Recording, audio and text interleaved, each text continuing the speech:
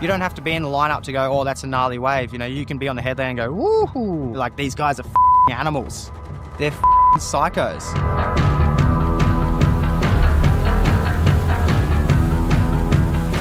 Shark Island's one of those spots in Australian surf culture, Australian bodyboard culture.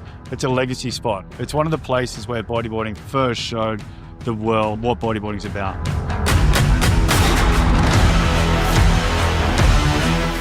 Shark Island can offer so many different aspects for bodyboarding, heavy slabs, big airs, and just carnage at the same time.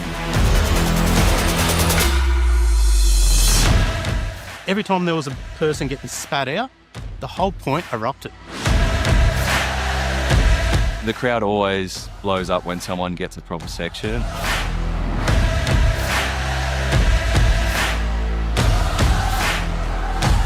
That's what Shark Island's about. It's about no matter what, you just got to try and give it your all. Like, that's what the whole contest has been built on.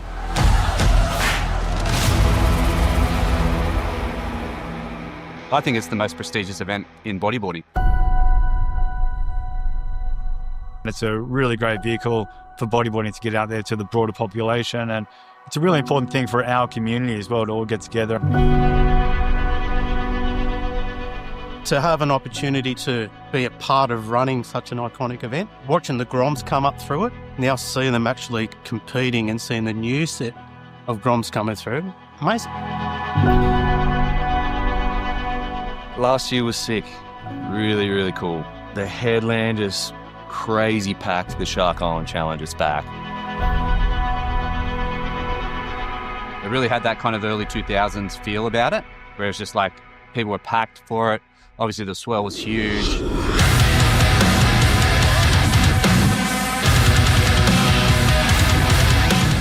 You're getting this huge amount of people and audience just watching, and you feel that pressure, you know, it's this heightened pressure that you feel. And then you get out there and there's all these people in boats and bodyboards, and everyone's like screaming and cheering, and then you got the people who are competing, and you're just watching these lumps of water coming through and exploding on the reef, and you're thinking, holy shit. When you're frothing on something and you're doing it with all your mates together and you're pushing each other, like, you're just going to take it to the next level. Last year was, you know, a little taste of what is potential, so it was a no-brainer to sponsor it again this year, get behind it again. 2024 challenge, that's all the people that were on the headland. That's why bodyboarding this year will be bigger. And, you know, it's every year it should grow from that, and that's how we end up with grassroots boogin, because of events like this. I mean, Lester's always, in my eyes, the biggest threat out there. The guy's got so much knowledge. He's always been such a skilled bodyboarder.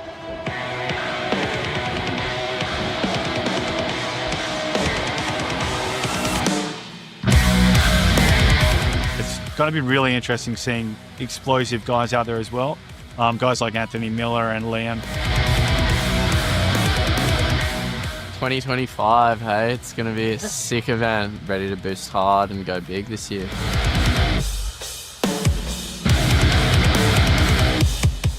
I'm really excited to have a crack this year, and hopefully we get the right swell and I can show what I've got. 2025 is slick. We just need the waves to come in, and if Mother Nature can pull it off, it's going to be bullshit. I want to be in this comp forever because it's like the dream comp.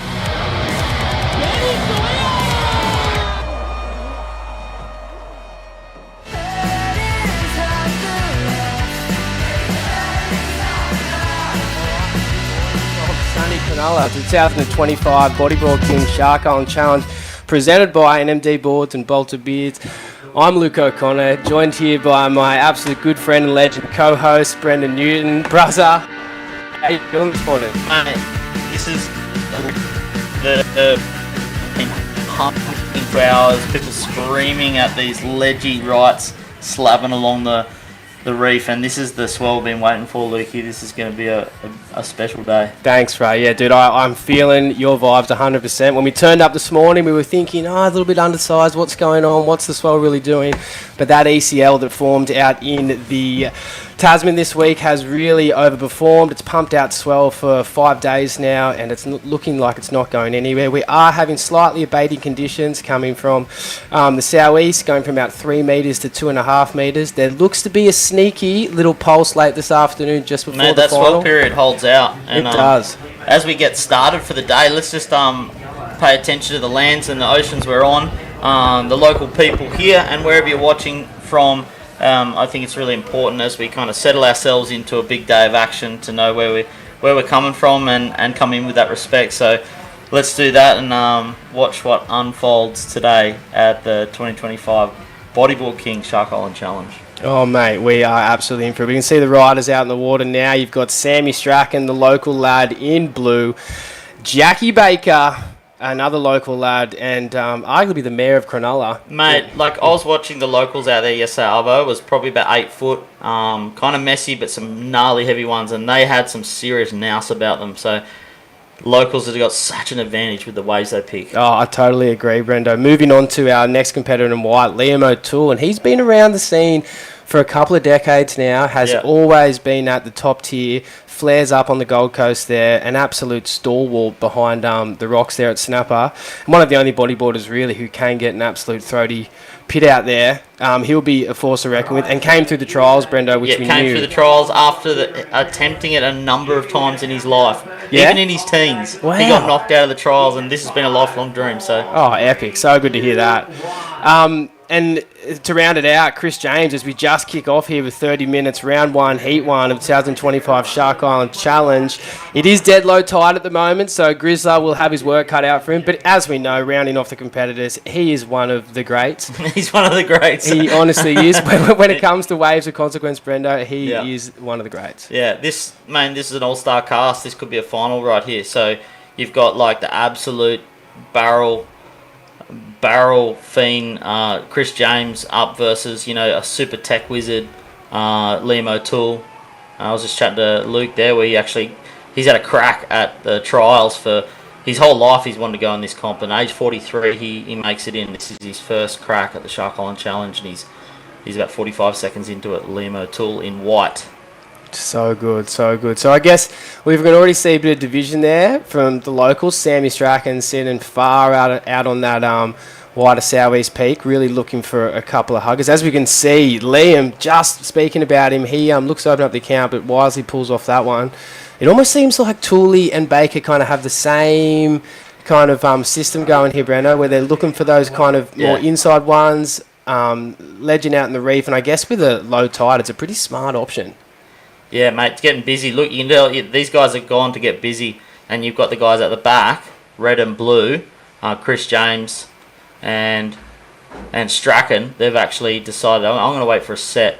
So 2 different strategies playing now, splitting the field out there in heat number 1 of our 2025 Bodyboard King Shark Island Challenge. We can just see that one race through over White Rock and Surge. Jackie Baker, unfortunately not positioned where he would have liked, but you could see the scoring opportunity there. That one opened up. It was only a 3 to 4 footer, but it really did ledge out and barrel. And I guess on this low tide, being the first heat of the day, we've all got to start somewhere. That might be the strategy to kind of kick things off. Mate, things are going to get serious very soon. Before it does, let's shout out to all you guys tuning in from around the world. I'm going to open up the YouTube chat line on my phone, and we're just going to get to know who's watching. It's really special to have you with us. If you're kind of bunkering down late at night, or you've knocked off work and you're sitting down to a brew, or if you've taken the day off work and or school and you're looking in and watching us, send us a shout out. Some of the best bodyboarders are sitting on this headland right behind us and getting excited about what's an amazing southeast swell and a beautiful day ahead of us. So let's interact, let's bring this community global and enjoy each other's company all throughout the day. Beautifully said, Breno, beautifully said. And obviously, like going back to the conditions, we are looking now from the water. You can kind of see a bit of a lull. The reef is really sticking quite heavily out. We're going to see this tide slowly improve and trickle in. But again, tough times for the people in the first couple of heats, but we've got to start somewhere. And if you can get through these first couple of heats, you're really going to see some favourable conditions come into the afternoon with that tide filling in.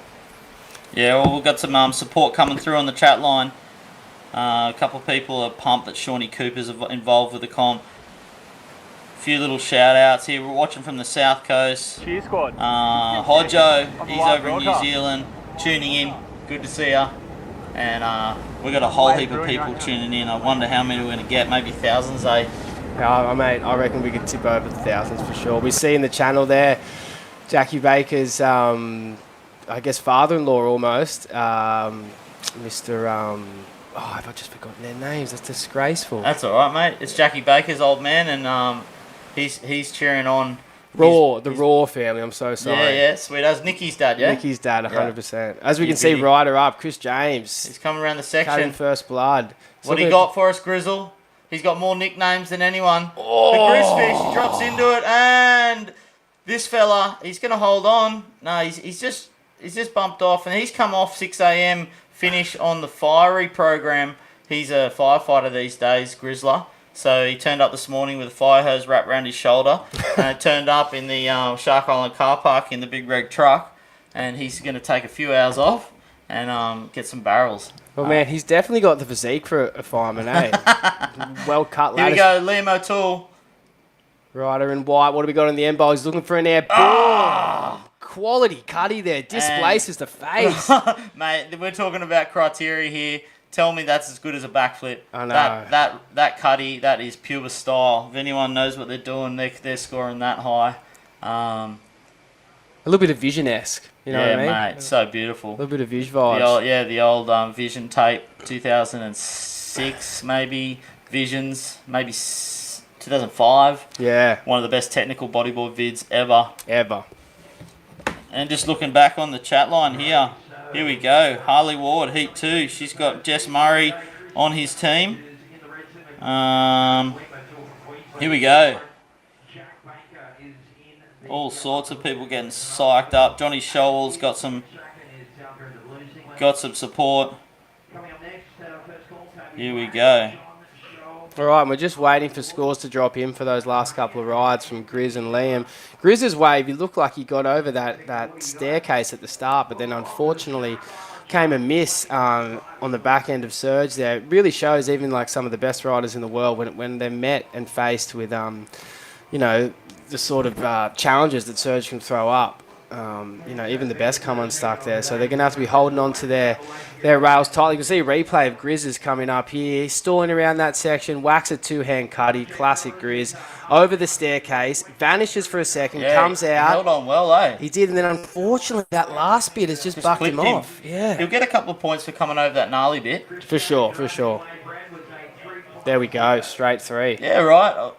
That's an unfortunate score for Liam O'Toole for one of the most radical little cutbacks off the shoulder, but that's the way the cookie crumbles. He's going to have to get back out there. Hopefully they're shouting the scores from the boat, and these guys are well informed as to how they can compete and maximise their chance of getting top 2. So just for the viewers at home, top 2 is what you need in a 4-person heat. As we see Sammy Strachan just coming around this bowl and just ducking out the back before he hits Surge. I think he was definitely trying to iron off an invert there, Brendo. Yeah, he loves it. That one Give him a chance and he'll invert over that Surge.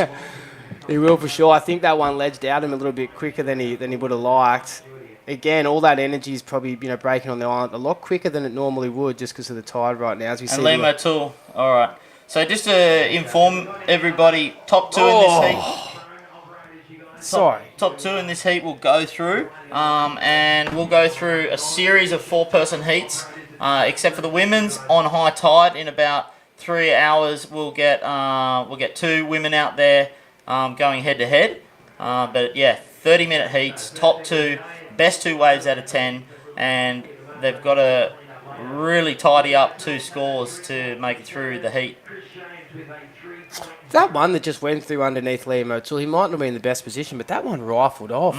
Brent, I don't know if that was a missed opportunity by the Queenslander. Yeah, it must be hard to sort of pick from when he's sitting in that zone. Maybe he thought he couldn't make it in. Here we go. Jackie Baker looking to get a nice little nug over Surge. The mare comes out with the spit. That's local knowledge. As we can see a kayak in the foreground frothing on the result. Yeah, he almost threw his paddle at him. Oh no, can you believe it? A spear, mate. Keep it PG in the channel, brother. But no, that was well done. And Jack's going to know he's going to build a house out here. He knows it's not the heat for amazing 1-off 10s. It's the heat to grind it out, get the scores under your belt, build a house like they say, and make sure you move on to the next round because that's where the action will really start. All right, so we've got Joel. He's just shouting out for Brazil. He's going bananas on the chat line.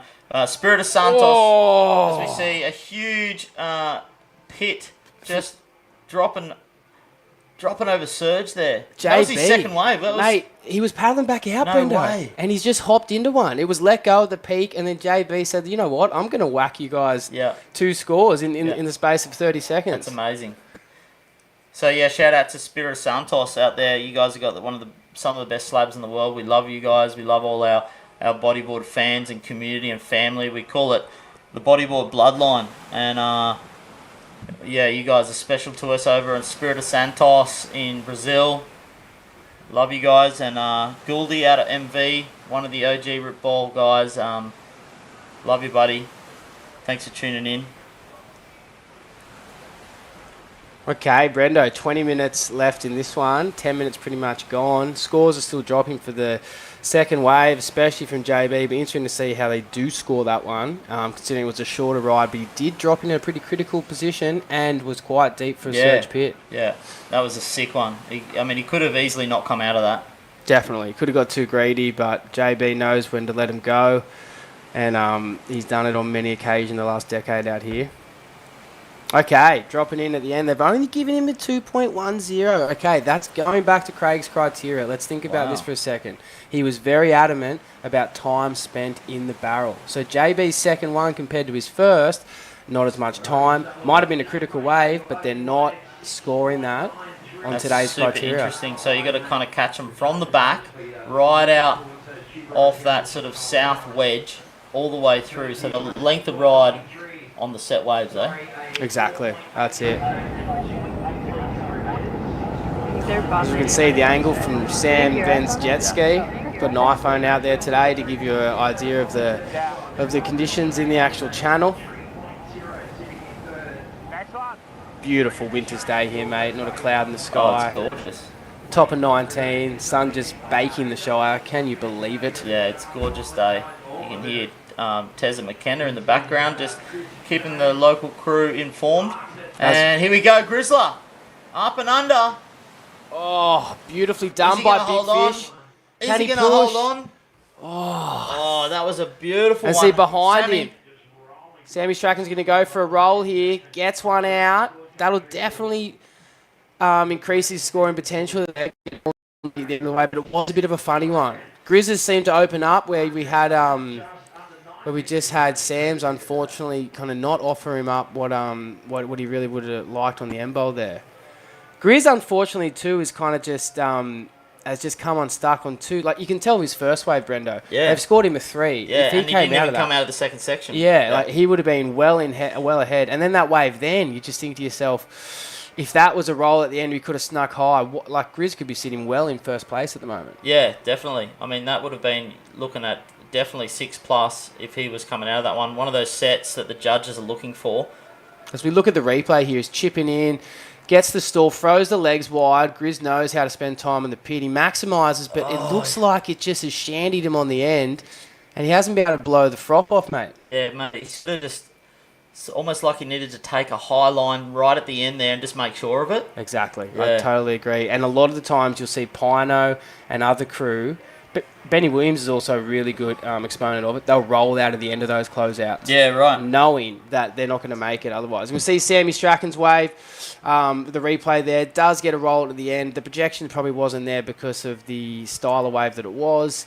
So he'll keep chipping away. He is in second spot. They've given him a 4.17 for that last wave. So they're very happy with moves being thrown on the end. Yeah, cool. Yeah, that's interesting too, because I guess when you think about Sam's wave, it was a medium-sized wave, but not really the barrel, more so the bowl. But as we can see, the mayor of Cronulla, JB, sneaking under the hood. He's still travelling. Can he come out? Oh, and that one just forces him down onto the cheese grater below that is Shark Island. I hope old mate comes up with his limbs attached there. That was a little bit of a gnarly one. As we can see, he cops the next one on the head. Just shouting out to Steve Jackson, a big bodyboard fan from US East Coast. G'day. Action Jackson, great to have you here. And we've got plenty of support coming through.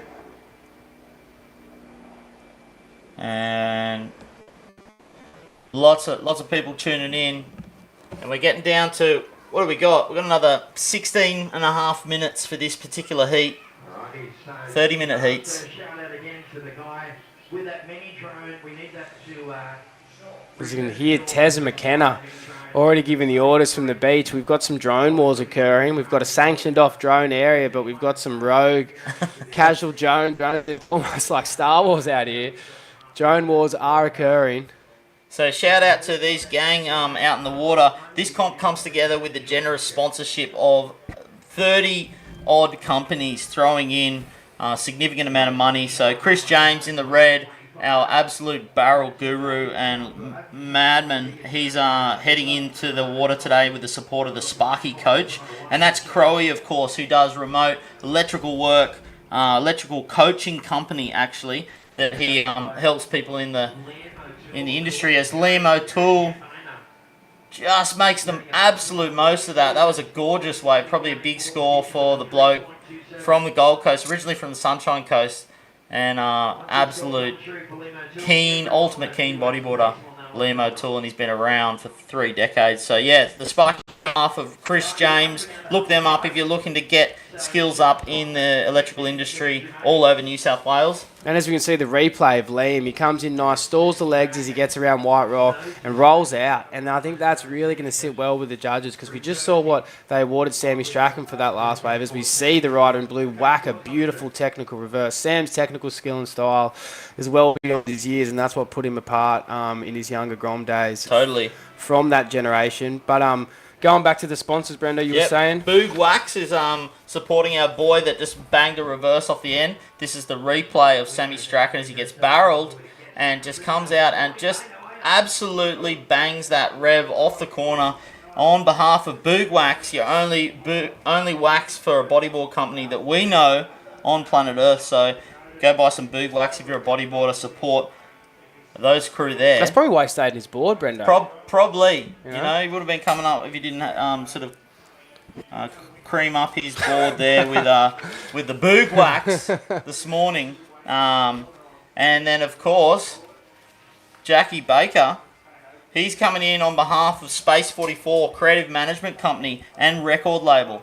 So get behind, look up Space 44. They've thrown down some serious resourcing to get Jack Baker through the barrel today. And Aaron Gerges, Jackie Irvine, 2 local legends here who made Space 44 in Cronulla, have really helped the creative space grow here in this beautiful community. And I can only remember the Sound of the Suburbs days where they hold local musical festivals here in like the back lanes. That shut them off, get all the local bands in, have a great carry on, and it was really good for the creative community. So it's good to see them coming on board this year. That's incredible. Again, supporting the community that they grew up in. Legend, Space 44, look it up, come to one of their events, buy their records, and get into it. Support these sponsors. If you're considering spending money over the next 6 months, 12 months, keep an ear out for these sponsors in this event today who've just completely backed a wonderful bodyboard community locally and globally. All right, Brendo, man, with 13 minutes left, we've had a situation change. The young Grom, well, not young Grom anymore, Sammy Strachan. He's been rewarded. Made a 4.83 for that barrel and reverse. You've pushed Liam O'Toole back to second after popped into first. He got a 5.6 on that barrel to roll, so they've really rewarded him there. Jackie Baker, the mare, 6.93. He can easily throw away 2.10 as his second score, so definitely not over there. And Chris James, the 2 opportunities had, he could be leading the heat. Well, he's got 12 minutes to go. Big Grizzfish, he'll be psyching right now. He'll be like, I didn't come off my fiery shift to get a 3 and a 1, so he's going to absolutely be gritting his teeth out the back looking for a set wave. Definitely, man. He's got a fair bit of mongrel in him. As we can see a couple of sets approaching. They will be dealing with the low tide out here, so they have been selective. And the boys have done a great job already, because when you really think about it, they've found corners, they've found barrels, and they've found holes in the ocean to maximise their scoring potential. Liam O'Toole will be absolutely stoked that he's kind of climbed up into second with 12 minutes to go. This guy's serious. If anyone's checked out the Grey Space podcast, we dropped a episode with a bunch of the riders over the last month, and Liam O'Toole's episode is just beautiful. He talks about his childhood dream. his lifelong dream of being in the Shark Island Challenge, and it comes true in, 43 years of age. We see Darko Baker just coming around the wash, just getting a little bit of a funnel just to tidy things up, keep him busy.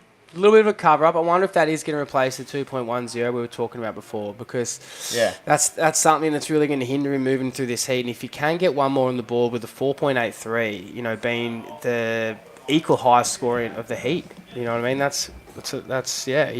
He's well positioned.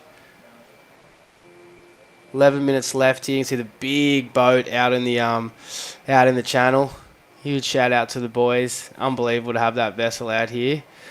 And you guys tuning in on the live stream, dropping comments on the YouTube live stream, just let us know who you really are. Don't use a fake name, and if you want us to have a chat. So I don't know a bunch of you, but once you got your name there, we're happy to have a chat and include you in the convo. Things are heating up with 10 minutes to go. Heat number 1 of what is an iconic 2025 Shark Island Bodyboard King Shark Island Challenge. Supported by NMD boards and Bolter beers, and there'll be a couple of nice cold bolters to tidy up the day. Oh, for sure. So we could just see that pullback drone angle. There's still a couple of sets out there marching their way into Bait Bay. Be interesting to see how this all unfolds as they march their way in. I could see Sammy Strachan before starting to get a little bit keen for something. Here we go. He's racing around this, pulls in. Beautiful projected roll. Still trying to build a house. So I don't know if it is going to further staying busy. Here we go. Boom! Big lofty roll from O'Toole. Mate, how was that? Liam O'Toole, he knows his business. Seems like he just floated through the air there for a number of minutes. I think that the Mohawk was kind of almost acting as a bit of a wing as he flew through the air. That looked exceptional. He's almost like a Nordic Viking. Yeah, he is. I mean? Yeah. He looks like he could roll up on a Harley for sure. Yeah, you probably wouldn't want to see him down a dark alley of like Cavalab back up in Queensland. Nicest bloke on planet Earth, Liam O'Toole, and he's just rolled a beautiful. I personally would love to see rolls like that, even more than backflips. The way that he kind of glided was just so nice to watch. And this is the inside one replay from Sammy Strachan to staying busy. He just comes around the bowl there and does a little roll. But the one to watch here in this exchange was our guy from the Gold Coast. He's the power surfer for the Gold Coast Bodyboard Club. Boom. Just rolling out of that section with all the ease. Great timing too. You can see he really made the most of the projection, just forced himself out into the channel. Isn't it wonderful watching good boogan and people with that sort of intelligence? That's 30 years in the making, that kind of intelligence in this water. 100%. And he was telling me a story on the podcast, as I was alluding to before, where he used to paddle out in the dark a kilometre out to sea to surf this one dry reef with John O'Bruce, and that's the kind of stuff these guys have been doing for 30 years, and it's a beautiful thing. Yeah, it is a beautiful thing. As you can see, Tooley letting that one go. He's pushed himself into first place, knocking Sammy Strachan down into second. 5.6 on that. Oh, no, 6.33. Oh, Jackie Baker just on a real cappuccino. Boom. Boom. Gets the roll out of there. This is really heating up. They can see 8 minutes on the scoreboard, and Chris James will be absolutely jittering on the out the back, looking for his 6-footer. Like I said, he's fresh out of night shift in Sydney at the fire station, and he turned up this morning with a bit of a skip in his step. I think also too the fresh mow. He's got a mow, and he looks lovely. It's looking quality, yeah. He said he's been smashing a lot of island juice at the station. He sent me a video the other day of what's island juice? 2 litres of milk and Milo, and he's loading up. And for Grizz, with such a a keenness for health in his physique, I thought that was a strange one, but he was smashing back the Milo, and it's you got to have your little moments. Oh mate, I'm all about having. Here we go, Liam O'Toole scooping in. This looks gnarly. Nice apex one. Shut up! Boom! That has just demolished him. And you see Dougie Scholl just yelling in the channel. Yeah, look at him. He got thrown into the roof, and he just threw that one out there for all the crew in the Sunshine Coast and Gold Coast just let everyone know where he's at. That mohawk through the barrel was beautiful. Oh, that was an epic one. If he could have made that a bit further and pushed himself out, that would have been easily the highest score of the heat. But it's still no harm done. Liam in first with 6 minutes and 30 seconds remaining in this one. 11.93 heat total as we see a drone shot from the island. A replay coming up. Liam O'Toole's absolute bomb. His rail did not leave the face when he scooped into that one. Over the staircase and into the trench and down to the bottom of the ocean he goes. That was the business. That's what we came here for, ladies and gentlemen. This year, Shark Island Challenge, the Shocky guy from the Gold Coast. And shouting out to the Hardy and Grant Woodhouse over at Ali Bodyboarding. They run an absolute kicker bodyboard camp where you can hang loose with Hardy and score all these wedges all over the place. So shout out to those guys. And those guys are beautiful guys over there at the Bali Bodyboarding. And we have approximately 5 minutes to go of this heat. 5 minutes and 45 seconds of this particular heat. Liam O'Toole in the lead. He'll be stoked. Sammy Strachan just holding in there. And look, Jack Baker and Chris James can easily top that 2 and that 1. So this is just a matter of, are they going to get it in 5.5 minutes?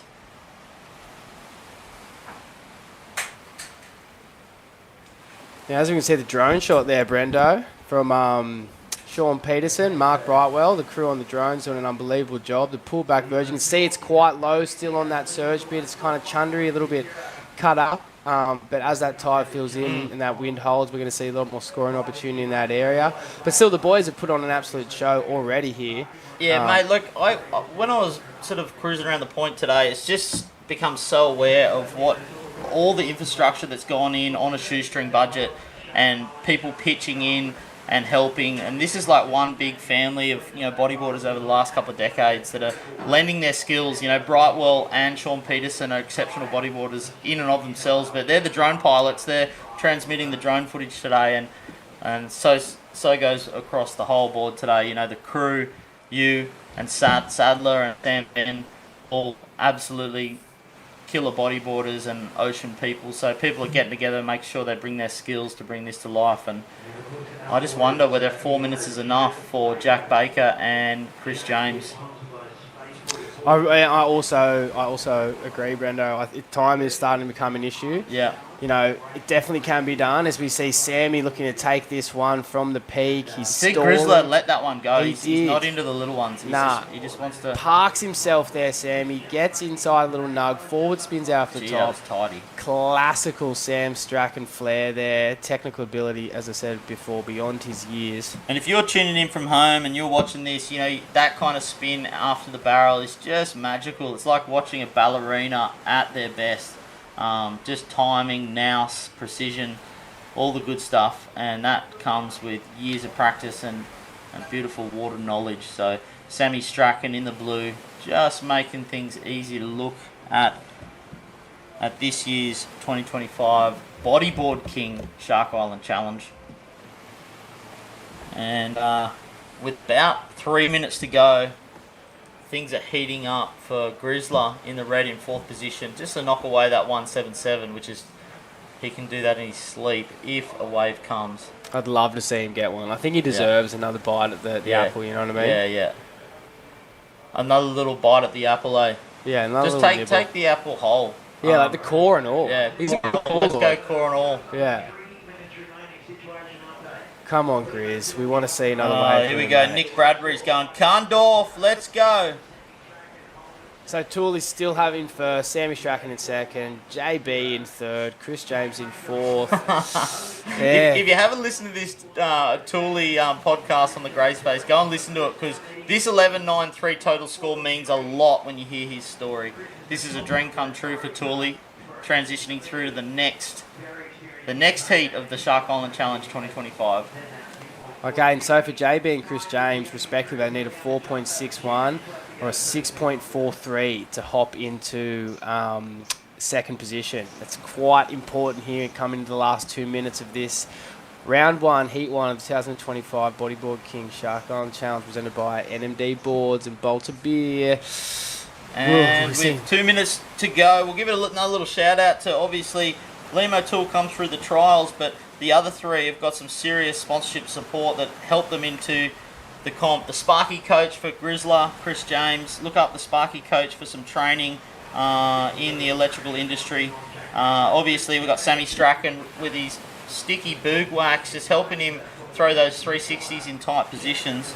And then, of course, we've got Jacko Baker, sponsored by Space 44. Check out Space 44. Not only are they creating this gorgeous creative space locally here, they're supporting their local bodyboard club, the local Shark Island Challenge. So, Space 44, thank you so much for what you're doing, getting the gang all revved up and Jackie Baker through the tube. Let's hope he can top something more than 2.83 in the next 1 minute. And it has come down to the mad minute here, Brendo. We've been talking about the end of this heat for a while now, and it's actually upon us, and we need the ocean to fire up some waves here. We want a flurry before this one is put to bed. I can see Grizzler starting to make a move with Liam O'Toole out the back. They've seen some sort of... Oh, the Grizzler. He's grizzling. He is grizzling, eh? Show us what you got, Grizzler. I can see Sammy Strachan looking for this Look at inside him. one. Inside. He's loving life. Flaring up, and that thing has just run away from into the channel. 30 seconds remaining. Chris James needs a score. Jackie Baker needs a score. As we see the replay here from Sammy Strachan. Balls to the wall. Loves it, and that thing has engulfed him. That was a bit of a guillotine. Yeah. Sort of Just scenario. a guillotine for your morning tea. Yeah, 15 seconds, Brendo. Will Grizz get his chance? Here we go. Liam O'Toole's running something through. Oh, look, he's just decided to take one. Mate, Heat Leader's just going for a bit of a lap here. Look at that. He's dancing his way to shore. He's loving it. Look at him. He just loves life right now. And Liam O'Toole, what a special dude. Congratulations, mate. And Sammy Strachan through. So that's a big upset for Jack Baker. He was a favourite to win the comp today, but it just shows, you know, like up against the best, and it's about the waves you get on the day.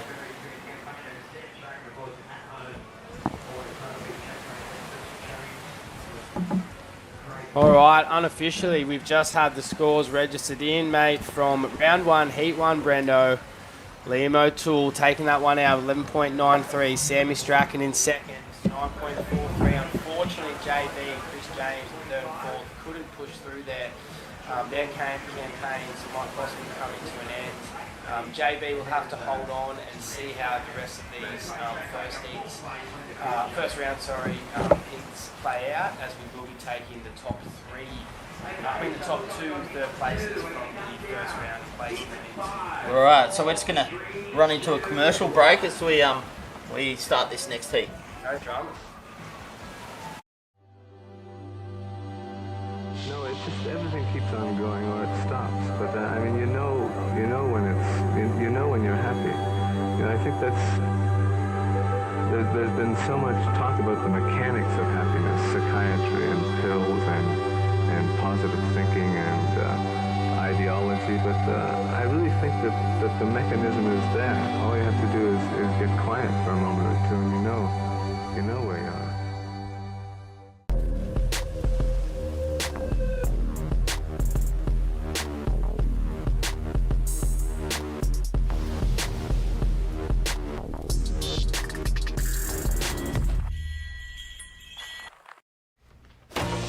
Believe you can have a beer. Ask for a beer. Receive a beer.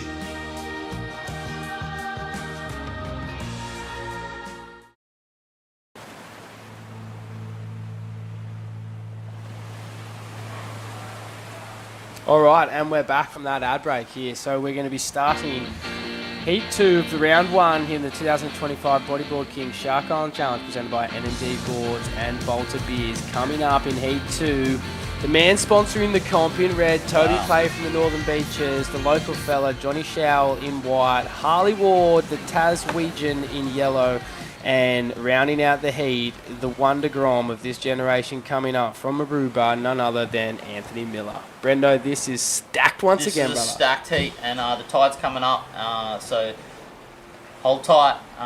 Let's see where we can take this heat. Hopefully they can get some reelers. Maybe learning from a couple of the gang going earlier, which didn't quite make it out some of those pinches. they surely would have been sitting in the channel looking at that going, oh, I want to make it out of some of them. So let's see how this heat rolls. 30-minute heats, top two waves, and the top two of the heat make it through to the next stage of this particular competition. And we've got crew just linking in from Hawaii. We've got people all over the world. Lockie Hearn, Harley, he's cheering for his boy Harley, and shout out to all the gang all over the world tuning in for this year's Shark Island Challenge. This is a great opportunity to be together, to celebrate each other's energy around bodyboard stuff, and just keep chatting to us as we see White, Johnny Scholl, just coming around the corner. He sat back on his rail and exiting with a Rolo. Back into the pit. Can he make this, Brendo? Oh, he's just come unstuck over That's Surge. going to be a score, though. For sure, because they've got to give the completed barrel at the start, then the roll. Yep. And he's almost gone in for bonus points. He was getting too deep in the cookie jar, mate. That was a sick wave. You think about how the length of that wave. That was epic. And we can see a couple of absolute rifling, ledgy ones coming through at the moment. As that tide fills in, we're really going to see them becoming rider in yellow. Harley Ward, look at that drive, and into he a just chamber. takes his found board down for a bit of a reef inspection. Doesn't he ever? And Johnny Scholl, he's like a pocket rocket. He's like jumping around like a rabbit, and he's an incredible bodyboarder. He wanted to do 3 maneuvers on that wave, but he just went for one. No, he reminds me of a snake on a hot tin roof. It's unbelievable, eh? Yeah, he's incredible. Yeah, just cut up. Frog in a sock. Yeah, frog in a sock. Oh. And we've got 26 minutes to go. We're still getting scores dropping in here. Tobes is a 1.67 on his first one. Johnny Schowell on the second, a 1.43. And joining us is our favourite woman bodyboarder. Come over closer. Here we go. Rio. Good morning. Thanks for coming down. Pleasure. Thanks for having me. Thanks for coming in. Such so a Rio, this is the first time I've actually met you, but I'm pretty excited you're part of the Shark Island Challenge today. Thank you. You'll be out there in about, 2 hours? Yeah, 3:45 is the women's. Oh, okay. Straight All right, final. so you got a while. You got about 4 hours to go. But it's so nice to have you here, and tell us a little bit about what brought you to the East Coast of the Shark Island Challenge. I have created Women of the Waves, which is an online women's bodyboarding community that you both know about, and I feel so fortunate to have the international support and recognition from some of the top women bodyboarders in the world. So cool. Yeah. I'm stoked for you, and just the way you hold yourself and present that channel of yours, and the excitement, and it's infectious. I love it. And my daughter's 10 years old, and she loves her bodyboarding, and it's just good about it. It's beautiful that you're championing that cause and get more women in the ocean and enjoying what we've enjoyed for decades, and hopefully there's more and more women in the Shark Island Challenge and competing at your local comps. I know our local comp, we've got just as many females in the kids division as we do males, and that's super important. So thank you so much. Oh, it's a pleasure, hey? Yeah, it's so nice to see the next generation be inspired by other women role models. Totally. Yeah. And tell us what you reckon about this particular heat. Johnny Scholl, Toby Player, Harley Ward, and Anthony Miller. Bit of a hot heat, eh? It is hot. It's, anyone could win it, but we've got Johnny Scholl that's just kind of taken off the start of the heat. Here he goes into a bit of a closeout. Oh, it just doesn't make it. Oh. See him drive hard off the bottom there. Yeah, and as you can see, rider in red, Toby Player, bodyboard king director, coming in through Surge. He's been around the block a number of times. Beautifully done, and comes up high there. He knew how to exit that one. And that's going to be a really well-weighted play there by Toby. But Rio, being here for the first women's division here, the 2025 Bodyboard King Shark Island Challenge, how does that feel, and what has been the lead up for it? Because obviously I know there was a bit, unfortunately, Lily couldn't make it during an injury, and you were the first reserve, but you were kind of always in the mix for the last couple of weeks. How's the lead up been? How's the mental positioning going? Yeah, it was a huge mental game and load to do the orchestration and the communication and sorting the logistics from like a heartfelt space, because I have so much respect and years in the water with Lily, so I didn't want to see that happen, you know, and then going through the motions and then understanding that I come from West Oz and so I can surf slabs. Okay, you know, this is really is possible for me, and it excites me, and it's so nice to be here with such a great support team. Yeah, it's so good to have you here. It's incredible. And you know, like, as you get this opportunity, I suppose there's thousands of women tuning in from around the world. Is there anything you'd like to say as you gear up for your first Shark Island Challenge?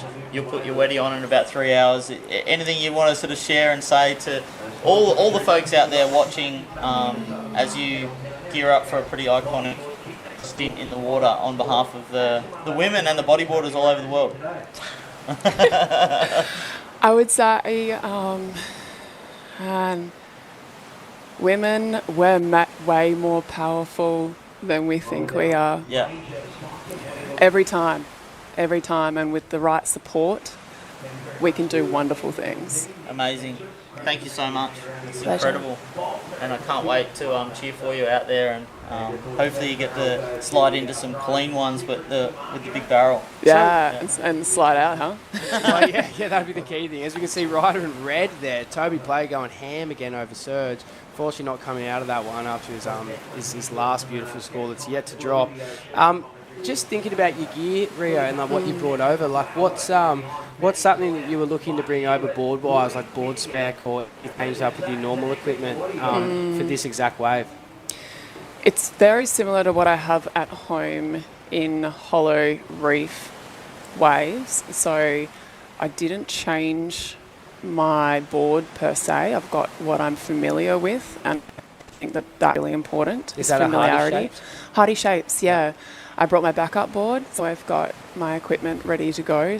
Extra flippers, fin savers, brand new wetsuit. It's only like 10 surfs old, so it's so good. The fur on the inside, it's like a hug and a warm. Did you bring a bit of a crew with you? I saw you walking along the Esplanade with someone. You travelling with people? Or? Yeah. So my good bodyboarding friend Violetta Herrera, she's on Instagram as Mini Stevie. Lots of people know her in the bodyboarding community. Yeah. She's from the Canary Islands. Oh, so she's travelling in Australia. You brought her along for the Shark Island Challenge, right?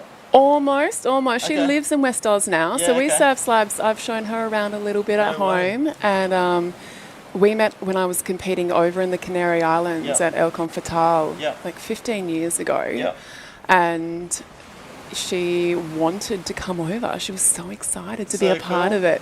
We don't have the same community back home in such vast numbers for events, and so it was really special for her to come over and be a part of the vibe. Yeah. That's great. What is it? Mini Stevie? Little Stevie? Mini Stevie. Mini Stevie. And why is the nickname Mini Stevie? It's something to do with coming to Oz. Oh, yeah. How do, Mini Steve Irwin. Wait, that is the story. Is Thanks it? for reminding me. It totally Yeah? is. Yeah, she's super adventurous. Really? That's why. Oh, sick. What's her full name? Violetta Violetta Herrera. All right, nice. Beautiful. Violetta coming in from Canary Islands. Isn't it wonderful? We've got people online from Hawaii, all over New Zealand, all over the world. We've got our Canary Islands friend coming in with Rio. The Grin Reapers coming in. All sorts of things going on. Here we go. We've got Shaggy online cheering for his boy Toby Player. Those guys have been travelling together for 30 years. All sorts of engagement on the line, on the YouTube line. It's good to sit here and watch the action. What do you reckon, Rio? Been a bit of a slow heat, and I can't believe Toby Player only got a 1.67 for that. No, mate, I was just about to mention to you. I'm pretty sure that we've just had an interference on Toby Player and it's wiped out his score. I think So Toby Player. Toby Player's second score unfortunately wasn't counted because it was an interference. Yeah. So he took off in front of someone. Sorry. Yeah, I'm pretty sure he did. I don't know who he's taken off in front of, but it has cancelled out that second score. And with the current situation, 18 minutes and 22 seconds remaining in this one, Johnny Shao in the lead with a 3.07 and a 1.97. Anthony Miller in second place with a 2.13. As you were saying to your point, Brendo, it has been a little bit slow and the opportunities haven't been as forthcoming. But I guess Toby's was one of the waves of the comp so far. but unfortunately won't be counted because of that interference. That's Such a shame. tough one, I know. Yeah. Can you imagine how he's feeling at the moment, Rio? Oh. Tough. There's a lot of emotion to process and then like shift that and stay in his mental game. For sure, yeah, because he knows he's got to pretty much start again. Yeah, he's such an experienced competitor though. He is, though. He definitely is. And really, if you can get one more of them again, you know what I mean, he's going to push his way up and to the top of this heat. Yeah, it might have been a bit of a misunderstanding. I'm just checking my mic's working there. The tech wizard's behind there. We've got some feedback that the mic's not working, but maybe I think the interference was sort of with Miller, misunderstanding with young Anthony Miller, 18 years old. So that's one of the oldest competitors on the youngest competitors in that particular. Gosh, we can just see an absolute bomb rifle through there, Rio and Brendan. That was delicious. Yeah, that was a missed opportunity. The Taswegian is gone straight at the bottom of this. Bam! Lofty, loopy roll. Well played. That's what he came here for. Well done, especially with the dodgy shoulder. Harley has been reeling from a couple of injuries in the last year or so. Yeah, so to see him here in one piece, the big fella. He's Yep. got a big frame to lunk around. Yeah. He does well though. It's like there was some good leg control in that. Mate, Definitely. yeah. He uses it all to his advantage. Very smooth rider. Great drive off the bottom. Good rail work. Yeah. Incredible. And just a good cat in general. Yeah. You know what I mean? Knows how to have a good time, Harley Ward, Yeah. Harley boy. It definitely does. I'm excited for tonight. yeah. Yeah, I mean, all those Tassie guys know how to have a good time. We've all experienced that. Beautiful. Well, mentioning that, Rio, like talking on about that, as we see a beautiful one roll through from the drone angle. Ridges tonight, it's going to be the after party. We're announcing the winners. Yeah. It'll be the winners of your heat and also of the men's final. So no one will know exactly what the outcomes are. We'll be holding them until the after party. So if anyone's there, please come on down. Yeah, totally. It's such a beautiful venue as well. The interior decorating is just stunning. Nice, so nice and spacious, and they've done a good job, Ridges. Yeah, very much so. And we've got KL Martin tuning in from Kauai, the Soul Island there at Hawaii. Beautiful spot. Can we just see what Harley's dropped, Brendo, mate? A 7.17 for that last wave. Are you kidding me? That'll do it. Beautiful roll up through the roof and up and over. Stylish as they get. That'll get you a 7.17. Every day of the week. Relegating Johnny Shower to second place. You see the replay coming through. This is the drone angle of Harley's. He comes high and wide and then boom! Just big projection out over surge. Perfect timing and lands in a beautiful soft cushion of white water there. Incredible. That is textbook rolling. And we've got Benny Oborn just tuning in. A message for you, Rio Clark, true ambassador for women's bodyboarding, but bodyboarding in general. Wishing you all the best in your history-making heat later today. So thanks, Benny, and I know Rio feels that inspiration and that support, so appreciate that there, brother, and we're super stoked to have you around, Rio, so it's good. Thanks, guys. You've had a bit to do with Benny, hey, Rio?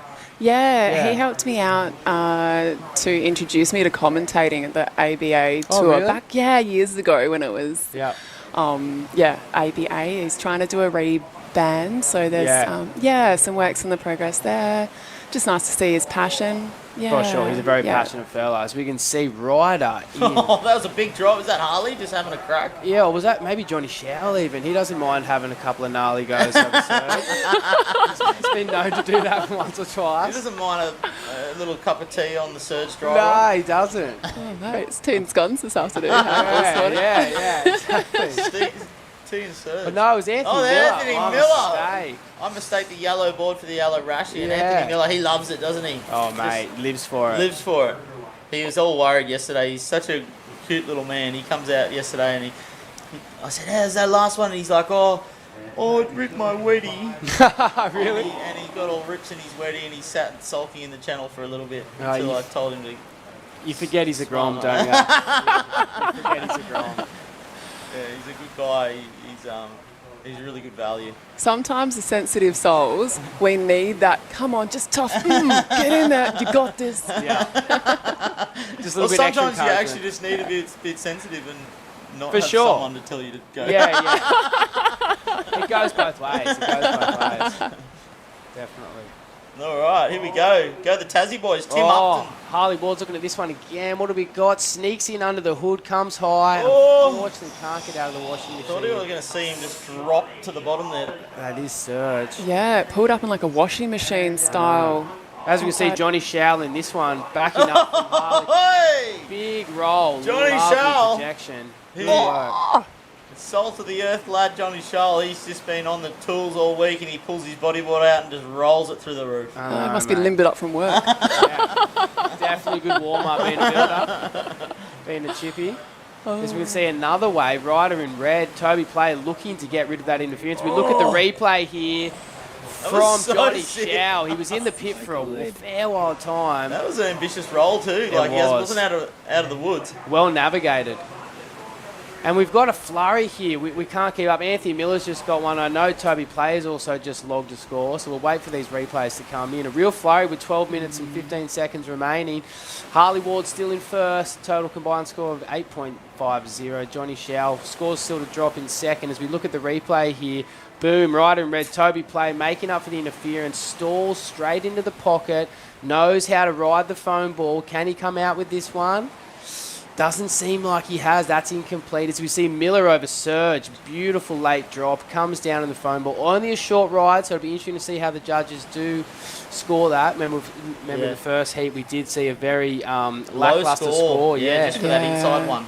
So, and just a quick shout out and quick note to the live feed here. I'm with you, Hodjo. Let's keep it positive on the feed, gang. Like, there's no point in being negative. We're all out here giving it a crack, and there's plenty of good waves to be had and some excitement on the headland. So I hope you're feeling the vibes back there. Keep the positive messages flowing. And Byron Demenyi, what an absolute legend of the last 3 decades in the bodyboard world. Props on all the hard work and the organisers put in. We've got the waves and the riders, but without the admin, we wouldn't be watching this. All strength to you all. Love you, Byron. Cheers, bros. oh, what a weapon Byron is, eh? South Coast Chompers, well done, crew, for putting on an iconic event. Maximum effort from the South Coast. Thank you, Chompers. Chompers. Woohoo. So good. Wouldn't mind seeing another burger review from South Coast Chompers, eh? He was going through some real good burger reviews there for a while. Like, he was going to all the different burger shops or the steak shops. Yeah, all right. Give us a couple more burgers. Yeah. I love me burgers. I know. I'm into a burger. Like, Me too. Yeah. I had one like last night. Yeah. I was like, oh yeah, this is an easy What'd you go feed. for? Just cheeseburger or? Well, like over in West Oz, we don't have burger chains, right? In Margaret River region. Did you go to Betty's? No, I went to Oporto's. Oh, yeah. How was it? I know. It was like, Hot and spicy? yeah, it was Yeah. pretty hot and spicy. And was it nice and greasy, but like that grease we kind of wanted, you know? Yeah, I was kind of okay with it. Yeah, it's a bit I was like, naughty. this is going to be sustenance for tomorrow, Exactly. right? Oh, you're going to burn it off, let's put it that way. Definitely burn it off. All right, boom, there has been a change. 10 minutes and 10 seconds remaining. Johnny Schowell, local lad, 7.67 for that mad barrel to roll. And as we can see, he's looking to be up again. This man doesn't stop. He's frogging us. Oh! Johnny Schowell just went body surfing into Surge. I know, as we can see Harley Ward rolling in a critical position. Mike Stewart there in the foreground of the ski watching on as his heat is coming up soon to go. right. But with 9 minutes and 45 seconds remaining, Johnny Schowell in the lead. Harley Ward in Here we second. go, Liam. Third place, Anthony Miller coming Oh. over Surge. Loses Miller- the front half. Oh, I have to Just- look away. He just does a body surfing Surge event. Just Yeah. like his boy Johnny Schowell, and Anthony Miller's just come unstuck. He needs another one, Anthony Miller. Go and get it, son. Yeah, so does Toby now. Yeah. Toby's just digging his heels in after his interference, and he said, I'm going to get a 10 to tidy this thing up. Look, it's obviously a negative situation for Tobes. He wants to get through this heat, but it's great for our commentary team because he's a great commentator, and we'll have But nah, come on, Tobes. You got 9 minutes left to still get a 10. And there we go, brother. Ben Sawyer and Mike Stewart all gearing up. As we see that little bloke in the foreground, I don't know if you saw him, but he got absolutely rattled across the island yesterday. He said he was coughing up water and stuff, but there he is out the back. Little guy in the red helmet there. Forget his name, but he's one of the local Groms. He's just giving it a nudge out there. Cooper. That's Cooper, is it? Yeah, yeah. Cooper. Good on him, mate. That's he's out there fantastic. again with his little bonnet on. And we've got Mike Stewart and Benny Sawyer going head-to-head in the next heat in roughly 8.5 minutes' time. My goodness. So, Rio, like, you know, have you had any experience at waves like this? You know what I mean? Because, like, it's the first time you're here at the Shark Island. challenge? Have you had previous experience here before, or like waves are similar? I know WA's got heaps of waves like this, but very slabby and on like dry, kind of rocky, ledged out reefs. Yeah, for sure. So since I started bodyboarding when I was 13, I progressed quite quickly with the tension area coming through. Yeah, super fun. And my closest brother, he is an absolute inspiration, and he's now a Hollywood trained stuntman. Wow. And he took me out with his mates, and so I got him to progress through barrel riding really like organically. And we've got so many slabs at home, like it's, you name it, we've got super tubes, box, gas, lots that I shouldn't name on camera. Yeah. Right? Totally get And then it was like a natural progression that I felt really called to do. It's so much fun. Sick. So what's your wave? Is it box or is it North Point? What's your zone where you really love? I love North Point. Yeah, cool. Yeah, I love it. I can take off at the peak now. I've done so many years of experience out there that I can paddle out there and the guys are like, hey Rio, how you going? It's like, that's amazing. And have you got some big tubes off that, through that bowl at box or? A box? Yeah. Oh yeah. Yeah, so sick. Yeah, so That's sick. shallow, eh? eh? Real shallow. So shallow. Yeah. So that'd be similar like to surge really, that dropout bit, wouldn't it? Yeah, I reckon. Yeah. And then sometimes taking the main peak from North Point through to the end bowl section, having to drive from the main peak takeoff, pick a high line and then drop in, and you have to be able to like, there's something's going to pitch and I'm going to backdoor it and like pull through. So it's dig deep moments. Yeah, and so that'd be similar to Island. Hopefully you get a nice long one like that in about 3 hours time. Thanks, mate. Yeah. Stoked. That's cool. Can't wait.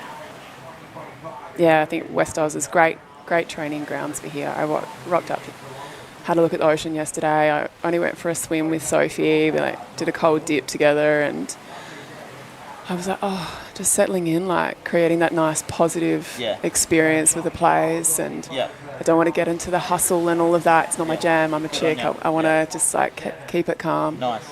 And knowing yourself in these sort of high arousal moments is so important, eh? Knowing yourself and what makes you sort of triggered and what makes you relax. Yep, and how to go from one to the other when it's needed. Sure. Right? Yeah. I think it's a lifelong learning, that one, eh? Yeah, I was totally straddle that one. Every day, Yeah. Such is life. Good on you. So we've got Sophie joining you in the water today. Yeah, Sophie Leathers. Sophie Leathers. Otherwise known as Sophie Jane on Instagram, but she's going to give it a crack with you today.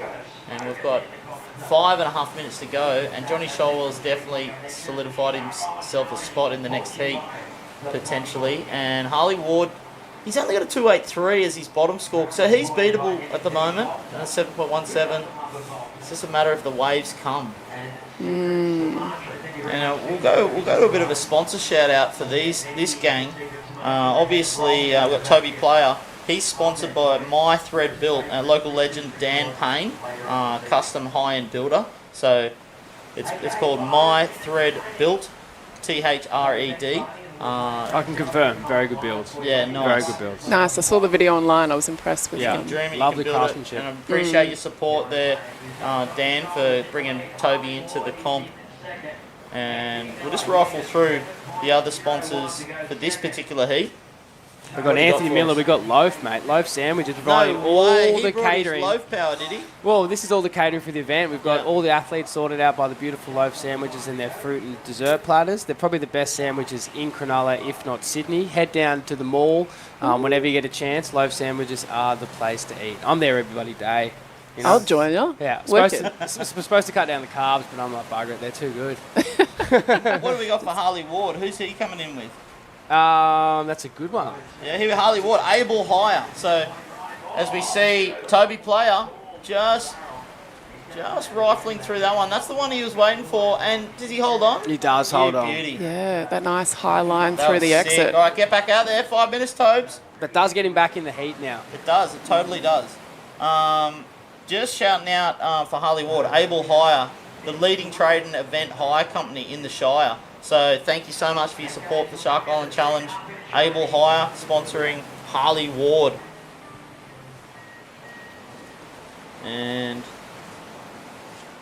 that is getting serious. With 5 minutes to go, you've got Toby Player one of the best bodybuilders on the planet the last sort of 30 years. He has just got himself a serious score, and if he backs one up in the next 4 minutes, things are going to get very exciting.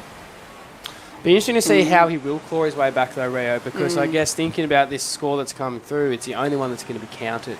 So it has to be upwards. Oh, so he's bumped Anthony Miller down. Yeah, it's a 5.40, but when you look at his total, it's the only way that's going to be counted. He needs a straight out 10 to actually hop into Harley's.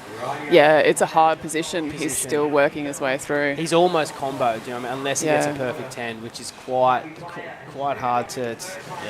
It's possible. pull off, I don't want to write it out, but yeah, it's so true. And the hardest thing is too, Harley Ward's probably going to get an extra wave. So if he drops his 2.83 that he's got and improves on that at all, there's no chance for Toby to move through. So it's Here a we very go. Harley's critical stroking moment. in. What's he looking at?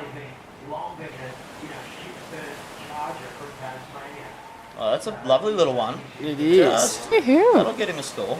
For sure. Will it eclipse the 2.83? Probably. You'd have to say it might bump it up. So that might be all she wrote for Toby, unfortunately. Bodyboard King's director, the man himself who helps so much to put this challenge on, as we see the lovely drone footage. He turned here. up with great energy this morning. Toby Player is just absolutely cheering like your 15-year-old grommet. Yeah, it's big smart. Racing down the... racing down the side of the house this morning at 7 a.m. So excited. He was absolutely pumped, yeah. And if you want to come see Tobes today, coming down to the point, he's got his marquee set up. He's selling all his merch and bodyboards and all hardware. So definitely make yourself known to him and love to have a chat. He's always a lovely fellow. And as you said, Brendo, he's got energy. Yeah, He and brings that's a good point actually. So if he gets knocked in this heat, which is likely, he'll probably man the stall and really just talk some Bodyboard King stuff with all your people joining in. As you see him stroking into this surge one, this is a heavy one. But he just gets rodeoed off that one just before he comes out. As we're coming down to pretty much the mad minute, Toby looking to try and get that elusive 10. Unfortunately, it's not going to make a difference because Harley Ward's improved his position to 3.40, dropping him for that last wave. It's sealed up pretty much. Johnny Schau, Harley Ward, and Anthony Miller, the only ones that can go through. Anthony requiring a 7.57, so definitely doable in the last minute.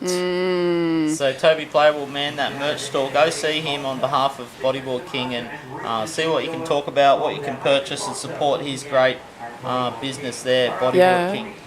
He was super chatty this morning as well. I rocked up there and picked up the hat. Easy to talk to. Did a good podcast on the Grey Space actually with Toby a couple of episodes ago, and he talked about some of the old missions down to Lunas, etc. It's pretty amazing stuff. Pretty iconic, for sure. Well, he was one of the first to surf it, wasn't he? That's right, yeah. With Kingy. Jason Hazel welcomed him down. So 20 seconds to go, and it looks like Johnny and Harley have got it all signed off. We'll probably throw to an ad, I think, as this heat wraps up. And we'll be probably swapping over the commentary as we cycle throughout the day. 5 seconds remaining in this one here. Unofficially, Johnny Schau, Harley Ward's going through out of Heat 2 in Round 1, 2025 King Bodyboard Shark On Challenge presented by NMD and Bolter Beers. Thank you so much for coming in, Rio Clark. We really appreciate Rio, your time you're a legend. here. You're welcome. Cheers, boys. Thanks for your energy, been a mate. hoot. So cool. Pleasure. And can't wait to see you out there in the final. Good luck and go ham. Stoked, eh? We'll do. Legend. Cheers, mate. Hey. Women of the Waves, check it out. Definitely. Ad break.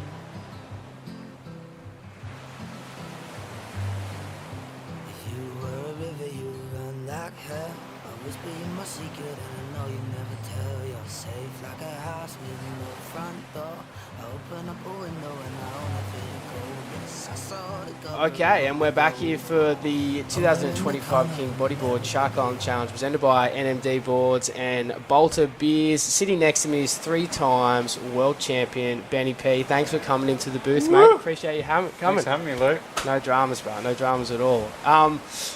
Round 1, Heat 3 here in the water. Benny Sawyer, defending champion in the red. Mike Stewart, the GOAT, in white.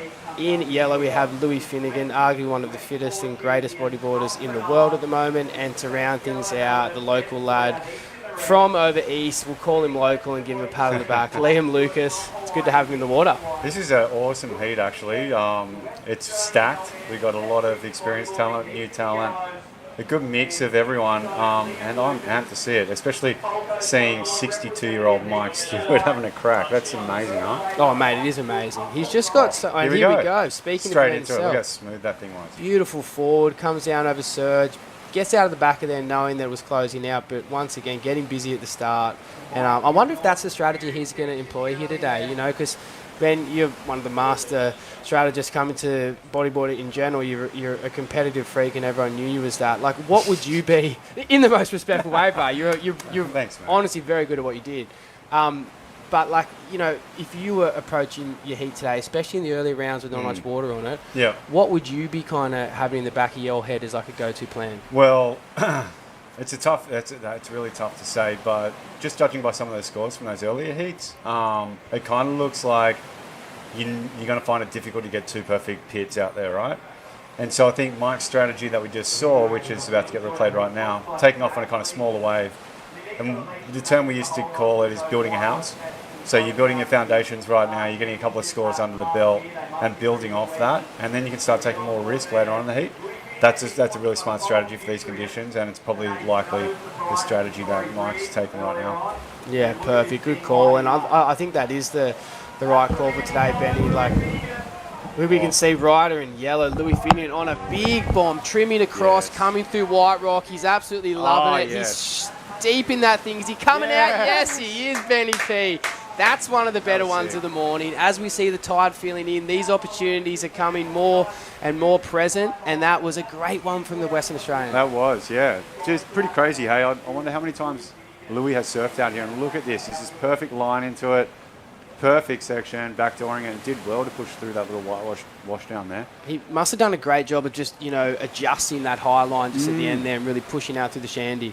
I wonder, like, guys like Louis that haven't had that much experience out here, like what what their expectations are, how they kind of get prepared for an event out here. Like that, I'd be SHITTING myself if I was him, you know? I totally agree, man. I think probably the one thing Louis got in his back pocket is the right. Yes. And you know what I mean? And when you've got that in your back pocket, as we can see, live action, Liam Lucas, rider in blue, looking for a section here. We know he can flip, and boom, big roll.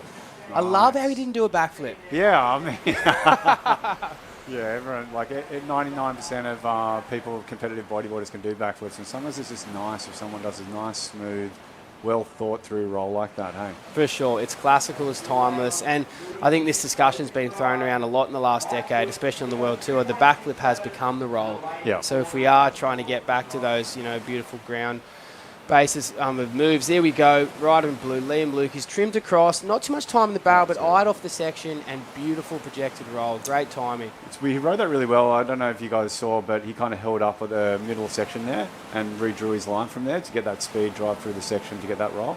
He timed it really, really well, executed it nicely, and what do you reckon? Second best scoring wave of the heat so far? Surely has to be. Yeah? Surely, yeah. And so that's a smart strategy, right? Building the house, and you know, now Liam has a pretty solid score under his belt. Louis got the best wave out of that exchange. Yeah. But it's a game of numbers, isn't it? And, it is. And as we can see, good waves in this heat. That didn't turn her up. Just live action again. Liam on another one over surge, unfortunately clipping, but the scores dropped for Louis, Ben, an 8.83. No freaking way. That's sick. That's a good score. Oh, that really is, and that's a keeper. That's a keeper at any stage of the competition, you know. So he can kind of sit pretty there and really pick off another good score, and he's kind of locked and loaded. That's right, and we got Benny Sawyer still waiting for his first wave.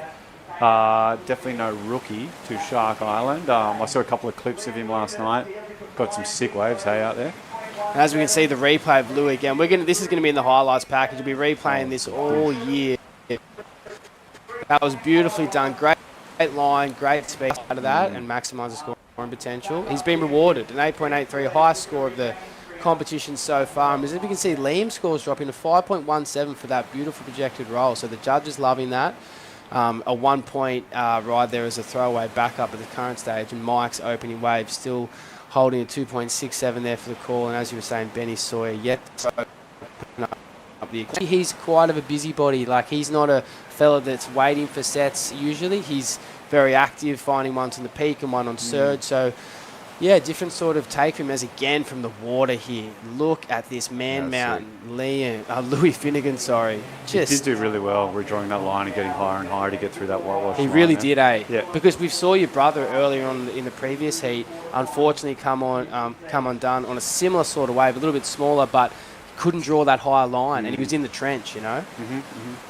Yeah, and then the problem that you got too is you're pretty low, so if you're not making that section, you're actually in a really vulnerable position with hitting a reef. Definitely. Oh, man. Well, look at Les's wave last year. Yeah, far out. You know what I mean? And when you replay that and you see where he was, it was much like we were talking about. You're not getting that high line. You're just right next to the reef, and you're definitely detonated on top of it. There's a real art of pushing out the back, isn't there? There is, yeah. Well, you got to readjust your weight on the rail to make sure you can put more weight on the back of it to get higher on the face, and all making it look like it's seamless and really well planned and thought through. It's a really tricky thing to do. I think you and Lester and the crew do it pretty well, eh? Maybe once upon a time I did. But Lester definitely still does, and it's going to be interesting. Like, a lot of guys yesterday, the last couple of days, asked me, we got Benny Sawyer having a little squiz. Oh, he's looking for the crossover. He's waited for this one, Ben. Oh, how sick was that angle? That was sick drone footage, as you can see. He gets the spit, Nice. stalls a bit. Almost good starter for sure, but do you reckon he looks a little bit upset with himself because he could have been that little bit deeper there? Probably. I was wondering if maybe he was trying to think about driving through that and a nice big boosting roll out. Yeah. But then it kind of gurgled a little bit too much, so he couldn't really get to the lip line. Yeah. Let's check it out. Let's see what happens here. So we had that drone angle that was really cool to see how it does start sick. to draw out and how heavy it is. That was sick. Oh, look, he did spend some He's time definitely in the pit. Yeah, come on. We were being too harsh on him there. How dare we say Benny Sawyer not getting in the pit, eh? Never live it down, mate. No, I know, mate, I know. Dropping on you from here on onwards. Dude, talking about it dropping, you wouldn't believe it, yesterday, free surfing session. I've paddled out. I'm on the other side of that kind of wedgy crossover bit, and Mike's way further on the inside. Doesn't look for this wave, and I turn and go. And hang on a second, we've got some live action coming for a moment. I'll come back to this story in a second. Wedging across. Yeah, sets approaching here. The island's starting to show its teeth. Benny Sawyer over surge, dropping the railing. That one's clamped and run out of the channel. It's not what he really wanted. As we see Ryder in yellow, Louis Finnegan, heat leader, letting that one go too. Yeah, probably smart decision, letting that one go with the pinch on it. Yeah. At the end of it.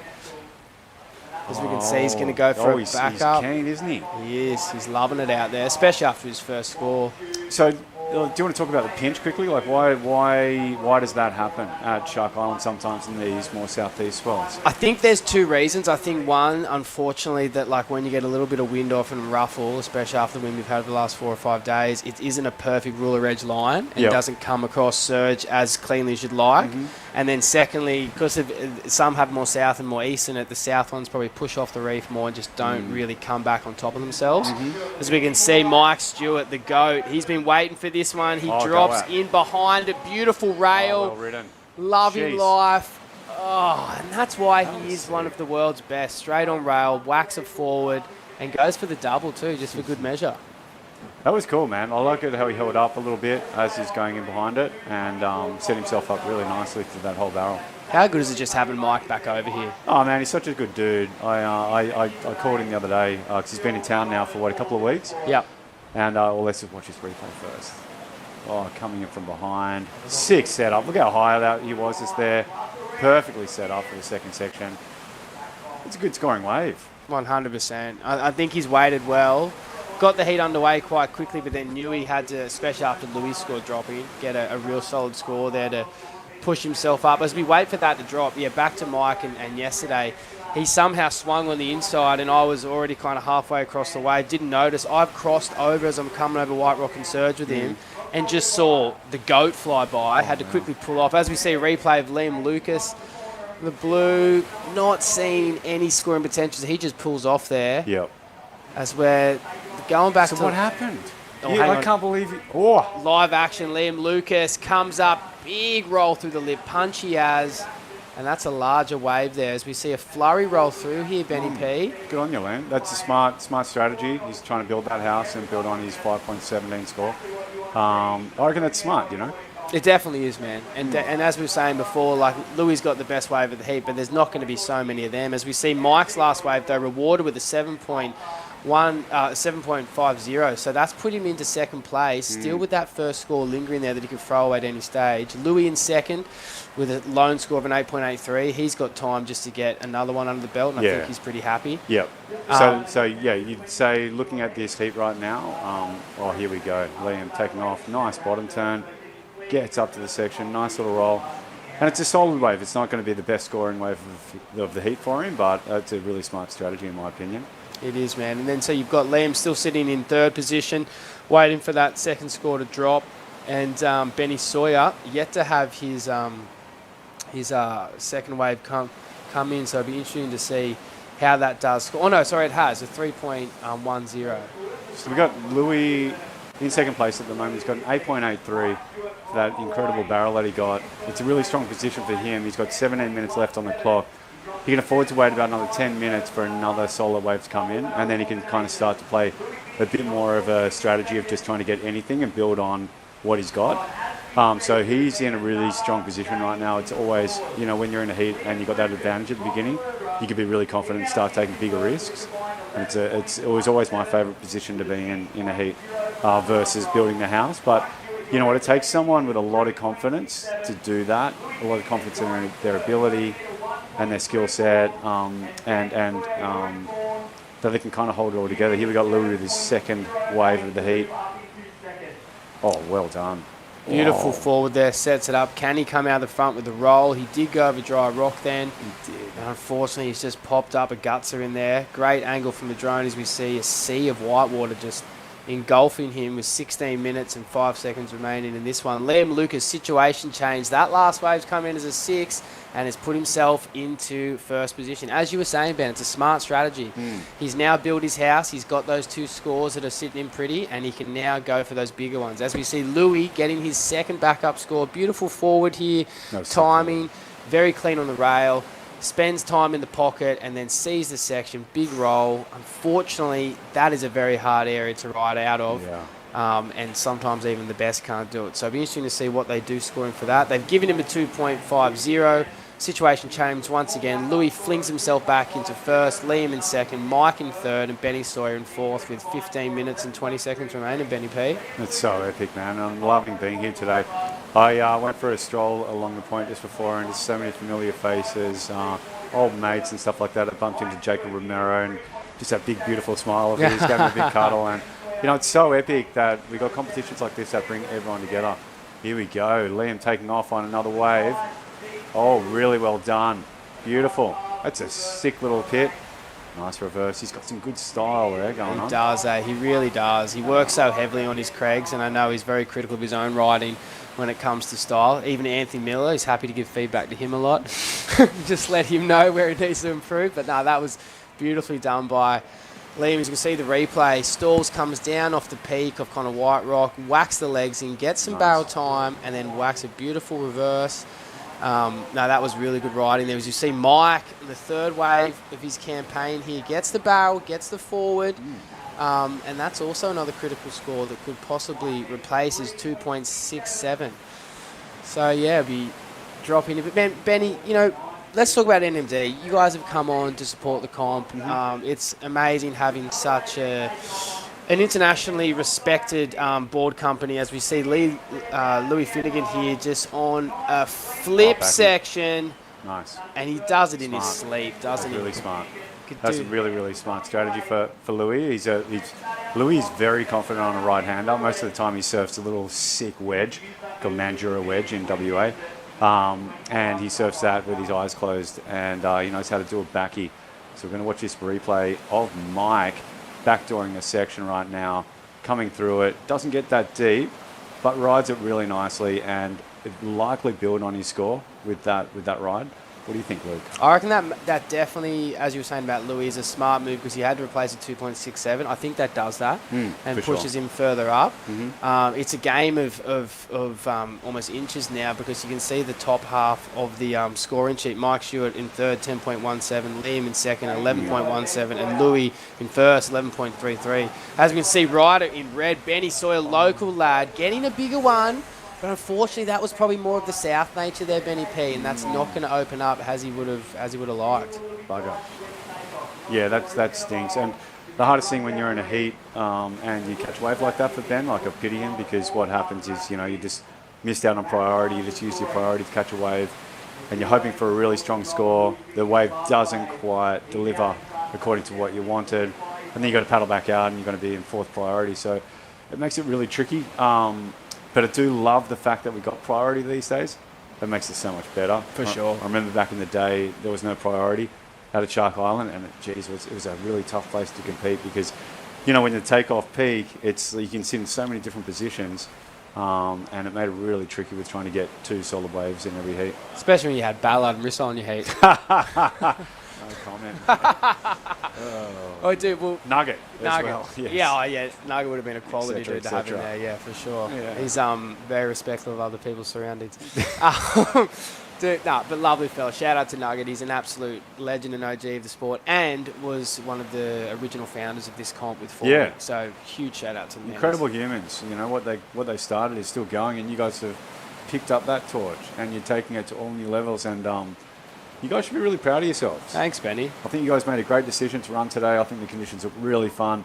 And as the day progresses, we're going to see this wave really light up. Yeah, and you know better than most because you've surfed here so much. Like the tide makes such a difference with those ones that are kind of coming across and being a bit foamy and a bit ledgy. They'll really even out and they'll be a lot nicer. But with NMD's involvement, Benny, like you've spent so much time out here. You've won this comp twice.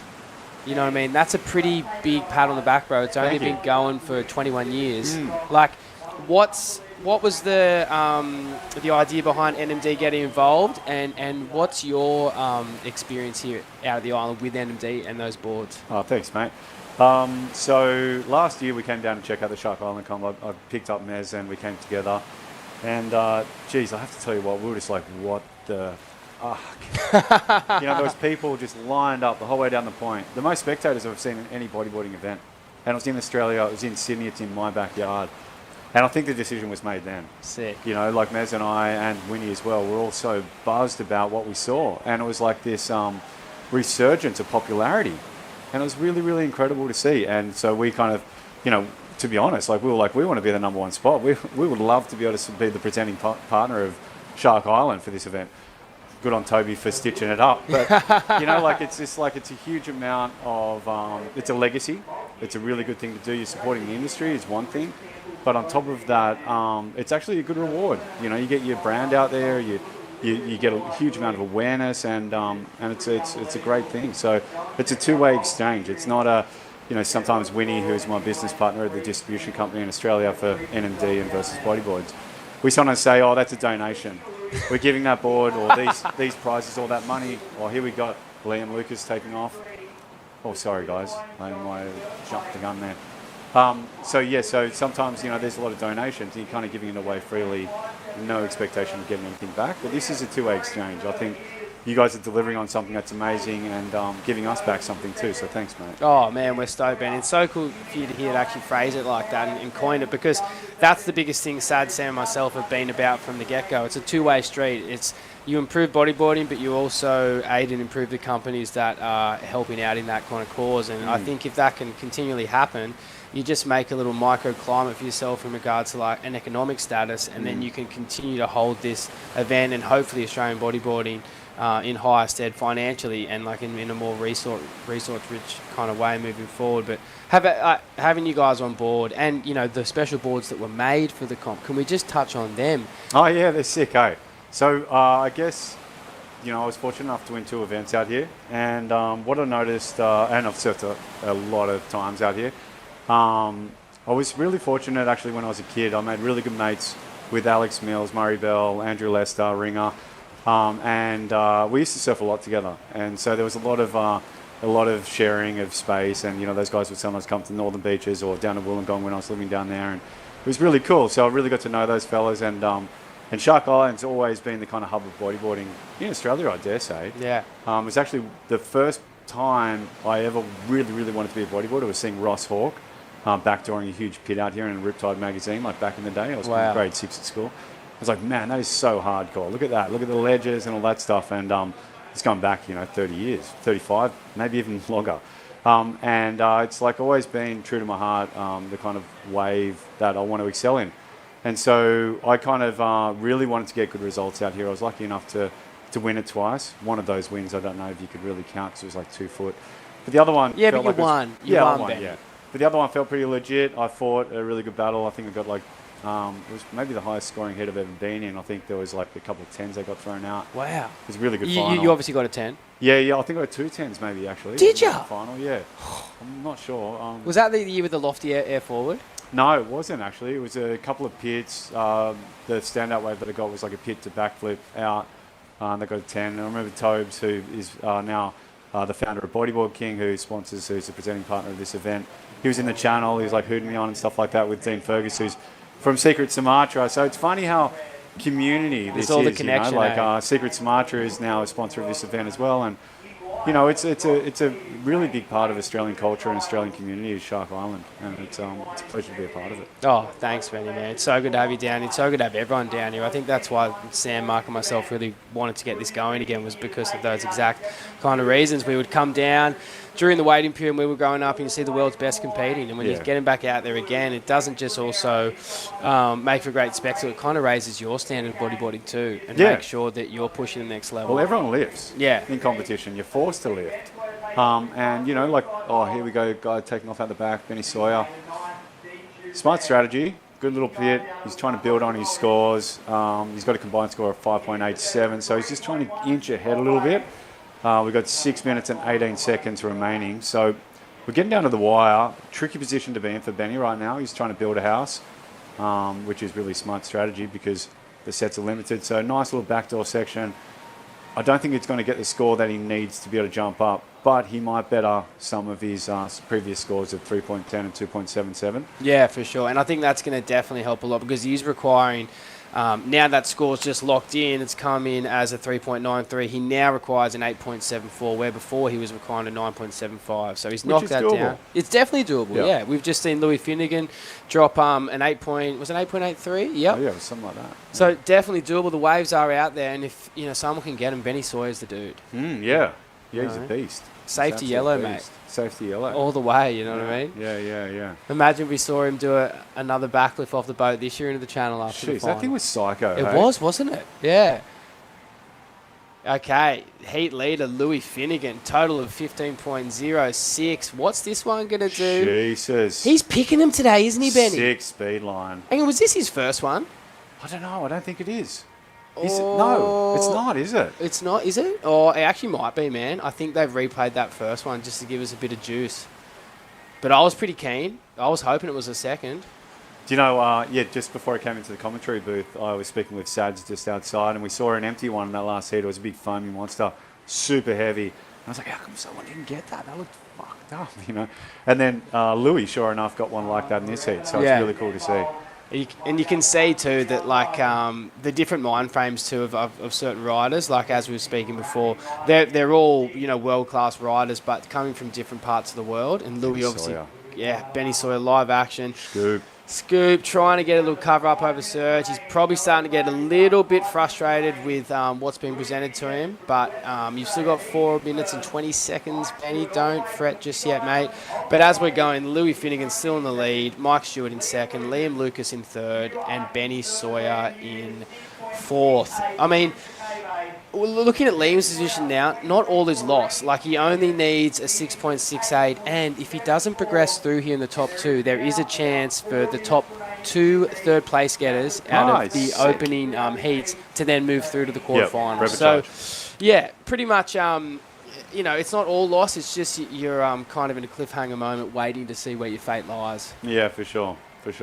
It's a really interesting heat, though. Like, you look at those names, Louis Finnegan, Mike Stewart, Liam Lucas, and Ben Sawyer. Like, that's a freaking tough heat on paper, isn't it? Super tough heat. I mean, looking at the sponsors for these boys and the athlete sponsors that actually made this event possible, Louis Finnegan with Bulk Nutrients. You can tell why he's pushing through these pits. He is bulked up and he has got nutrients to the nines. Dude, 6-pack? I know. It's like a 12-pack. Dude, you watch his Instagram, one-handed push-ups, sit-ups, not sit-ups, chin-ups, all this stuff. I'm like, mate, where are you getting abs upon abs? I know, I get horny watching him. Yeah. Oh, what? There we go. Last year's champion trying to redeem himself. He's looking for nice. an 8.74. That was nice. Sick little pit. Yeah. I mean, is it going to be an 8.74? Maybe not. But will it build on his further score to lower that requirement? Likely. Definitely I likely. think so, yeah. The problem that he's only got 2 minutes 50 left. So he really needs like a set wave. To get a high score like an 8+, you need a set wave. Here's the replay of it. To what? Sick little line. And Nice definitely little was pit. in it. Yeah, for sure. Definitely was in it. Guess to your point, though, he does need a decent score, doesn't have priority, and is now with 2 minutes and 25 seconds remaining. I think Benny Sawyer is going to have to try and pick something else up from like White Rock or Surge. He's coming back out, and hopefully it is a bomb. Yeah, I mean, it could happen. That's for sure. It could happen. Let's talk about this swell the last couple of days. What a wild storm. I don't know if the viewers out there are aware of kind of what we've been through in Sydney, but a low pressure storm, we called them an ECL, East Coast Low, formed off the coast around Monday.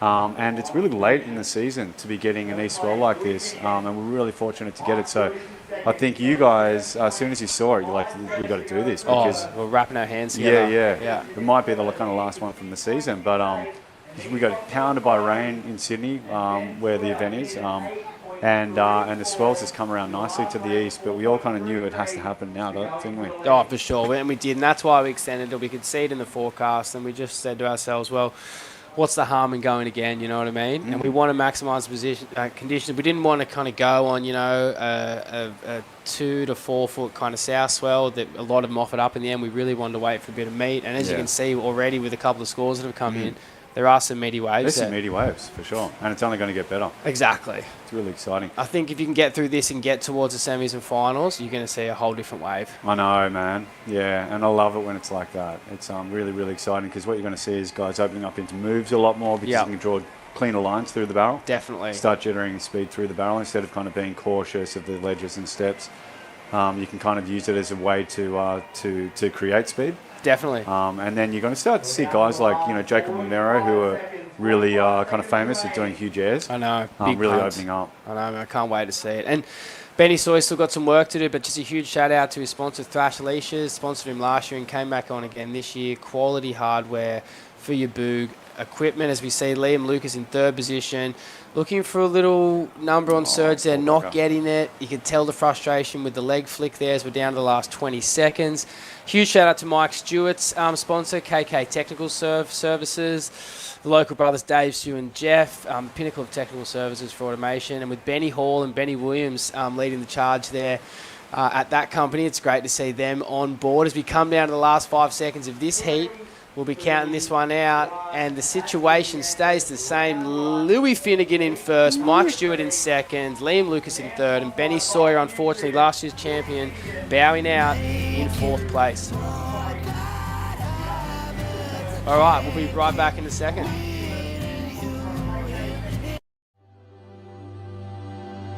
No, it's just everything keeps on going or it stops. But I mean, you know when it's, you know when you're happy. I think there's been so much talk about the mechanics of happiness, psychiatry and pills and positive thinking and ideology, but I really think that the mechanism is there. All you have to do is get quiet for a moment or two, and you know where you are.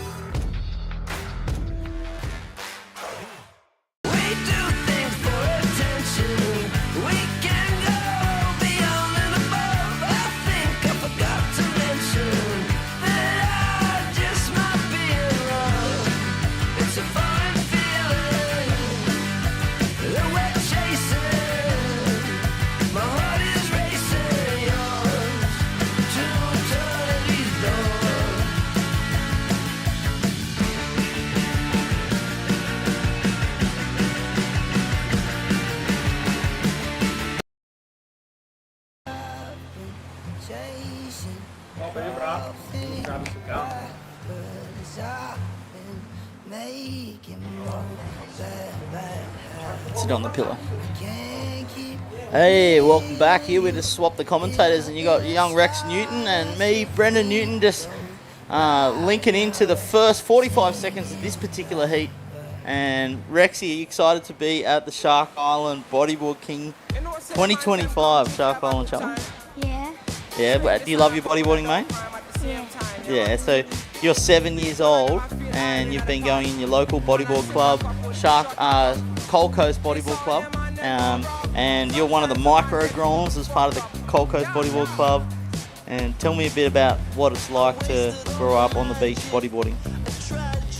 Something I'm also in the exhibition. It's really fun to grow up bodyboarding just on the beach in the local bodyboard club. Yeah. Having fun. Yeah, and this end here is you got Marley Dunn, Josh Cleve, Sean Pine, and Jacob Ramiro. As you see, that's Shawnee Pine just opening his account with a bit of an incomplete ARS, but it's interesting to see these guys who are professionals and they started out at 7 years old like you. You started out really young, didn't you? Yeah. So there's lots of grommets out there listening to this particular webcast, and they'd be interested to hear another young grommet commentating on the Shark Island Challenge. How does that feel? Really good, and I definitely agree with that. Yeah, that's cool. So you agree with it being a great day, a good community day? Yeah. Yeah. Is there anything else you want to say before we hand it over to Toby Player? It just feels so good to be here, because I'm only 7 years old and I'm in a commentary. What's it called? Yeah, commentary situation. Yeah. And it's just really fun. Yeah, that's so cool. Yeah, it's great, Rexy. You got a great family and a great community. You want to say hi to a couple of friends?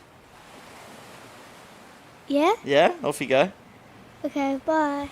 Oh no, say hi to a couple of friends on the online. Oh. You wanted to shout out to Okay. Bo and Finny? So, hi, Owen, Varley, Bo, and Finn. If you're watching this, this is Rex Newton talking, your friend. That's cool. That's Rexy Newton for the Bodyboard King Shark Island Challenge. Thanks for joining us, Rexy, as we just saw Michael Osler get a huge closeout, and we're going to hand over to the major sponsor for the event, Toby Player and Bodyboard King. Do you want to pass your headphones to Toby? Yep. All right.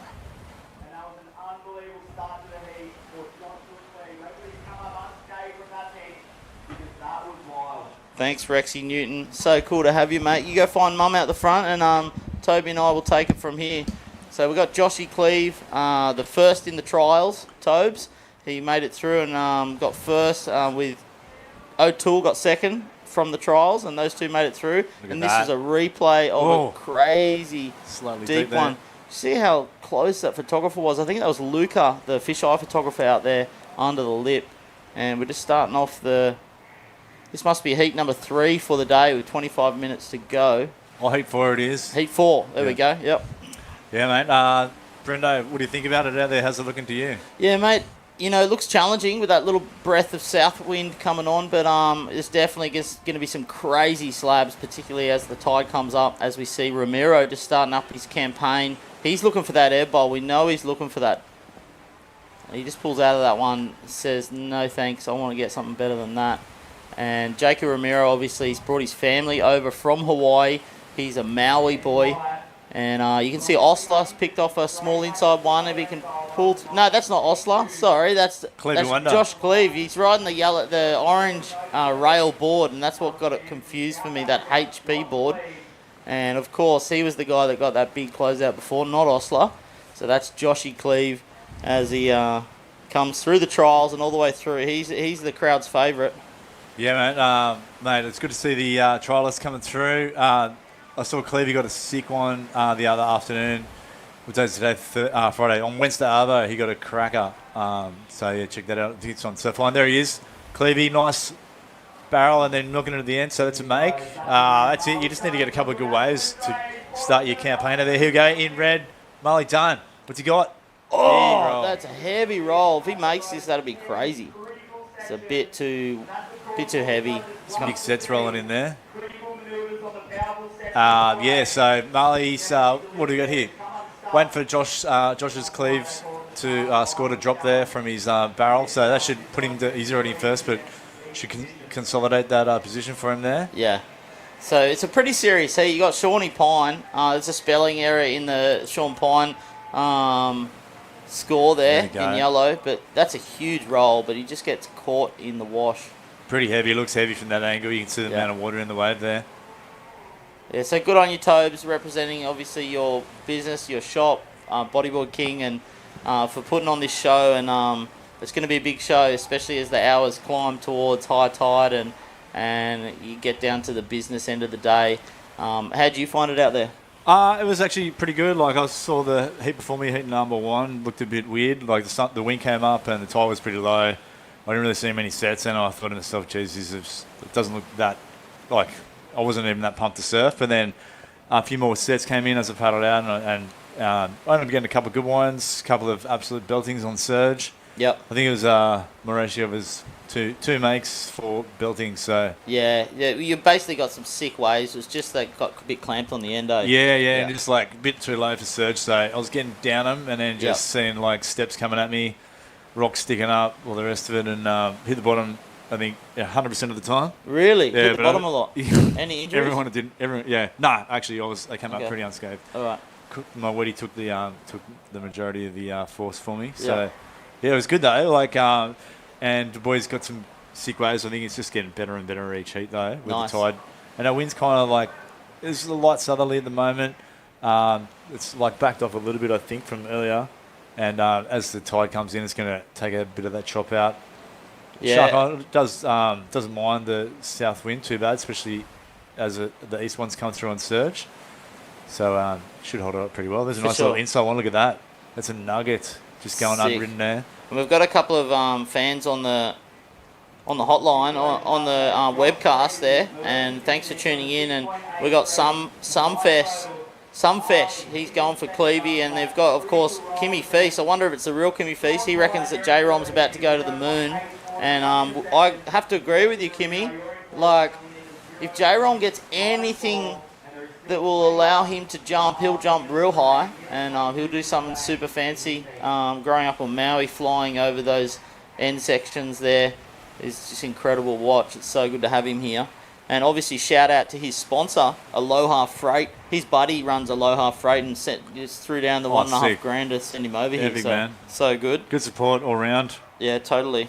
And obviously we've got Marley Dunn, Build Up Constructions, the Coal Coast Custom Builder. So he's sponsored Marley Dunn. So if you're looking for construction down on the Coal Coast at Illawarra, south of Sydney, look up Build Up Constructions, and please support the sponsors that are helping this event come to fruition. And as we look at Shawnee Pine in yellow, he's an absolutely fierce competitor out here. So he'd be a favourite to win today, but he's just waiting for his moment with about 21 minutes to go. Sean Pine's sponsor is Cronulla Real Estate. Corey Bell and the local team are the leading real estate company in the Cronulla region. Great guys, hit them up.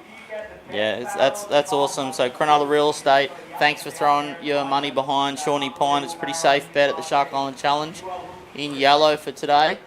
And then Joshy Cleve, of course, comes through from the trials. He actually won the trials, beating Liam O'Toole in the final. As J-Rom just has a little look at that one, says, no, that's not the bowl that's going to send me to the moon today. I'm going to wait for another one. Yeah, he's pretty exciting to watch. Romero, he's got all the moves and then some. He's sort of pretty innovative with his airs. And, you know, coming from Maui, they got some mega ramps over there at Honolulu Bay. And what's the other? Oh, can't remember the name of it. The other sick wedge reef they have there, but it's amazing. They got a pretty sick. And the harbour's always good. Pretty sick PRE wedge. That's a mega wedge. Here we go. Marley Dunn on the inside note. What's he got? He's looking for something. It's looking pretty clean. Talk to me. Oh, wow, that was pretty smooth. And has he made it? Oh, that's epic. He totally made that.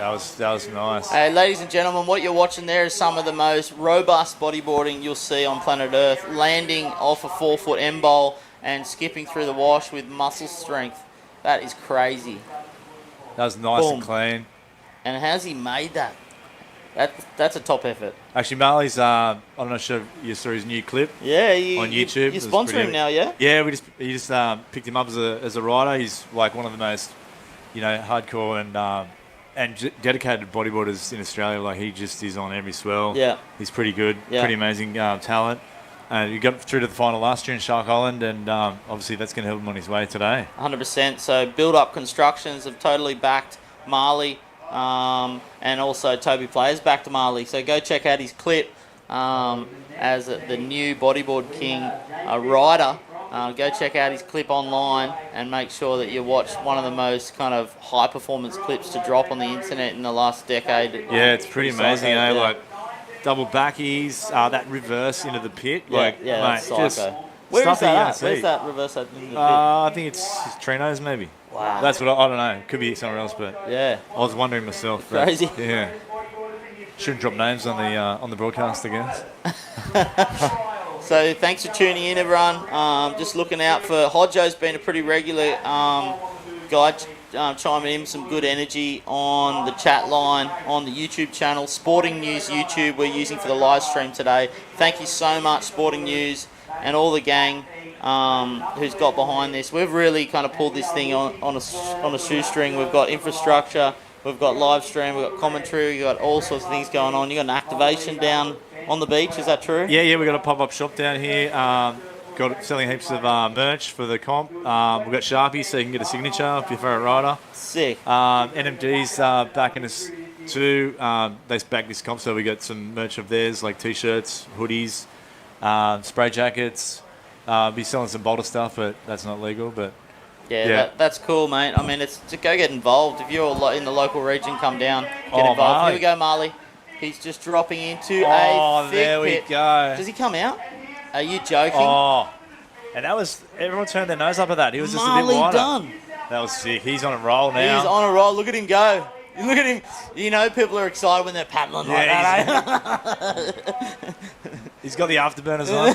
He's on out there. That was sick. And I want to see that replay because you see a couple of guys paddled and then didn't go. Yeah. And he just scooped into it on the end bowl and ripped right in. Let's have a look at that if we can. He could not have been deeper. So it's a pretty east one. Pretty nice. Looks clean there, doesn't it? A bit Boom, of up and in. chandelier there. Gee, he's good at holding on. He must have some serious claws on him. Mate. He's got a bit of practice from the South Coast. Yeah. And everyone's lighting up. Nathan on the chat line is just absolutely losing it. You, Marley, legend. And everyone's chilling for the Marley tube. Everyone loves a good Marley tube. Marley, so yeah, look at his scores, 6.33 and 8.5. Oh, mate, pretty unbeatable now. He might as well come in. Yeah, mate, that's that was impressive. And it's back-to-back. Sean Pine. Yeah, Shawnee. He knows how to pick one out. What are you looking for? What are you looking for, Shawnee? And he's just edged in on this beautifully. Are you he's kidding lining me? it up. Big And roll. I know his parents, John and Michelle Pine, are going to be very happy about things as they watch on from the headland here. Johnny Pine was my first sponsor back in 2003. He got me sort of a foot up into, professional bodyboarding and sent me over a bunch of places. And huge thanks to that OG legend and that family. And Shawnee Pine is a beautiful dude with a serious rail work, as you can see there with that pit and roll. Yeah, that was good. He lined it up well. He sort of came in and adjusted his rail line in the barrel enough to get a good score, and then he just lined up that roll perfectly. So good. I wonder what he's going to get for that one. Oh, there's Marley. That's a big one, isn't it? Look at It's that. a nugget. Look at that. Looks so clean there. Look at the fisheye guys. They love it, don't they? And he just pops out through the rabbit hole, through the chandelier. Out the rabbit hole. And nicely done. Like, he wasn't held up there, so the judges, that's why they love that so much. Sure. He came out pretty clean. Wow, Shawnee, look, he just banked a 5.77. That's a pretty low score for that, eh?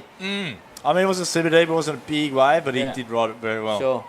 Who's lining up here? Oh, here we go, J-Rom. Talk to me, Oh. J. No, you're joking. Did he make it?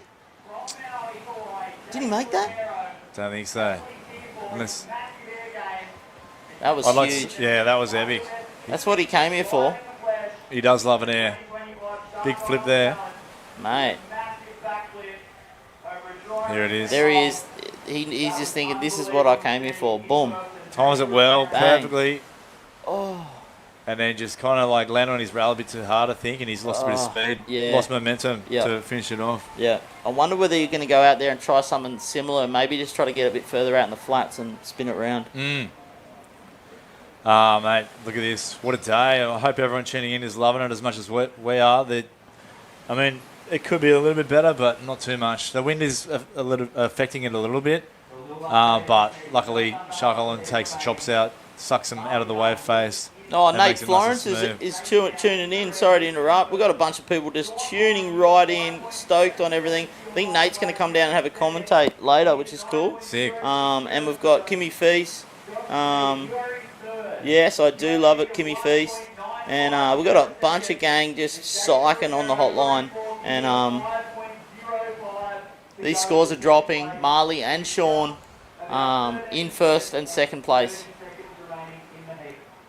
Here's that one of Romero again.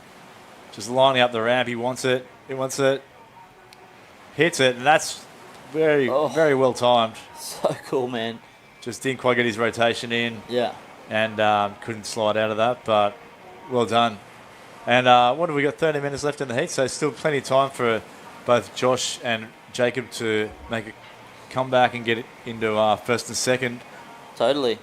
What's that at the back? A little bit of a dolphin or something? I saw something splash. It is whale season heading north. So there's plenty of whales around. Heading all the way up north to give birth, as far as I understand. It's been a pretty amazing few days of weather and waves here in Sydney. This is kind of like the only sunny, clean day we've had out of the last 3 or 4. So it's turned it on. Mother Nature's turned it on. Look at that little inside slab. Mother Nature's turned it on. Beautiful sunny day. Everyone's out and about. We've got the school holidays starting for a lot of schools today, or if not tomorrow. Yep. So a lot of people have taken a shortened week and extended holidays. Yeah, my kids said, I'm not going to school today, Dad. Shark Island comps on, so they come up from Wollongong. Sick. And I'm sure plenty of families are going to just give that sneaky day off to the kids. Yeah, I've seen so many people, I'm not sure how much work's getting done in the bodyboard community today, but... Good on them. Yeah. So with 12 minutes to go, Marley and Sean, Sean's just a little bit ahead, so he's actually got to get a second wave to consolidate things, because Cleavy's right on his tail. Yeah. Yeah. Doesn't take much. I mean, both those guys got a decent score and then really a throwaway. So, Romero's got 2 throwaways, so he's going to has to do a bit more work. But yeah, it's anyone's game. Plenty of time left. And the funny thing about Shark Island is, as we see someone paddling at the back, is the fact that you can be paddling out and just lock into an absolute bomb. Yeah. They don't score surge as well, but you can easily get a 5 or a 6 on a decent wave out there, and just change the position and build your score up there. So yeah, that's like always something that when I'm out here, I always try to do is get one off the peak, and then as I'm paddling back out, have a little sniff around surge, see if I can get a little double up, little wedge entry, and just come out of one. Unfortunately, it wasn't the case today, but it's always a good backup option and way to get a good score without being in the priority system. For sure. And of course, thanks for tuning in on the Sporting News live stream, Sporting News YouTube channel, and stay active. We've got Island Fire watching in from Kona, Hawaii. Thanks for tuning in, and just keep talking to us, because this is a big community event. This is what it's all about. We're all on the headland. There's hundreds of people out the window here, and there's thousands of people around the world coming in from all continents. Just so stoked to see massive backflips from our guy from Maui, and see Marley Dunn ride over shockwaves. That's what we're here for, eh? Oh, Romero. Oh, yeah. There you go. That was epic. What a combo. And he just nailed it. Invert straight into roll. Only a small wave, but just whacked it. That'll be a keeper. Yeah. And that was probably, he's just sniffing around the inside. Yeah. He's going to build on that. That's going to be his base to build on. Well, with 10 minutes to go, that's all right. He didn't come all the way from Maui to give up now. Look at that. Yeah, that'll do him. Great tweak. My back hurts just watching that these days. That was epic. I wonder what score he's going to get for that. It was a good combo too. He just came straight off his rail, off the invert, straight into a big roll. And both of them very clean. Look at that. Hopefully we'll get a shot of the headland here from the drone. So you got to check out that when you're out there. As you know, Brendo, last year. Oh, here we go. Marley. Here we go. Marley Dunn is just having a real play session out there now. He's enjoying himself. So smooth. Even does the Craigs on the reverse on the way out. You got to Craig him on the end, eh? So we've got a bunch of support coming in from Romero. He's got his fans out there, and he's turning it on with 8 minutes to go. Let's see if we can get another one. Our guy from Maui. And Joshy Cleve, he's hungry too. It was a bit of a lifelong dream for him to enter the comp. And he's from South Africa, and he'd be so keen to get first or second. Mate, he's got the biggest froth levels of anyone. He just... Yeah, he's into it, eh? He lives in your area? He lives on the Sunny Coast, but yeah, we see him around Northern Beaches all the time, especially if Deadman's is breaking. He's all over it. Yeah. And I don't know if you saw that one he got out there this sick, year. Eh? Mate, he's a mad dog. Sick. Him and Donny Bassett, they're like both South Africans. They just give it a nudge. I actually saw Donny get a crazy one down here this morning. Did you see that one at Surge? Oh, yeah. It came out after the phone ball. So sick. Everyone wrote him off. It was just when everyone we're doing the check-in and the briefing of the day. Yeah. And in the background, Donny just takes on with this Surge slab, and everyone wrote him off. Goes, and then he comes down and is like, oh. Yeah, he had about 50 people's attention as we were doing the briefing for the day. That was epic. And so him and Josh, they love it. Our daddies, and anywhere that's pumping, really. Yeah. Mad Dog Chargers. Totally. They're totally the salt of the boog scene, these guys, and everyone was stoked that Joshy made it through the trials. Shawnee Pine has just dropped down into third when Romero did that inverted roll. So that's gonna heat things up with 7 minutes remaining. Here's a decent score, 5.73 from Jacob. So yeah, the judges definitely rewarding that. Nice clean moves. Yeah. Even though it was a smaller wave, he really executed those perfectly, and it shows in that score there. And then Sean Pine, he knows how to pick the waves out here, so don't write him off yet. Yeah. He's a master out here. From the sport we had over the Easter long weekend, he was just on fire. Yeah. Just spins in the barrel, he just knows how to read these waves so well. Yep. Obviously, hasn't got a really, really good one today. I'm sure he's looking for that. He's had a pretty gnarly week, it's super interesting together. We're all coming from our own jobs and families and things, and young Shawnee, he's got a little boy, not yet 1 year old, and he was non-responsive this week. Raced into the hospital, was kind of tapping his chest and keeping him awake all the way to the hospital, and beautiful little Leo.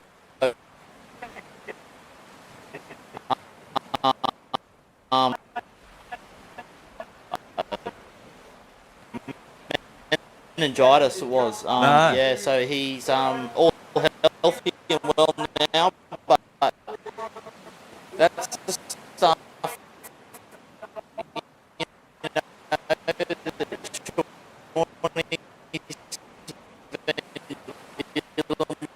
This week, and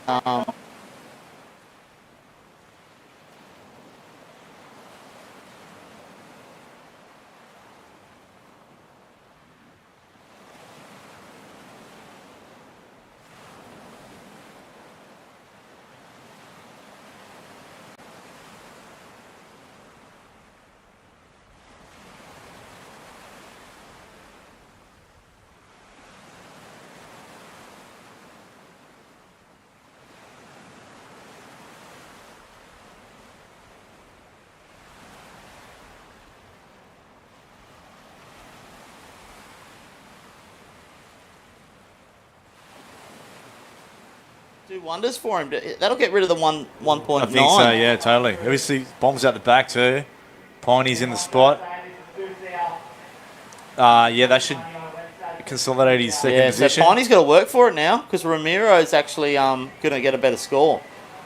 I think Marley's home and hosed, but you've got Pino and Josh. Their work's really cut out for them in the next 4.5 minutes. Big time. Here goes that replay. He loves it. Look at him. Give him half a chance. I mean, not that clean of a make, but it's definitely going to be better than his low score there. Man, what a week. It's been crazy, all this crazy weather, and then, I mean, I feel like... Here we go, he's Piney. Oh, he was going to come through the back of that. He wanted it, didn't he? It was just a touch too deep. Yeah, the weather has been crazy. Big winds, lots of rain. We got 200 mil of rain down at Wollongong and mental trees over. You have some trees down and things. Yeah, well, I actually went up the sunny coast. The sunny coast. To visit my brother, but my wife said that there was lots of rain and lots of wind, and it's just tidied up for us this Friday. With a bit that's a hard thing, with this comp. You got to call that from the day, because there's a lot of things that go into it. People commit to the day, organising everything. So, they called this on, was it Monday or Tuesday? Yeah. And look at it, it's just turned out to be a cracking day. Waves are pumping. Yeah. All the stars have aligned. Yeah. Yeah, a very, very difficult job to call weather out 4 or 5 days in advance. Totally. Here we go, look at that. It's a place to be.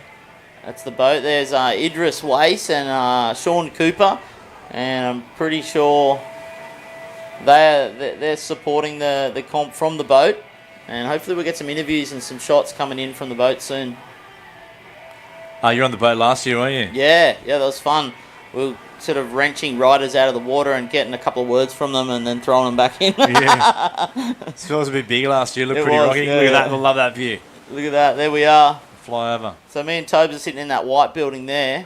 Yeah, just on the corner. And then you've got all the fans just gearing up, and we'll swing it round Sean Peterson's drone view. That's a wonderful work those guys are doing with the drones, transmitting all the way through the live stream as a technical setup. I was going to say, I forgot to mention this earlier, that on bodyboardking.com, we're offering 10% off for the day. Beautiful. So use the code SIC10, and that'll give you a 10% discount store-wide. Also, we got some exclusive NMD models, specially made. SIC 2025 models, which is just behind us. We've got one in the backdrop, so when you're watching the broadcast, check that out. So that's Ben's model, exclusive NMD one. So use that today. There we go in the background. That's the model there. So sick. So we're going to get 10% off this model. Just jump on a Bodyboard King, and what's the code they got to write in? SIC10. So there it is, SIC. You can see on the logo there, and just 10 afterwards. So yeah, that's an exclusive model. We got only 24 of these made. I think we're pretty much halfway sold out. So jump online, grab one of those. It's a Ben Player mini quad concave. So yeah, I ride the mini quad myself. It's pretty sick. It's got like the epic channels. The hold you in the wave face, but it has enough release so you can still, do spins in tight situations and things. So yeah, that's a good one to check out. And so sick, all of NMD range is online at the moment. So you can have a look online and get yourself a deal with that discount. That's so sick, Tobes. Any other leashes or fins or any other attire you want for your boog life, go to Bodyboard King, major sponsor of this year's Shark Island Challenge, and type in SIC10. And you'll get yourself 10% off. As we just see Sean Pine just trying to calculate some points. I wonder whether that'll knock off 1.17. What do you reckon? Not sure. Wasn't the biggest wave, 30 seconds left. I hope he does. He deserves it. He's so good out here, Sean Pine. Yeah. It's a tough gig. Looks like Clevey wonders. Joshua Cleve's run might be coming to an end, unfortunately. Yeah. Marley Dunn just nailed it. Like those 2 waves back to back basically were pretty amazing. Here's Josh Cleve going for an inside one. He might go. Might hit it. Just try to roll through it or something. There we go. Oh, look at that. I wonder what Shawnee Pine. Let's just stand by for Shawnee Pine's last scores, because that's going to be tight. 1.17, and he needs a 4 almost. Wonder whether he's going to get a 4 for that last wave in yellow, Sean Pine. There's Marley just on an absolute cracker. He's just Only having a smaller field one. day. He is. He's just in the zone. He's like, job done. Job done. He's going to be hard to beat, I think. Yeah. Like, he got to the final last year. Yeah. He's got momentum. He's just, he's a pocket rocket. He's a tiny dude, but he's just got balls as big as elephants. Yeah, elephants. And then see that one in the background? Shawnee Pine just got one after the buzzer and spun out of it. Mate, that was sick. Yeah. Gassed out. Yeah, let's have a look at that one again. Here we go. Sean Pine. He reverses. What does he do on it, though? He kind of reverses and then rolls. Not quite a 4, though, is it? It's going to be tight. I don't know. It could be. Depends how the judges see it. It wasn't the biggest of waves. And it wasn't that hollow or anything, but... Score's yet to drop. It's not a big score, 3.67 to beat. That's tough. These guys have all put a lot of effort and work into getting here, and we're just thrown to an ad now. We are on hold, you guys. We do things for attention. We can go beyond and above. I think I forgot to mention that I just might be in love. It's a fine feeling that we're chasing. My heart is racing, yours to eternity's door.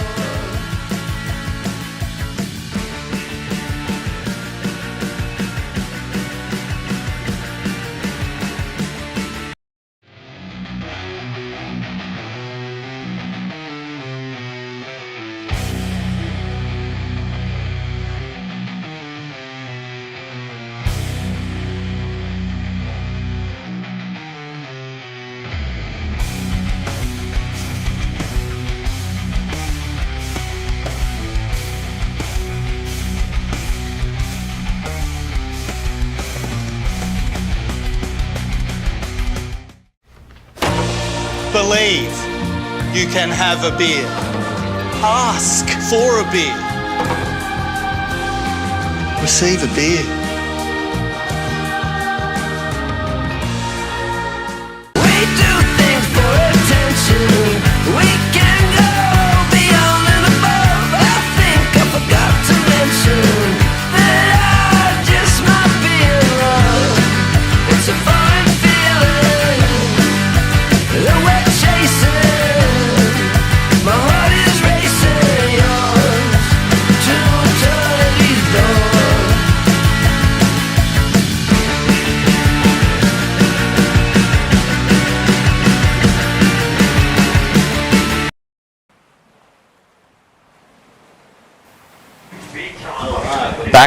Back online, and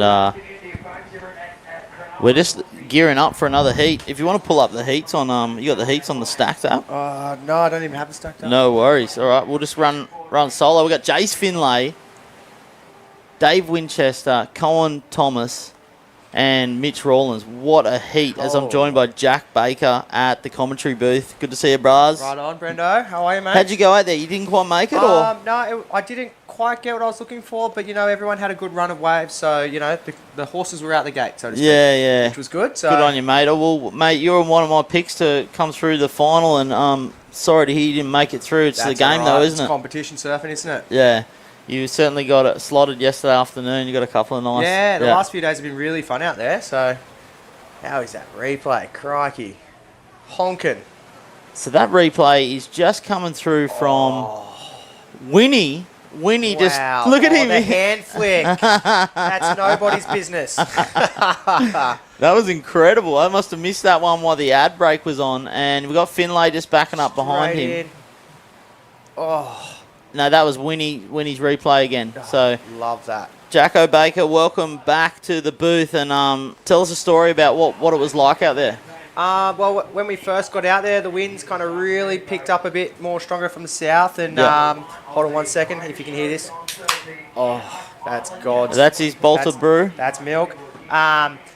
There was plenty of waves. It was pretty low when I was out there, but it appears that obviously the tides come in and the conditions are kind of cleaning up a bit. There's a little bit more happening.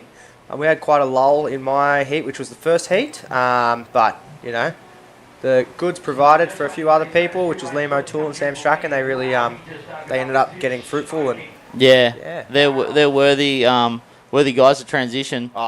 And Winnie was just pumped. Look at him. He's so stoked. Last year, he just duck dived for 30 minutes, he reckons. So he's pretty happy to be back and getting that one. Duck dive comp, wasn't it? That was fun. And this guy is coming around the shoulder here. That's a nice turn under the lip. And that's obviously our guy, Jason Finlay. You pretty much almost have the whole East Coast covered with that lineup, don't you? Yeah. South Coast, North Coast, all the way down Tasmania, to Tassie. Queensland. And Coco Thomas, he's just such a cool guy. I did an interview on the Grey Space with him recently, and his brother Sam and him and the whole mob down there are just... They have it so held down, don't Mate, they're just all over it, doing all sorts of manoeuvres. You'd think there's not many good waves down there, and they surf so good other than the big stuff. It's they do get out of the big waves and get into the technical side, and I guess that's why they're here today, to prove a point. And, of course, Mitch Rawlins in blue. Unbelievable to have this guy, one of the best wave riders on the planet, here today. And I picked him up from the servo this morning. He was all G'd up. And he's obviously here being supported by Pay to Play. That's Tig Lander's machine where he plays clips, and you pay a little bit of money to watch a clip to support the musicians and the riders involved with the clip. The concept is out of control. It's really good. Yeah, so Pay to Play, go and support that platform and watch some of the best clips coming out, and pay a little bit of money, not much, and that little bit of money, it all stacks up to try to support the creatives behind the process. Actually seeing it come back instead of the void of Instagram. Yeah, so good. And obviously Dave Winchester is Flow Physio. We've got a local physio, Jace Horto.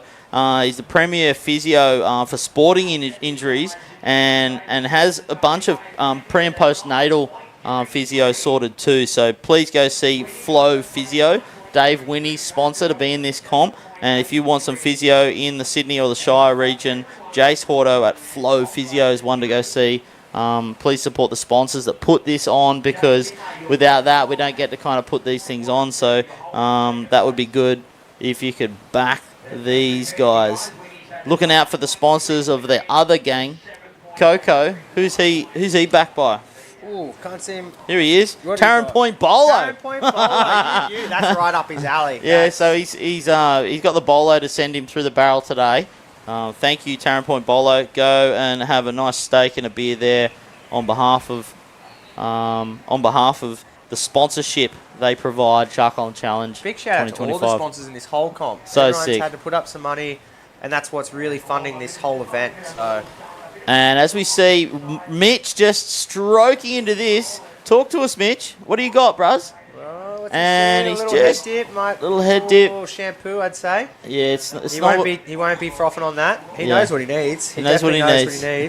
He'll be back out there with another 24 minutes to go. But you know what? We're so early in the heat. Yeah. He's just caught a wave, which probably shakes off that first initial, I haven't caught a wave yet. Yep. Do something, get it moving, and start getting in that rhythm. Yeah. The rhythm is really where you need to find yourself. Start catching waves. And totally. Now he could be paddling back out to a surge one.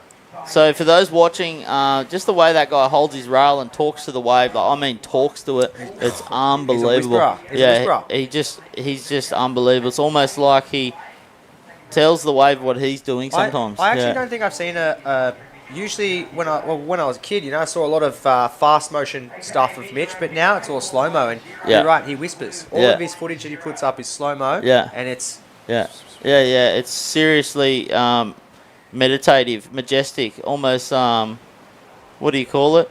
Hypnotherapy. Aquatic therapy. Or aerobics. So Mitch Rawlins is one to watch. He got a 4. I mean, that's I'll take that. Yep. I'll crazy. take that. Yeah. Start. Get the monkey off the back. Yeah. He hadn't caught a wave, so.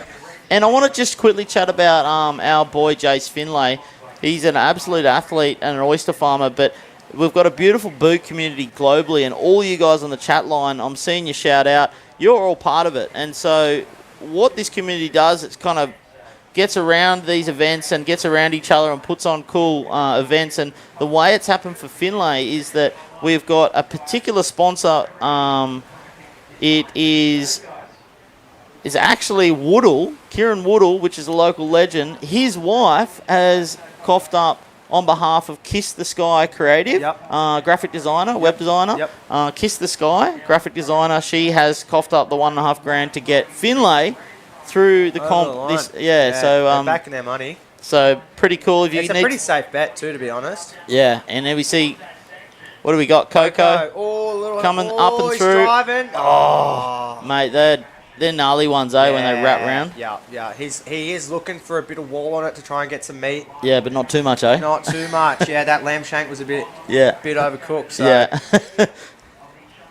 He bit off more than he can chew at Tarrant Point Bolo. At Tarrant Point Bolo, he shouldn't have been drinking. No, he took it pretty sensibly the other night. He said he didn't had a couple of beers and fell asleep. Good on him. Long journey all the way up from that the ice box they called Tasmania. The trouble. Bolters are in heaps of trouble. A bad day to be a bolter. I opened the fridge and they all ran to the back. So Coco, he's doing it on behalf of Tasmania. He's one of the Tassie Groms, and here we go. What's he say? Winnie is just talking to it today. Oh, look at that. That could open up for him. There it is, a little bit. Just, if he comes out, it was going to be tough. It was a hard ask. It was a hard ask, eh? And behind him, Finlay got shut down. Nah, he pulled out. Probably safe as houses. Beats Winnie to the pack. Wow. So it's an action pack. The tide's coming up higher, so the action is going to get cleaner, faster, and more consistent as the day goes on. And I love the positivity. That's what's going to happen, and it's going to be fucking pumping for everyone at home. Sorry for the language. That's all right. No, we're good. We're on and we're into it. So this boo community, just back to the Spono from Jace Finlay's sponsorship. It's actually, as we see this Winnie replay, is Kiss the Sky Creative. If you want graphic design work done, all over Australia, all over the world, you go to Kiss the Sky Creative, and that is Kieran Woodall's wife, Loz. She's coughed up serious resource to get Finlay through the comp today. So thank you so much. Back the sponsors. That would be epic. You give all your money to the sponsors, you put back into the sport, That's it. It's all about the moments, and this is a special one for our sport. So support the 3 people that do bodyboard professionally. Yeah, and we've got a global commentary cast coming at you from Shark Island. What do we got? What are the people saying? Who wants to see who's going to win? Here we go. Who do they think's going to win? Yeah, shout out who's going to win. Throw down your bets in the chat channel, because we're going to just we're going to shout you out and just kind of put your claim out there and see whether we can come home strong. Oh, we got a live from Bali over there. That's sick. James is in Bali watching. James Watling. Thanks, bros. Right on. Let's go, Winnie, says Scotty Huberry. Huberry's a legend from up north there. I went to Bali Bodyboarding with Huberry. Dion, probably the longest I have gone without swearing, but I'll fucking make it up to you, I promise. Probably. Here we go. And everyone's chatting away. California. Who's going to win? Jack Baker. Yeah, I've almost won. Scrambled eggs. Yeah, all right. So here we are. We're 18 minutes left in this particular heat. And Winnie... He is looking fierce today, isn't he? So Winnie got that really good one. Yep. And then what was the second one? He must have got a second. It must have the replay we watched, because the first one he had the arm dangle. Yeah, the arm dangle. Everyone he's pimping. Yeah. And then he come out of another surge one. He must have just hopped on the bus and away he went. Amazing. So Finlay is looking pretty solid there with the six. With this, he can't be trusted. Finlay is a smiling assassin. He can't be trusted out there. Yeah, mate. Like you can't trust him with a wave that might do something. That 0.83 is not going to hang around for Finlay. No. That must have been Winnie's second one. Yeah. That's it. There's no. He didn't do the hand dangle. No hand dangle. Yeah, he did the hand dangle for the 9-pointer. Show everyone what's up. Yeah, I'm still here. All right, so there's someone at the back just coming in from the south. Into that. Can't tell what colour it is. Oh, there's not much meat on that bone. Oh, that's Rollins. Milking the fucking shit out of that. I love to see it. That's a club comp. That is club comp material. The monkey's coming off the back, and look at that scratch. He's motoring. Look at him. Look at those 25 horsepower legs moving. Just a little bit of information about Rollins. He's got the most mechanical arm to torso. Have you ever seen how strong his wrists are and his arms? They're like lion's limbs, mate. Oh, okay, right. Watch him. Look at him go. See the way he holds his board? Boink. That's sick. And that'll do for him. That'll just keep climbing up. He's just happy to keep moving, I reckon. Yeah. Oh, here it comes. In the inside. Some of those, when they hold up, oh, folks at home, when you get the triangles on the peak, oof, Illuminati confirmed. All right, so we've got a bit more chat coming in. Oh, so Dale Thomas, you're calling that Osler Markle is gonna totally come through. Mum-in-law. That's Dale's his mum-in-law from South Africa. G'day, Dale. Lovely to see you, mate. And yes, we do think Michael's going to win too. So keep supporting from the chat line, from the live stream. Cam Ward, you've been surfing Shark Island a bit. Thanks, bros. Liam O'Toole, I reckon, yeah, this is our life. I reckon Liam O'Toole's a strong candidate also. What's this? Harley for the win. Callum Wells from Hobart remembers the first ever wave that Kirko surfed. He mints it on a chunky left. Oh, thanks. Can Cal Wells still swim, or is he just chasing crocodiles? All right, so we've got a few people. Here we go. Worsley. Daniel Worsley's in there. Let's go. Oh, Winnie's looking for something. It might just go into the channel. Bit foamy. I reckon he's just having a play now. Look at his scores. Oh. Rawlins. That'll do. He's stoking that fire. He's moved up to second. Yeah, but you know what? Finlay can't be trusted. Yeah, so Rawlins must have got a 5 for that roll earlier. Yep. And yeah, no, Finlay's hungry. Finlay's really hungry. So he'll be waiting for something and he'll be calculating things. So Finlay's a strictly no comp business guy until it gets to Shark Island and he's serious about it, eh? I would be a bit worried about the waiting game today because it is slightly a little bit wonky out there. So the waiting game, yes, you might find yourself in priority, but there are waves coming from the peak, from the middle at White Rock, and then also at Surge. So you could be paddling out and get a better wave than someone that's ridden all the way over from the peak. So long game could work, and it is the theory, but at least he's holding down priority, I assume. So.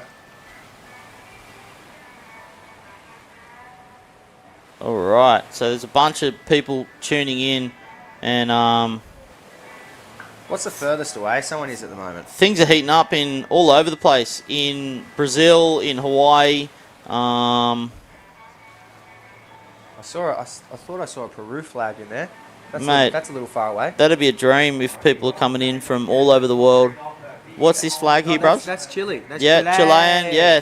Is it Josu? Hola. Josu. Irabara. Yeah, nice to see you, mate. Thanks for tuning in from Chile. Hola, hermano. Yeah, it's really great to see the boot community globally. Got so much respect for the way the boot community connects and keeps the spirit alive.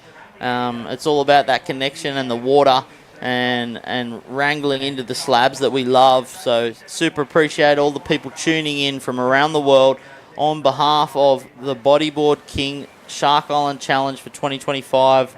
Brought to you by NMD Boards and Bolter, and a whole swag of other sponsors that have chosen a rider to support. The sporting news, the individual sponsors, everyone that's come together to actually make this event happen. Yeah. No matter what you read on the internet, this event has it's really projected itself, and here we are with our second year, just as big as anything. And here we go. Cohen just coming around this. No way. Open her up. Is it going to open up? Split it. Oh, he's sniffing. He sees something. Might get a little. Oh. Yeah, not quite what he's looking for, eh? No, he wasn't. He wasn't sure. You could see he was looking at the lip and then he was looking at a barrel. It's gonna be tough. It's gonna be very, very, very tough out there. So people just tuning in that's never surfed Shark Island. It's one of the most technical and intimidating ways because what it is, you've got a mix of swells hitting an island, and it wraps in different formations, so it's an angles game. Yeah, and today there's a swell coming which is almost east and north, and then you've got a bloody south swell, so you end up with these pinnacles, and you're just going, is this the one? Yeah. And you come into search, it's either going to go dry, or it might close out, or might not even barrel. So if you haven't spent the time out there, it will show. Yeah. You don't need much though. You see this one coming now on the live stream. You can see it's going to wrap in, and they're the kind of ones that you kind of want, but see, then again, it was unpredictable. Didn't quite hit hard. They're taken off in line with the photogs. So if you're taken off with the photogs, you're already in the channel, so you're not going to get much out of that. Righto. There's not much of a biscuit there. So we really want the whole hog and fire up. So you got to be, if you're going to take off behind the photogs, it needs to be probably 10 foot bigger than this. Yep. And that north swell. Yep. But today I think it's from the peak or maybe a little on surge. So that was kind of fun. That looked like he had a good time on that. Oh, totally. Look at that. Technical. And so once you come over those wedges, you want to be navigating pretty strongly, because then it gets super sucky on those A-frames. So you come in under, say you do get a one on a good angle, it's going to drop out pretty hard, especially in these early heats. Yeah. As the tide's still quite low. Where are we at? We're at we're getting to the top of the tide almost. It's moving up.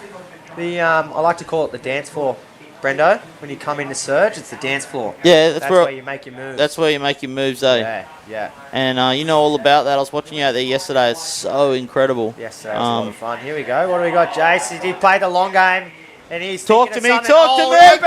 Yeah! Fuck! Tell me he made it. Yeah, he's a magician. What's he got? Yeah! You fucking coward! Yes! No way! Oi, Jace Finlay, and let me tell you, when I interviewed him a month ago on the grey space, he said, I want to do an air reverse out of the bowl, and that's what he came home with. He's And such a Rawlins dog. That just was rolling. mental. The silent assassin, the long game has played his bloody hand. That'll take Finlay up to second position, You can't surely. argue with that. That could be wave of the... Yeah, that- and Rawlins. Oh my God, there's an answer from Winnie. An answer. Oh my God! A signed answer. He yelled at him. Oh my God! Hey Finlay, you like that? Finlay says, "Yeah, I love it." You got to agree that Finlay Wow. took home the berries, though. Suck my ass. That was fucked up. Ladies and gentlemen, we have a competition on our hands. So this exchange is going to be gnarly, because they're going to be crunching numbers for the next 5 minutes, because it really means who's going to win, who's going to go into second, and who's going to. So Winnie might keep first. You don't know. I would love to see Tasmania do some damage here. Yeah, all right. So Love to Coco really needs to rev up his engine, eh? Yeah. The only good thing that's come out of there is the Tasmanian Devil, and they're gone extinct. So let's bring them out of hibernation and put them back on the field. I'm slightly rooting for Coco because he's the Here we go. Let's look at this at live angle. Look at the bowl on that thing. Replay, sorry. He wanted that. Boink. Bang. How did he hold on? Mate. How did he get above that? Gave him that cloud to push over. Is it all the oysters he's been eating? It's because he smiles too much. Everything's just good for him. Everyone loves him. The universe is on his side. It's likely. I remember it's either that or the oysters. In the 2016 Island Combat, he was in my heat, and every time he took off, I went, fuck, I hope you don't make a wave, because I know he's just trouble out there. Oh. Yeah, Rollins did good to climb out of that one. The boys just had a beautiful exchange. So many beautiful waves there. Coco's the only guy who hasn't really railed into a big one. So, Coco, let's see what you got, mate. Come on, we know Tasmania, all the 500 people that live there are rooting for you. Here we go. Oh, yeah. How's Tian Smith or Tyan Smith is watching from Lord Howe Island. That's Lord pretty sick. Howe Island, yeah. No way. Sunny Central Coast. Oh, yeah. Alex. McAlpine? McAlpine, yep. McAlpine. Sunny Yeah, Central, from West Orange. Plenty nice of surf one. out there. Good to see you, Alex. I remember you, bruz, and thanks for watching in, tuning in to our live stream. And Stan Baker, right on, brother. See you out there. And these replays are just Stan and Faith. rolling as we're crunching the scores, and things are getting serious in this heat because these guys want to make it. They didn't come here. Jace Finlay climbed up into second with an 8.93. That was so well earned. You know, coming out of that in the foam, off the pocket, was absolutely insane. He hit Epic. that kind of late, and the landing was not friendly. There was rock sticking out underneath him. Simon Longhurst, I don't know why it's called Shark Island. Like, the easy guess would be. Well, look, back in the day, they had many names for it. There was speculated to be a grey nurse shark breeding ground, and I mean, I've actually never seen one out there. In 20 years of surfing, I've never seen a shark out there. Wow. But I know they also, at low tide, it looks like there's a fin that sticks out. There's actually multiple different reasons as why they call it Shark Island, but none that's ever been really solidified. So Yeah, right. And Michael Reid is just absolutely gunning with his gunning for Jace Finlay. He's working with his sister, And We're on the final we're bandwagon. on the Right Finlay on, bandwagon. right on. Yeehaw! Yeah, well, he just detonated that wave. Yeah, Smithereens, well a done, smiling Reedy. Assassin. And he just does a forward off the top here. Stalls. Might be, Tune back in, and he's you going to hit can't this be one. trusted, Finlay. Oh! Are you my joking? God, That's he's such a coward. All right, Why? ladies and gentlemen, Why? let me just give some context to this thing. Oh. He's air reversed out of the bowl, so that maneuver is one of the most unique and hard maneuvers in bodyboarding. Not off a closeout, off an open face. Yeah, so he spun off the top, cut backs down into surge, rides the line high, Boink. and boink and around. Ladies and gentlemen, I'm going to call a 9-pointer for this one, and he'll head up to the top of the score ranks. Oh my! He's now. Here he was taking a slow start because he's Mr. Sunshine, so casual, right? Oh, it's all good. Oi, Finlay. Do you know what? He paddled out with Bodie today, his 8-year-old son, and put Bodie on the boat and said, "Sit here, son. Watch this." And he did the same at the team's challenge actually about 3 weeks ago. Yeah, wow. And Bodie was sitting there and cheering on Dad as he did a magical air reverse out of the closeout.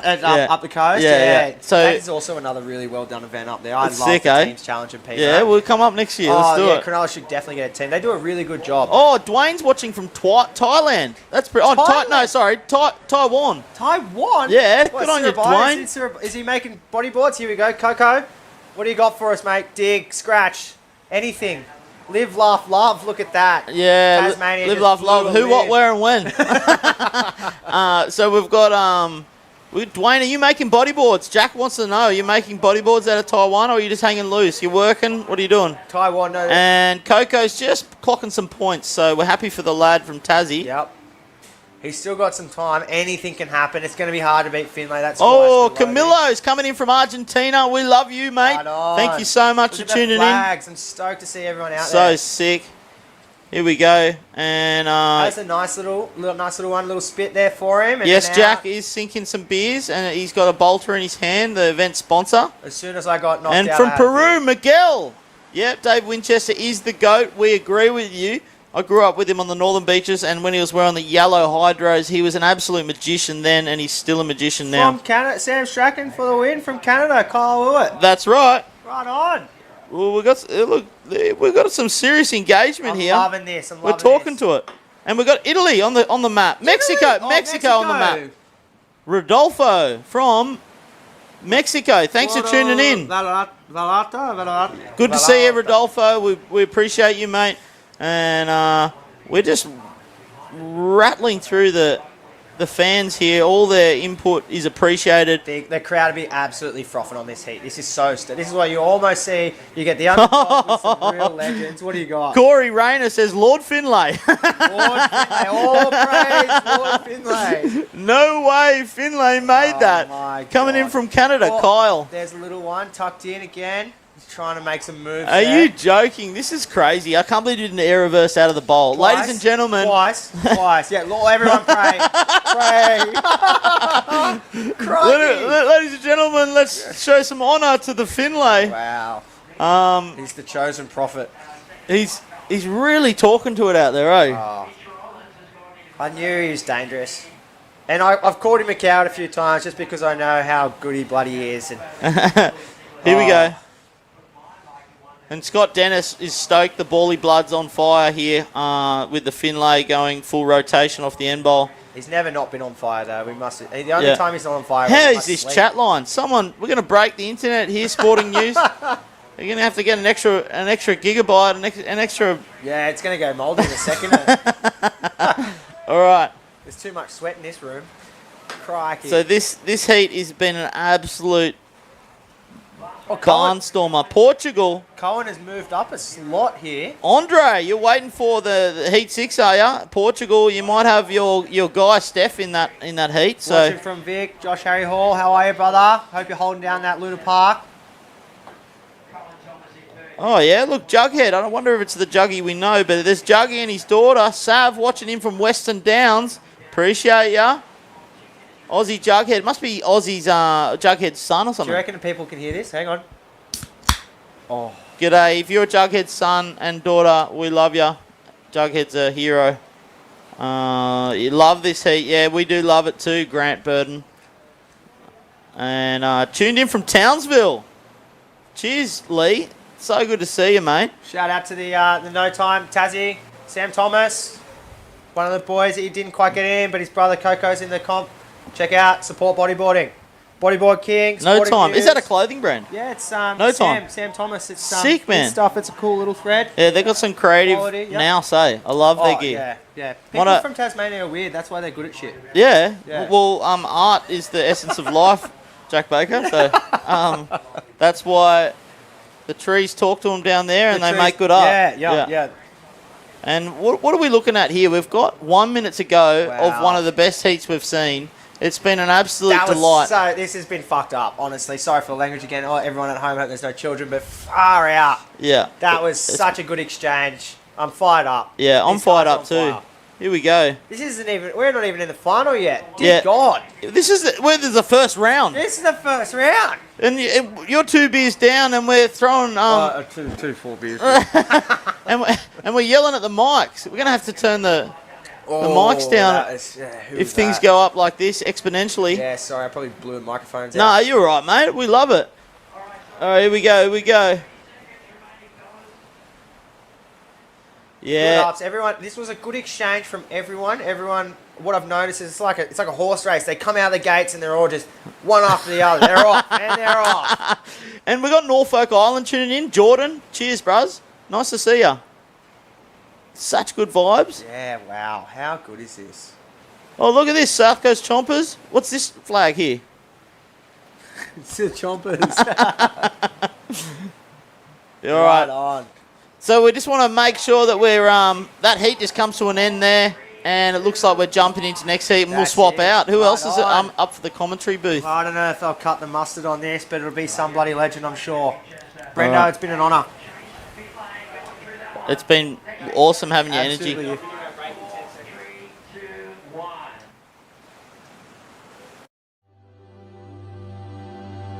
it's just everything keeps on going or it stops. But I mean, you know when when you're happy. I think there's been so much talk about the mechanics of happiness, psychiatry and pills and positive thinking and ideology. But I really think that the mechanism is there. All you have to do is get quiet for a moment or two, and you know where you are.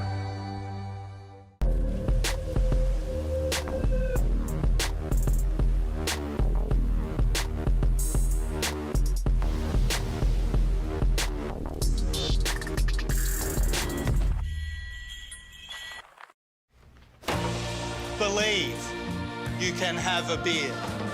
Ask for a beer. Receive a beer.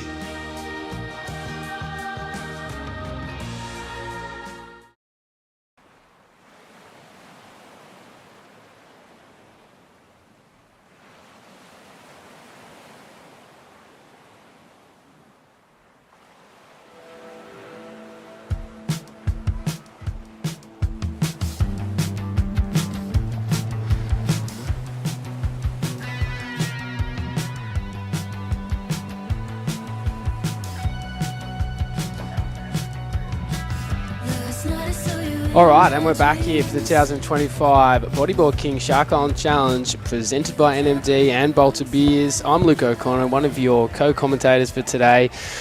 And I'm going to welcome you in to Heat 6, Round 1, the final heat here of Round 1, where we start to move into the more pointy end of the draw, bring our competitors forward from those low tide heats, coming into the high tide quarterfinals and semi-finals.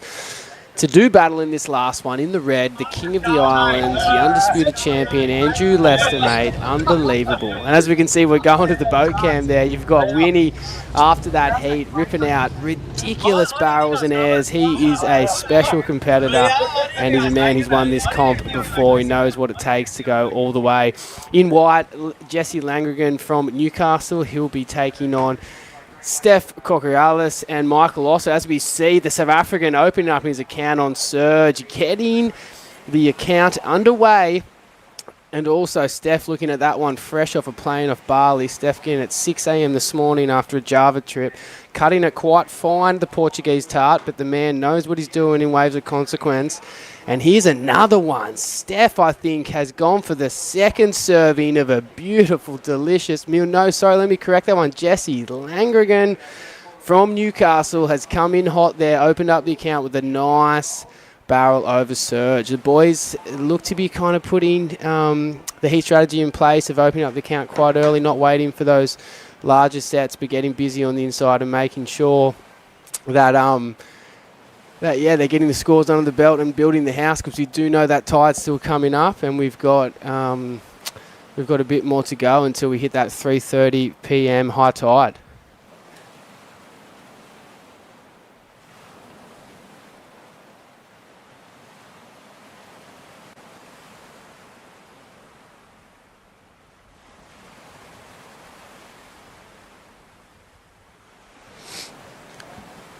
Okay, and as I'm joined here on the set by the two local legends sponsoring Jack Baker this year, the two heavies from Space 44, Aaron Gerges, Jackie Irvine. Thanks for coming on, fellas. No, pleasure. Hey, this is seriously a massive pleasure. I love the Island Challenge. So sick. We've also got a couple of amazing waves out here, as have you, Azza. Yeah. What's so special to you fellas about this wave, kind of growing up around the area and surfing it so much? I remember finding out about this wave through Video Easy. I found like this old VHS tape, square. No way. Yeah, and it was just like,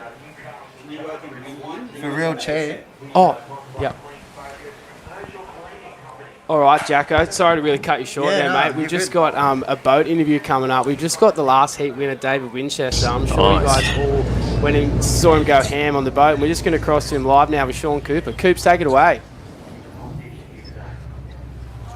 Coopsy. Oh, I'm so sorry. Sweet.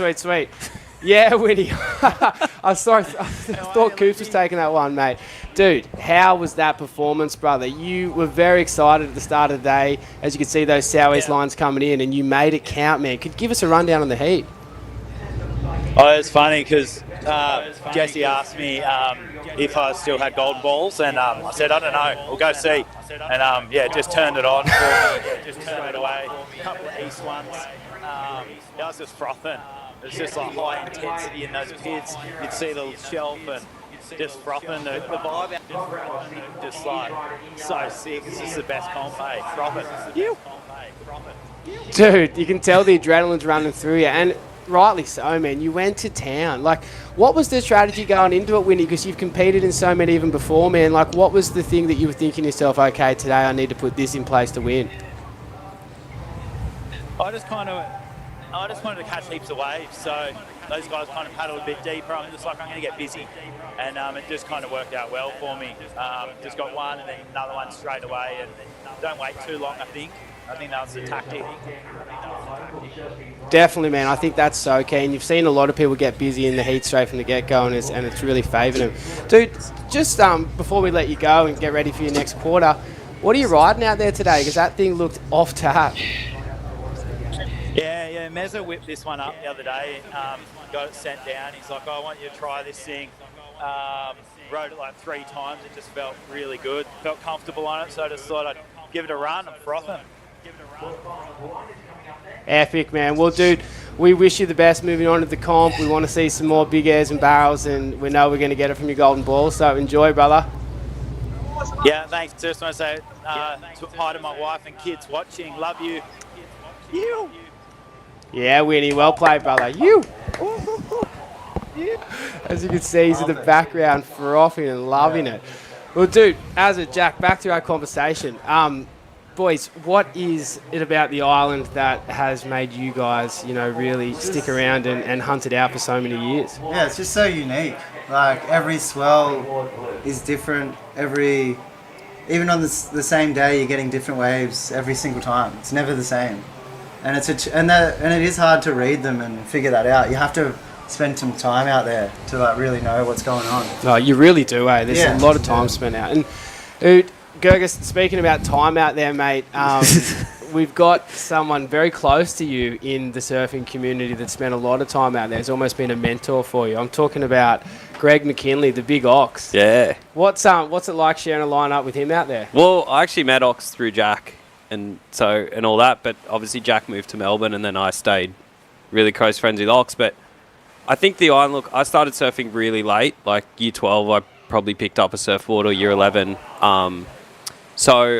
To me, it was like, Jack was like, oh, just come to the island, I think you could surf it and stuff. And then the community was just really welcoming. Like, there wasn't many stand-ups out there then, like, it was actually kind of sick. It was like you and Desi and like Lester, all these like amazing people I got to meet through surfing the island, and like it was so welcoming, which was pretty special. I think it was cool. And even though like I couldn't surf that good, but like I would try and hook into a few, and then still they're the best waves I've ever got in my life, like out there, which is epic. And like to me, that's the best thing about the island, is like the community out there. Yeah, there's a solid community. Yeah. And if you give like you can't just go out there. That's a great thing as well. You have to put your time in with the people. And Definitely, no, for sure. Learn the crew and how it works. 100%. There's a bit of a lineup. It's great. And it's really tied in massively with you guys sponsoring Jack, because we just see Andrew Lester dropping a 6.17. The replay coming through, a nice little nug over surge. Drew that line really well.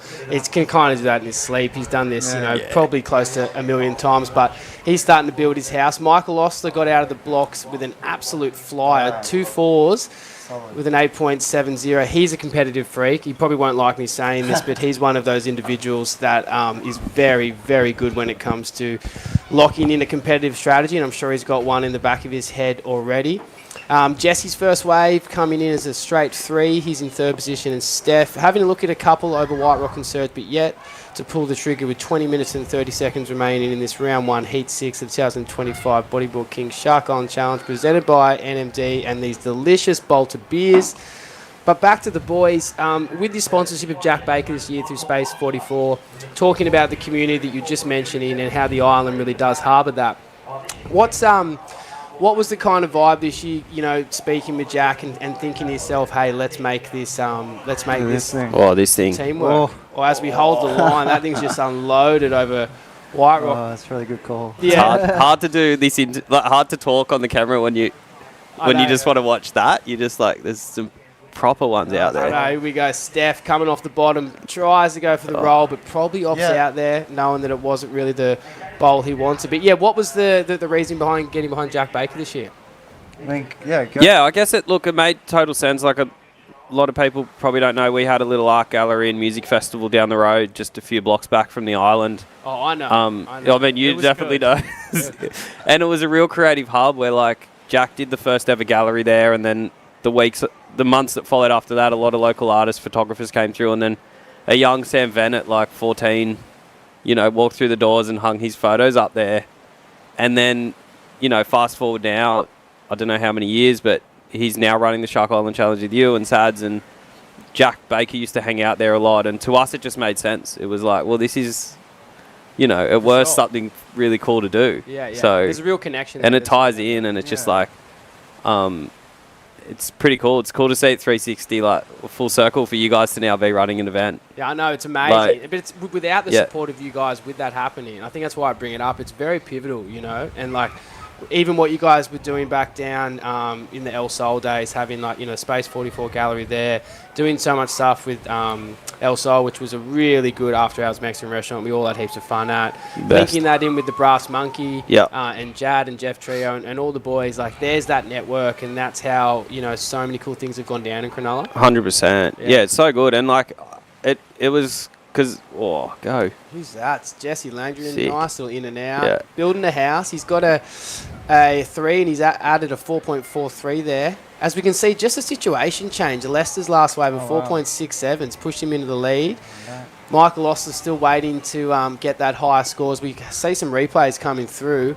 This was Jesse's last one. Nice line, stays high at the end, gets out with the chandelier. Look, it's not going to be a massive score, but it's definitely going to go into his top 2 at the moment. Hence, he's only got 2 waves. Yeah. There you go. Totally. Plenty more time. I know, plenty more time. You never know what's going to come. Tide's coming up. It's going to get so good this afternoon. Yeah, I'm really hoping that wind goes light. Yeah, and just does that still thing at dark, Yeah, it's going to happen for sure. Could get the Arvo pump. I know. Yeah. Could be a little Jackie, golden hour.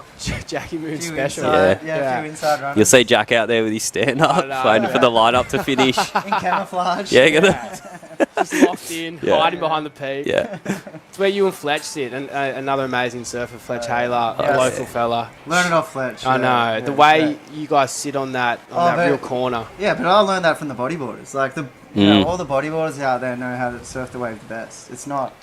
I feel like everyone learns from them first, you know. Yeah, but then vice versa, you can take lines off surfing into bodyboarding and then bodyboarding to surfing. And I think that going back to the community of all the creative cats that have been built up in Space 44 and the crew around here, that was a real talked about point of like not, you know, pushing aside one discipline and thinking one was better than the other, but realising that we're just all doing the same thing, enjoying it. Totally. Conditions, yeah. Yeah. Are valid for whatever. For sure, Yeah, man. yeah. Dude, if you rock up at Crescent Head, it's 2 foot. Get Yeah. me a fatty with a couple of Yeah. twin fins in it. Let's go. Yeah. But then if you're turning up at say like a Luca and it was 6 foot, or you're turning up the Zone or whatever it is, like you'd be like, let's have a bodyboard. You know? Yeah, it's good. Yeah, wait. Do we get a beer? Oh man, I should have. He just had to wait 6 minutes. I'm so sorry, man. I've actually got cold ones in the fridge. I can That's get so ones good. today. But they are beautiful beers. These bolters, mate, they are super legit. Yeah, I thought it was part of the. Part of the the package, deal, yeah. Well, you've been thirsty driving up from Melbourne. No, It I would've been a fanged bit it of a up trip. here, yesterday morning. Left Yeah. super early. Got on the road. Yeah, really excited. I was like, should I go out there like yesterday, Arvo? Yeah. And I dogged it because I hadn't surfed in 6 months or something. And I just was like, You can't might be my first surf. And look, you might have made the right call. It was a bit going. Pretty I surfed deadly, hey? it. Like, it was heaps of fun and it was good exercise, but I came home last night and my calves were like golf balls. They were just so cramped really? up from that Just undercurrent too much. out So there. many wash throughs as well, hey? You Yeah. just don't realise You need to be on it. Yeah, like, and on fit. form. Yeah. We've been too busy running this comp, trying to lead up to it, that you kind of let yourself go a little bit. Yeah. Not like, fat or whatever, but just with the weight. Oh, jeez, he's heard. Too. And thank you. on Cheers. call, Thanks, the boulders Ace. have been Cheers, delivered. good. eh? Yeah, good. Cheers, gentlemen. Yeah, cheers. Full Love credit, that. eh? Oh, cheers before I Yeah, come. good. Oh, good. Mm. Oh, Savasta would have to be my favourite, I think. The XBA is really good. I'm definitely into that. Yeah, it's good. But Good for an XPA. Yeah. the Cerveza's got that kind of that almost Corona taste, but not with like the lack of flavour. Mm. It's got like a bit more kick in it. Okay, which cool. is really nice. I love it. Little Mexican vibe. Okay, with 14 minutes and 35 seconds remaining in this one, it's the last heat of round one. This is where the decisions have to be made, because this is pretty much do or die as in this whole comp, but you definitely, as a bodyboarder and the top 24 in this competition, want to make past the round one if you can, and obviously stakes are high. There's 20k worth of prize money on the line, 10k prize for first, and we all saw what it did for Ben Sawyer last year, just changing his life. The man has a new pep in his step. Yeah. 10k richer. He's went on a lavish holiday to Hawaii and Japan, and he's just back to square one. But He got a free trip. Did he get a free trip to Secret Sumatra He too? did, he did, man. Mate, Dean the dream. Fergus and Secret Sumatra. Good you bring that up, man. That I is a love it. zone, hey. Yeah. Have you guys been there? I've never been. I haven't A lot been of either. friends have been there actually a lot this season, but Yeah. I haven't been. It looks incredible. It looks incredible, man. Yeah. The way Dean talks about it, and Yeah. then the way everyone has come back and spoken about it. Like, remember Damien Miller and Luke Mason? Yep. Two fellas I've known for ages. Boogs and Surfers, absolute legends. They did their joint 40th over there. Oh, I was good. unfortunately, I couldn't come last Yeah. year. We had the kid coming and all that sort of Yeah, jazz. yeah. But man, I from all reports, I missed out, Mm. and it was just a smoking trip with waves, nothing under 3 to 4 foot, constant offshores in the morning. Yeah. Just get round and round up as well, and there's so many waves to choose from. So good. It's such a G up, What kind of waves? I haven't really checked it out that much. Pretty much, it's got a beachy there with shifting peaks, Yeah. and then it's got various reefs from like real slabby A-frames Oh, cool. to kind of longer, thicker walled ones, and then Bit of even variety. heaps of variety, Wow. man. It's actually really cool.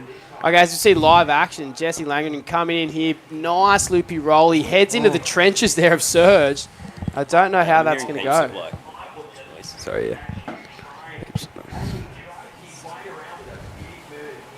And we see the replay there. Michael Osler Gets the roll out. Does he complete it? Yes, he does. That's well done by the Rat Boy. Perfect. Reckon Leicester's going back to back this year. Oh no, he didn't win last year. He made the final. You can do Benny back-to-back won. Sorry, finals. Yeah, he said he can do back-to-back back-to-back finals. for Yeah. sure. But I mean, he definitely deserves it. If he can go that close within Yeah, 0.5 of a point with Yeah, it a was broken close. shoulder. He had a broken shoulder. That was man. crazy. Like, it's off its head. Yeah. I don't When know you how think he about did that, you know, like, say if we break a bone, we're done. Especially, it was really hard last Hardcore, man. It was yeah. like 8 to 10 foot wash throughs. Like, So big. Bigger, for sure. way bigger. Yeah. Like, Yeah. it was on average 8 to 10 foot, then with 12 footers easy. Yeah. Okay, Osler, this is his replay here. Comes down, throws the nose, and drops the legs into anchor himself. Nice projected roll, and this is Michael Osler at his competitive best, knowing that maybe the scores aren't out there for him right now to get that 10-point ride, but he has improved his situation, replacing that lower four with the 5.23 now, putting a little bit of space between him and Jesse Langrigan. Jesse does only need a small score to pop into second position. That is a 5.18, so definitely within Jesse's wheelhouse to do so. We've just got to see, as we see Michael on another wave, trying to make do as he comes back out to the peak, knowing his priority's been used. That one probably isn't going to bother the judges there, but it's sitting in the balance here with 10 minutes and 50 seconds remaining. Leicester the King is in first, the highest score of the heat with the 6.17. Michael Osler in second, Jesse in third, and Steph not having the most productive heat so far, but you can't write him off. He's an absolute freak in these sort of waves, and I'm sure he's still got something left up the sleeve. Did you meet him in Portugal? Yeah. Super lucky to meet him. Wow, Yeah. Met him over there the first time we went in 2017-18 with Miguel Coelho and Antonio Savaya and all the crew, Pina. Lovely people, just lovely people. Yeah, it's great over there. And you can draw a lot of similarities to Portugal, and I think with Australia, I think a lot of Australians really feel comfortable over there. It's a coastal lifestyle. Feels similar. Very similar. The waves and... just the vibe, Yeah. almost the culture itself. It's funny considering they're the oldest country in Europe, essentially. Yeah, right. Yeah. Officially with the borders, but there's not like there's too many differences between us. But yeah, had a great time in him over there, and then he spent so much time in Australia in the last couple of years. He's just blown us away. Yeah, wow. The reason he got in the 2024 challenge is because he was there leading up to the comp a year before, and man, he just blew us all away. Like, you go down to Pipe, he'd be ripping. Go to Nugget, he'd be ripping. You go anywhere, he'd just be putting on a show. So good. Yeah. And then in between, he's playing that weird European tennis game. What is it called? Like Pickleball? No. Yeah, that's the American one, but then there's the Paddle? Padel, yeah. Padel. Yeah, Padel or Padel, yeah. And he's been playing that, man. He's so into it. If you want to check out his Insta, there's a couple of live action shots as we see the point lit up with some people on a Friday afternoon. Yeah, it's busy out there. You probably haven't gone for a walk. You've been stuck in here all day, but it's busy on the headland for sure. It's good to see. Lots of people enjoying it. And hopefully a couple of bosses can give some half days, come down here for the final. Yeah. Really. Everyone's working from home today. Yeah. Just from the headland.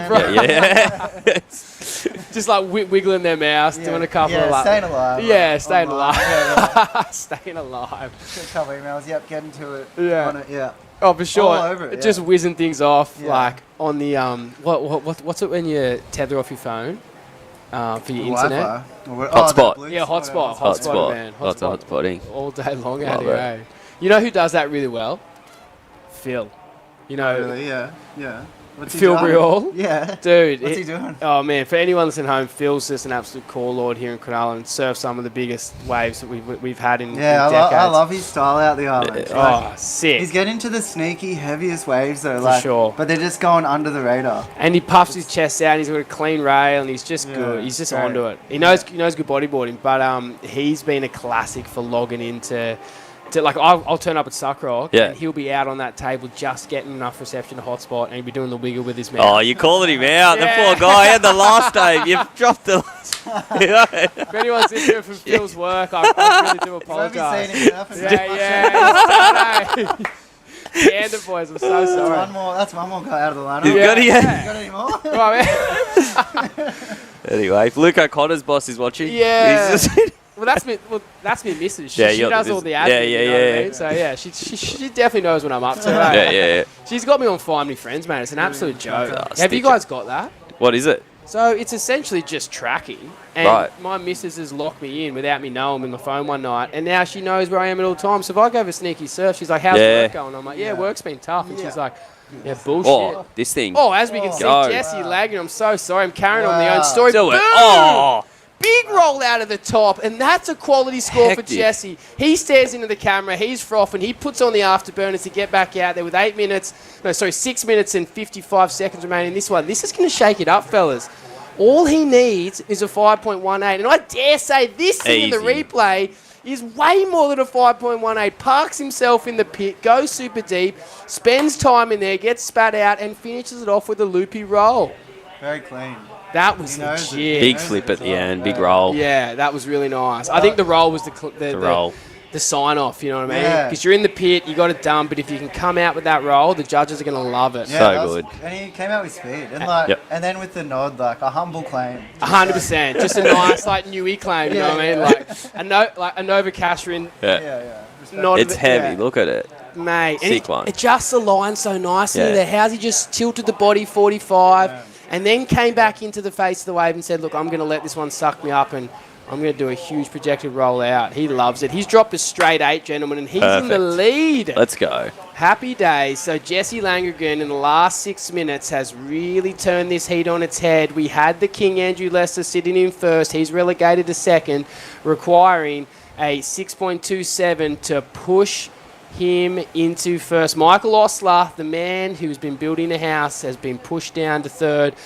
He needs to build a mansion right now. Needs a 5.62. I mean, probably not a mansion. Maybe just like a nice duplex or something. But Doable. yeah, Doable. it's a solid build Yeah. with 5 minutes left. And then Steph Corcolis, he might be having a heat that he would want to forget at this current stage. I know we all do him. We have him from time to time, but he just hasn't got warm yet. Did he fly in just for this? He did, yeah. Oh. Well, he's been staying in Australia. Okay. He left to Java because Yep. he had to renew his visa. Yep. And then Okay. he's coming back to Australia anyway. But yeah, it's one of those situations where I'm sure that he would be wanting a bigger score. Not a bad place to do a visa on. Nah, not Go a bad chase place some at all. waves. Yeah, he Yeah. went to Java, Yeah. had a great time over Oh, so there, good. then Yeah. spent some time in Bali, and yeah, it was absolutely frothing. And I That's can't awesome. tell you how stoked I am for Jesse here, fellas. Like, he's a hard-working man from steel country. Like, you know, he's a dude that just literally goes ham. But in the reply, Andrew Lester, he's looking to take off on White Rock here. Oh, coming why through not? surge, he gets through the shandy bit. He's riding nicely. Oh, and he's navigated his way Yeah. through that. Well done, sir. And that might just flip the standings here at the moment. Leicester only needing that 6.27. It's going to be touch and go because it was probably more a medium-sized wave, not the biggest one we've seen, but it is Andrew Lester and did maximise the time to barrel. Totally. Totally. Nah, it's good. It is really good. It's good to see like a bit of to and fro, and good to see consistency in the waves. Yeah. You know, because everyone gets a Totally. chance to kind of have a Totally. go. Yeah. Where last year, unfortunately, was big and massive, but we just didn't have the consistent, scoreable waves. Totally. I still think it was the right call to run. It was an awesome event. Everyone enjoyed it. Like, it was... We were was so definitely good. frothing, yeah. Yeah. We were frothing, but it was just good to build on it from this year and then make sure we do have, a little bit more of a contestable kind of vibe. And I really feel like we've got it today. Yeah, 100%. There's really good waves out there. waves. And this afternoon, who knows what it could do. I know. Definitely. Yeah. Yeah, well, so- every other this week, it's kind of Yeah. been It's blasting off. Hey, Yeah. Sure, man. Yeah, it's still cold Going enough, offshore, and it's yeah. just Right. like nice where it kind of tilts its way the back wind to just kind of slides, Even seeing Nathan Florence out there, was it Tuesday or? Yeah, it was Tuesday. Tuesday afternoon. That was pretty cool to watch. Sick, Like, eh? it's definitely... It's good to see those internationals Oh, on the mate. stand-up come out. And He's next level. yeah. He's absolutely it's next level. pretty cool. But And let's That's go have a quick little shout out to the sponsors behind these riders today, fellas, because without them, they wouldn't really be getting there. We've got in the red Andrew Lesser, sponsored by Great White Tattoo. How can we say no to Sam and the boys down there at Kirrawee? The fellas do some great artwork. Sam did a gallery at the Space, actually, Oh, back really? in the day. Sick. It was a cool one. It's just Yeah. kind of gone on from there, hasn't it? Yeah. Well, it was we didn't have anything to do with his success. He was on his way by then, but He gave us the he gave us the name. He was pretty established by then. That's good. So that was cool. Like, yeah.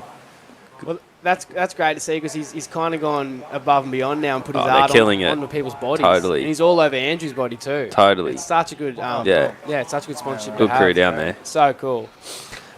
Michael Ostler, sponsored by Daskfield. Esky and the boys, Sydney's building specialists. They're legends. They do some really fine quality builds. I've worked on a couple of jobs with them as of Sads through his landscaping company, Seascapes. And just really cool dudes. Esky recently had a fight recently and dusted the other guy up. Oh, UFC or boxing? Just boxing. Yeah, nice. Just boxing. That's still a lot. So, live action. Sorry, we've got Andrew Lester coming back through. Ooh, little roll. Yeah, I think that last score's come in for Andy. And he dropped to 5.27. Oh, and Ostler has picked one out of the absolute pack. It ain't over till the fat lady sings, and Ratty has put himself onto a smoker then. He requires a 6.21. And the way I could hear Tezza McKenna's voice elevate on the beach commentary there, you know it was a good one, gentlemen. Let's wait for the replay. Here we go. Comes in critical underneath the hood. Almost nosedives, keeps going high, milks that section to the top, and he comes out yelling in elation because he knows that could be the score to get him into first place.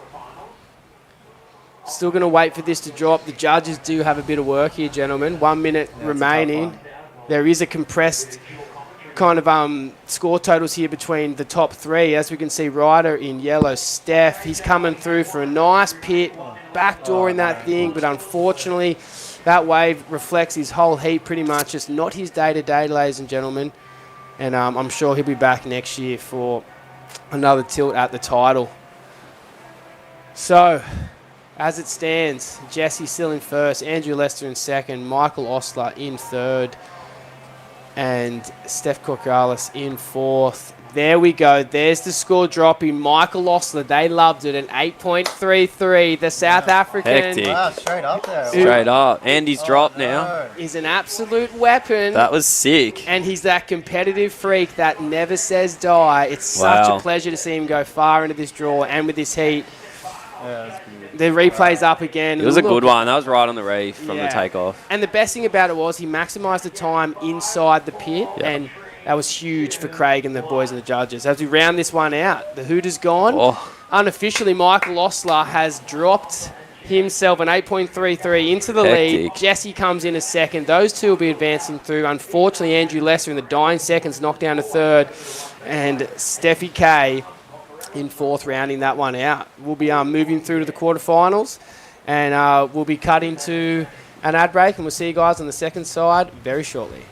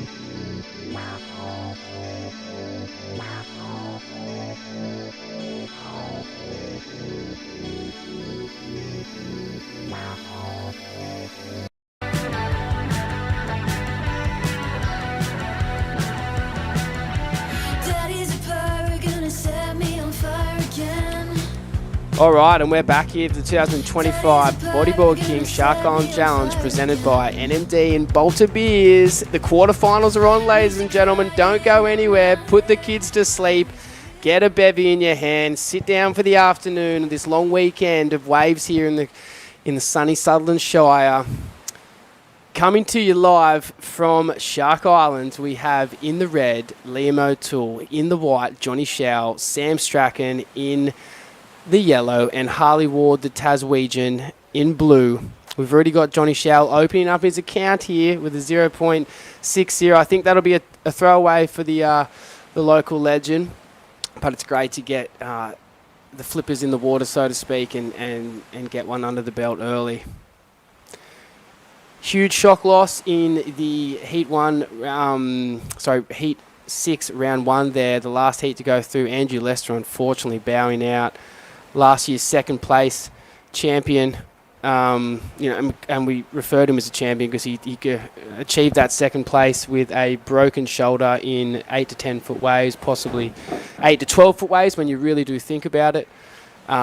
It's just a shame to see him bow out because as a local Cronulla fellow myself, I would love to see him go deeper. But nevertheless, we had Michael Osler going through. What a great win, Brendo. That wave in the last, I think it was a minute or so, mate, or minute and a half, just absolutely spat him out in the channel, and he maximised the time in the pit. Yeah. All right, well, it looks like we're going to throw to an interview from the boat. Is that correct? That is correct. I think Chris is teeing it up now, and I think we've got Michael Osler with us. Bro, can we just talk about that last barrel, man? Congratulations, because that was clutch, and I could see how much it meant to you coming out of that thing. Oh, bro, I've never let my emotions get to me like that in a comp ever, and I just wanted it so bad, bro. And that wave came, and I just remember people saying that, like, yeah, the island kind of chooses you out there in those situations, and I feel really blessed that wave came. And I just hate that it was Andy on the button, but yeah, I'm so happy, bro. I'm so happy. Oh man, and you really should be. I understand you've got a bit of feelings for your local bodyboarder here in the Shire through Andrew Lester, but man, as you said, the luck was on your side. You positioned yourself there. You weaved through that thing. And the way you took that high line late and maximised your time in the pit, I think that was the real selling point to Craig and the judging team, that, that was deserving of an excellent score in the 8.33 range. Like, when you came out of that thing, did you think it was going to go excellent? No, well, I just knew that the one before I kind of got a bit greedy and I stayed in and it shut down. So I knew that one. I don't know what I needed. I think maybe a 6 or something. So I kind of just didn't want to. I knew I got that first section. I wanted to get into the second one and get out. And I know that when it's like this and pulling in, you got to stay kind of high in the end. And yeah, I'm frothing. I'm so happy. Yeah. Michael Osler, bro. This is Brendo. I'm so pumped for you. And mate, Brendo, I know you get quite nervous in this heat situation, and it's really nice for the audience on the live stream to understand the emotion and the nerves that go into it. As you sit on the boat, 50 metres from the surge barrel there, tell us about your nerves going into it, and tell us about how ecstatic you feel now having won the heat. It's overwhelming, to be honest, Brenda. I can't even look at anyone on the boat right now. It's just my dream to be in this comp and to be here with these people and being supported by the locals, and it just makes me feel so happy to be here, and I can't put it into words right now. I know it's just the first round, and I'm probably too emotional for a round one win, but it was against my childhood idol, and it's a weird feeling of being really happy and feeling bad for, you never want to do that to your idols, but I just want it so bad. So it's a bit overwhelming at the moment, Brenda. It's incredible, Michael, mate. You're such a legend, and you're an example of what world bodyboarding is. You're from South Africa. You've been traveling all your life. You started a Boog brand, and you've set up your life here in the Shire, and you come into Shark Island Challenge, sponsored by Dax Build, Sydney Building Specialists, and so we just shout out them as we have this little yarn. And mate, I'm so happy for you. You give so much to the bodyboarding scene and all the people watching all over the globe. Couple of thousand people tuning in from all the different continents, watching the emotions go down of who is like a proper core bodyboarder. So thank you so much for putting on a show for the gang all around the world for this year's Shark Island Challenge. Michael Osler.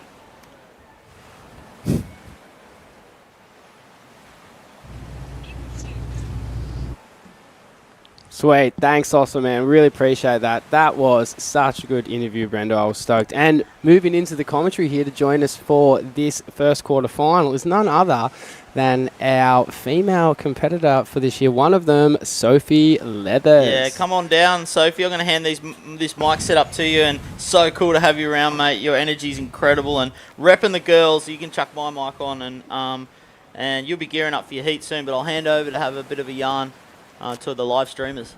All right, so as Sophie's getting ready and set up, we're just looking at this first quarterfinal. 7 minutes have gone past. Harley Ward is sitting with a 4.17 in first. Sammy Strachan unfortunately couldn't make that barrel whilst we were interviewing Michael Osler in the last couple of minutes there. Gets a 1.83 for an incomplete. Johnny Schau, that was his opening wave, a 0.60. And Liam O'Toole just keeping his powder dry as we see rider in blue, Harley Ward, heat leader in and out. Nice whacked rev, but can't come back around to complete that one. That's going to be a nice backup score. And Tooley looks to open up the account, but goes on a pretty straight, ledgy one and bails out. As we say hello to Sophie Leathers. Hello. Great to have you on here, mate. Thanks. It's good to be in here. I didn't realise you were up in this unit. Yeah, we're actually really stoked because the way this unit worked, still got a bit of a view of the island, but closed off so we can kind of concentrate on what we need to do, which is great. When we had last year, it was really nice in the house next door, but where we had the commentary outside, everyone was walking past and you could kind of catch eyes and felt like you wanted to say hello, but you're on air, and yeah, it was pretty classic. So, how are you feeling, mate? I'm so stoked. Yeah? I can't believe this whole day is here. Like, it's just, I'm frothing. Sick, man. I'm super keen. Like, everyone's just super supportive, and nerves are always there, but it's going to be so much fun. Like, it's just sick. Sick, It's so exactly. good. It's an acronym, sick. Yeah.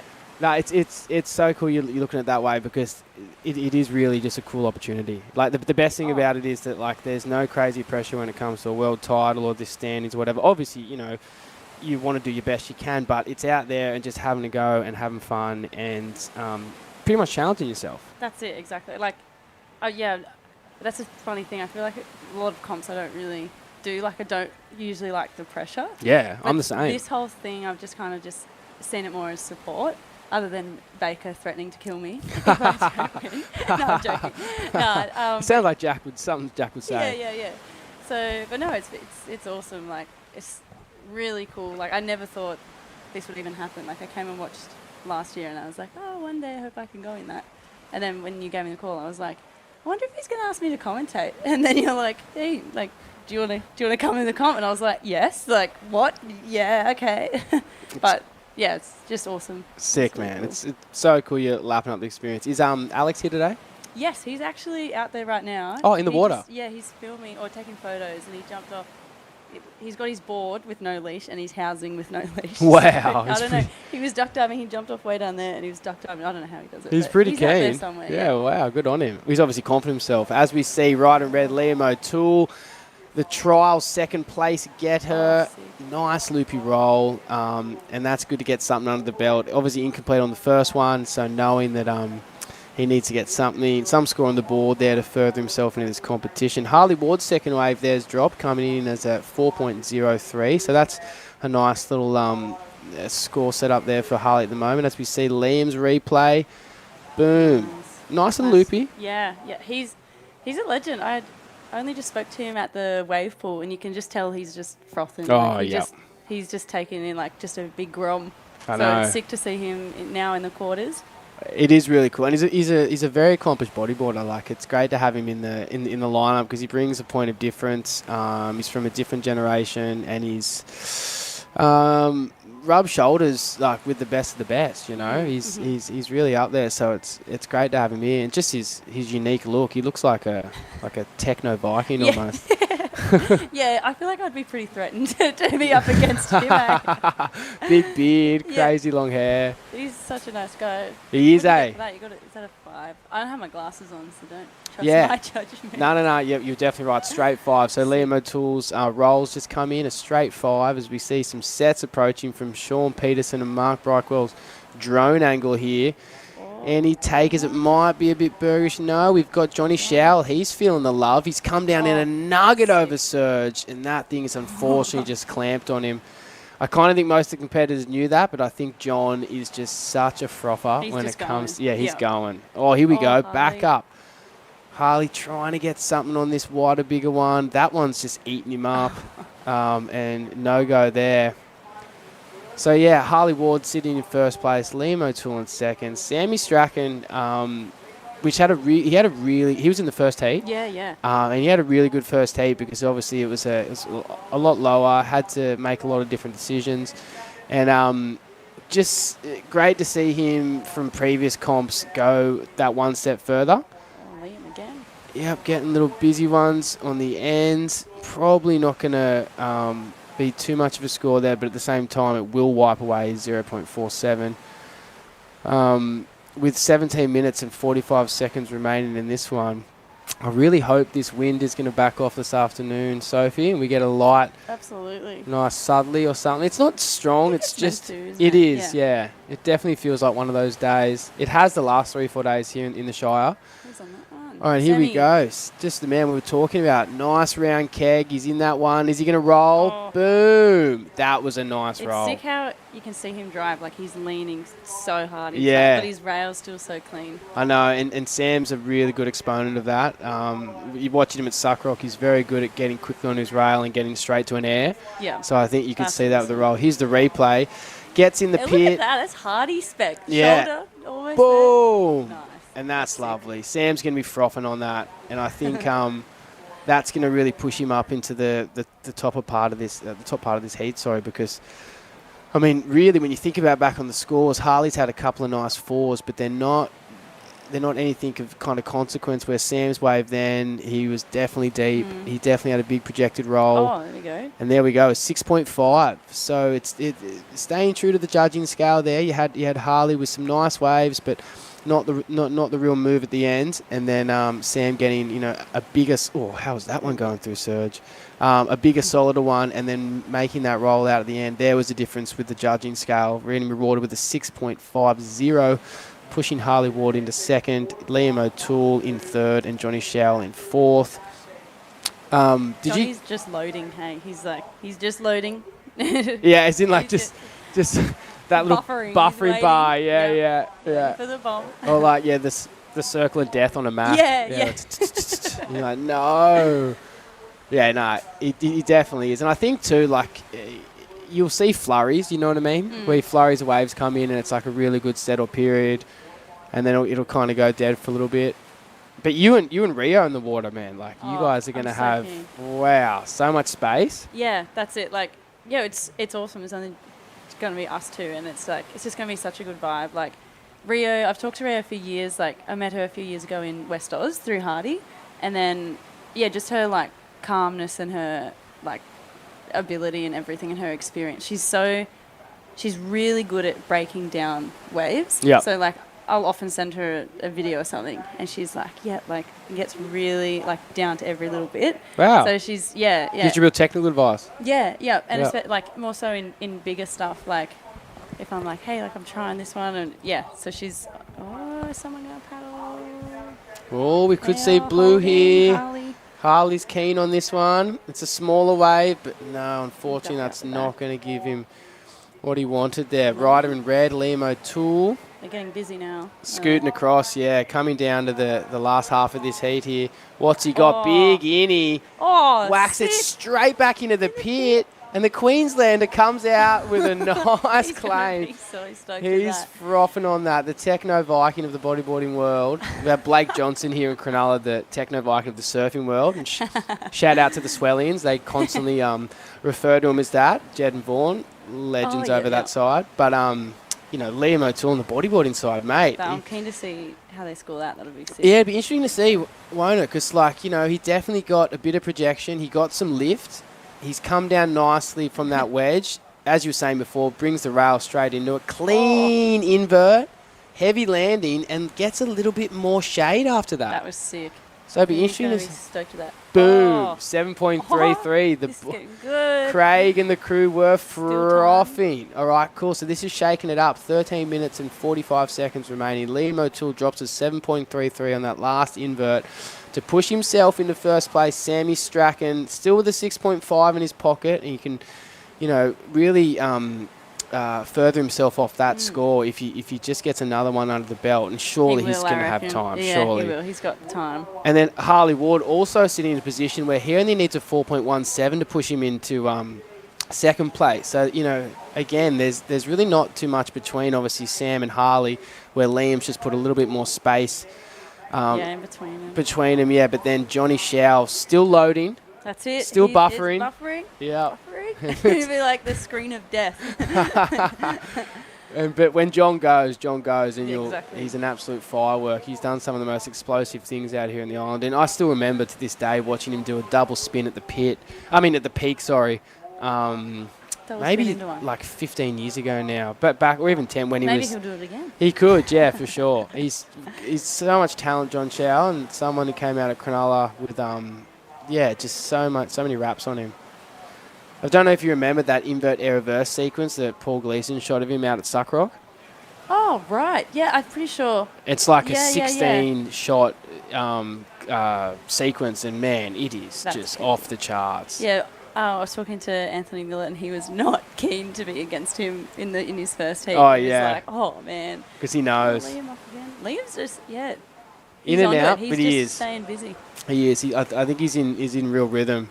There's more waves breaking on that end bit now, too. For sure, that tide's helped it heaps. As long as we get this wind dropped a little bit, you'll still have nice 4 to 6 foot waves for your heat in the final. And I think that's a pretty big win after the forecast that we've had thrown this waiting period. When I saw the forecast and it was like 6 meters, I was like, they're going to do it. They're going to do it. I was like, no. It was definitely touch and go, though, because it kept going south and east and south. The wind was really strong. Yeah, that's it. And look, we could have held it yesterday, Arvo, with a bigger size, but the shape of the wave wasn't allowing for contestable waves. Yeah, exactly. Like you would have had a good wave every 20 minutes, Yeah. where we're getting good waves every 5 minutes or Yeah, so. exactly. So you know what I mean? Oh, no, I think you made a good call. You've held off, which has been good. It's been hectic. It's been hard. I feel like I've been anxious for like months. Oh, man. But I can imagine you guys would be too. But I think you made a really good call. Thank you. And there was a few like, oh, we're looking at this one, and then not. And yeah, I feel like it just all worked out really well. And then this forecast didn't change too much. That's what we really liked about it. Yeah. Because we saw this 2 weeks ago and we were like, okay.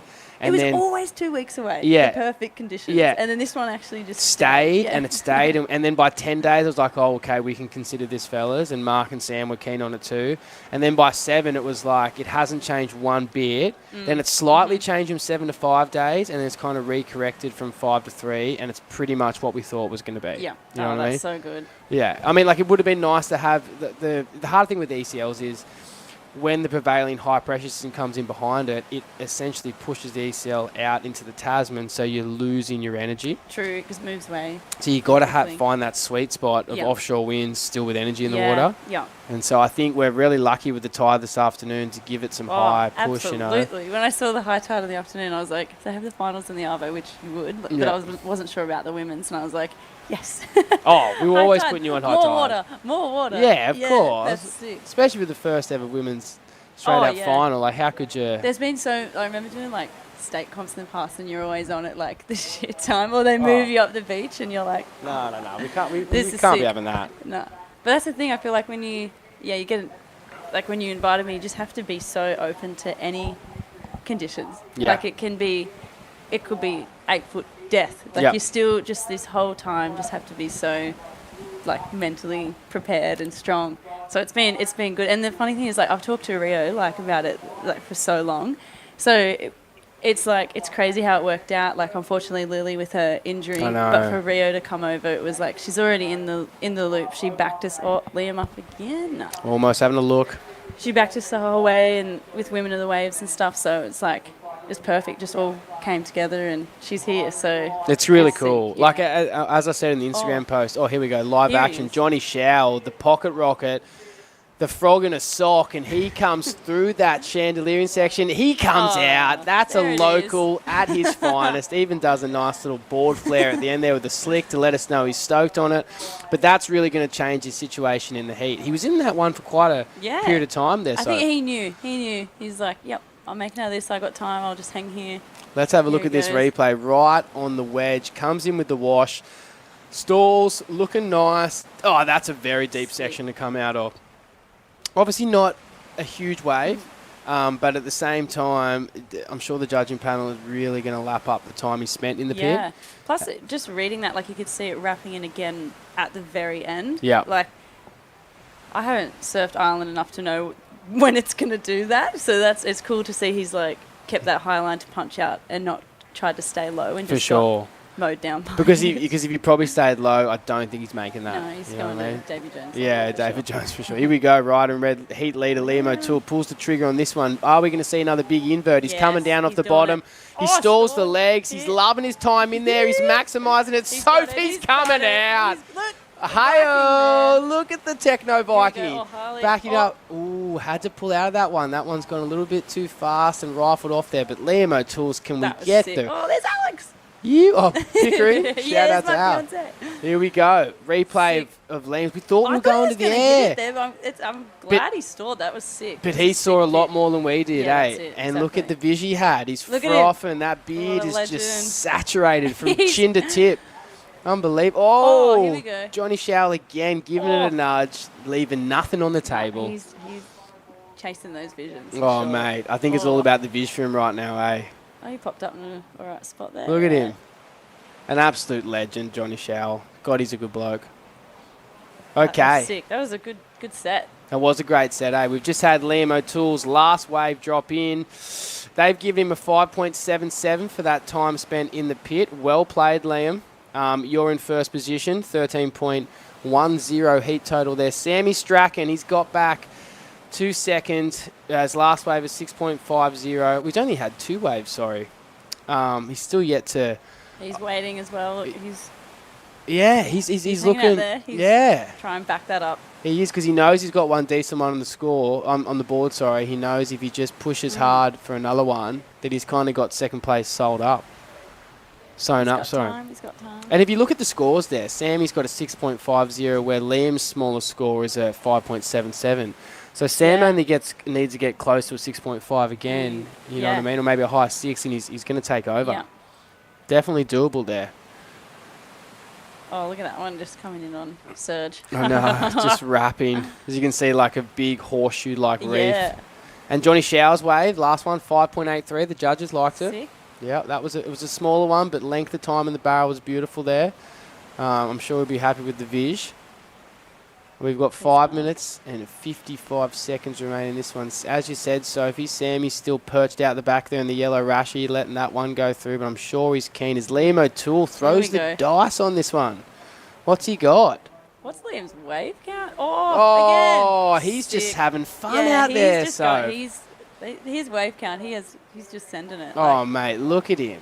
He's making the most of only having 3 other people out there, that's for sure. Mate, he's a pig in Sammy. shit. Sammy's held priority. He's frothing. This is the local lad. He's been in plenty of Shark Island challenges. He's lined himself up for a big pit. This is the biggest one of the heat. He's coming through. Out with the spit. Sammy Strachan.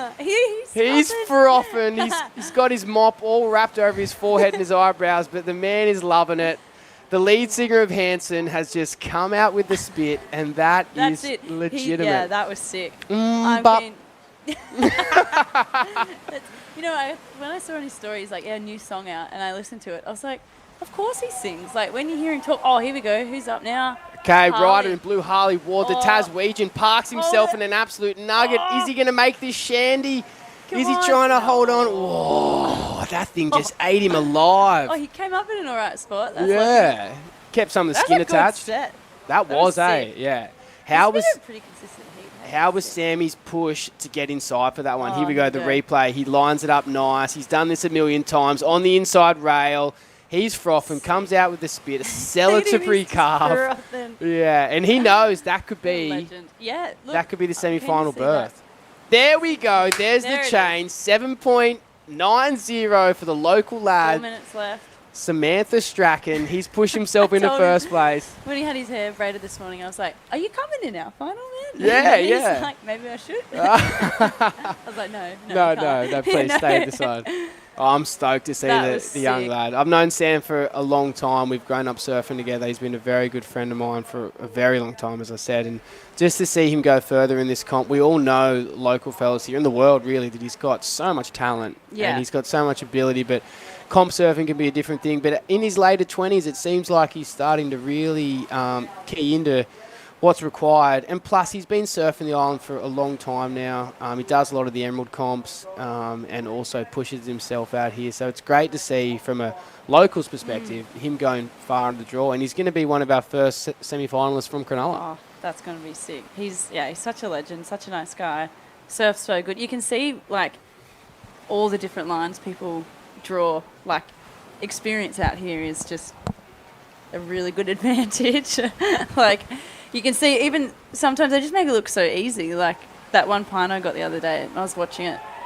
Oh, here we go. We can hear the crowd fizzing up. Yes, We've got riding like Johnny Shao. He gets caught in the lip. And Johnny just salutes as he goes over. Oh, my goodness. We need another replay of that. That is psycho. Where is he? Oh, behind him, not. Harley was having a look at that thing, but wow. Is John okay? Has anyone picked him up off the reef? Is he still with us? Is He's John... getting some lobsters for sure. Yeah. He's down in the locker. Where is he? What is he? Oh, my goodness. We saw the replay. So he's gone to paddle for this wave. He knows he's too deep. He's tried to pull out late, but he's committed. He even throws the hand up at the end. That was sick. He's like, yep, a view from up the top. So sick. And that really does emulate what the Shark Island Challenge is all about. Yeah, that's it. Like, it's 100% a challenge. And it's just commitment. So that commitment there, when you really think about it, like he wouldn't have probably normally paddled that hard for a wave of that consequence in a free surf. Yeah, But then, that's it. do you know what I mean? When it comes to the comp, out. yeah. And that's the difference too in this competition. Instead of just having a winning wave, to then possibly getting the winning wave, but also a wave of a lifetime. Oh, that's it. When I remember when you said that, like at the heat draw, and I was like, that'd be pretty sick. It could be, man. Yeah, Honestly, that's like, it. yeah. Especially like you don't like. There's no crowds to deal with today. Like, I know. it's gonna be Yeah, that's sick. the best thing, man, because we all know the island's a bit of a nightmare when it comes to getting a wave out there. So then, when you've got the lineup to Rio and yourself, like you guys, it's gonna be so much better. good. Yeah. Here we go. Here's the Again. replay you wanted. Man, I'm telling you, that's 6 foot on White Rock, and he has just gone over and had the audacity to throw the arm up to be like, I'm gentlemen good. and ladies, I am. Be back soon. Yeah, I was out of office. I'm out of office for just a little bit. That was hectic. All right, as we're coming down to the last minute, Sammy Strachan has played the game. As you noted, Sophie, he sat himself out the back. He wanted the big second score, and he's played a smart heat. Yeah, you that's know? it. I'm super keen to see him in. What's next? Semis? Yeah, He'll be in the semis he next. will be, yeah. That's going to be... So the braided lad from Cronulla has sorted himself out after losing one of his fins in the first 5 minutes. Oh, did he? Yeah, actually got it back straight away, which was epic. He's pushed Liam O'Toole to second. Liam's having a great time out here. He's frothing. That's it. I'm stoked for all the guys out here, but yeah, you can hear, like I spoke to both of them, and you can just hear in their voice, like they're keen. They want it. Definitely. Everyone wants it, but you know when there's just those people, you're like, I can see it in your eyes. They want it. Yeah. That was Benny Sawyer last year. Yeah, exactly. I can see it in Marley this year. Yeah, dude, I said Marley's going to win this comp. I said that about a week ago. I said Marley's winning this. Yeah, he's so good. Yeah. All right, we're coming down to the last 13 seconds here. Harley Ward in third, Johnny Showell in fourth, but you got to give Johnny Showell man of the match after that. Full send. Yeah, That was sick. full send. That's that amazing. Salute was that was awesome. But unofficially going through to the semis, we've got Sammy Strachan and Liam O'Toole. We're saying goodbye to Harley Ward and Johnny Showell as we see the buzzer go, and Harley pushes out of that one. Soph, I just want to say it's been an absolute pleasure. Thank you for coming on the broadcast. Thanks for having me. No dramas, and good luck in your up-and-coming final with Rio. Thank you so much, and shout out to the boys on the hill. Yeah, giddy up. We're going to go to a quick commercial break, and we'll be right back with you soon.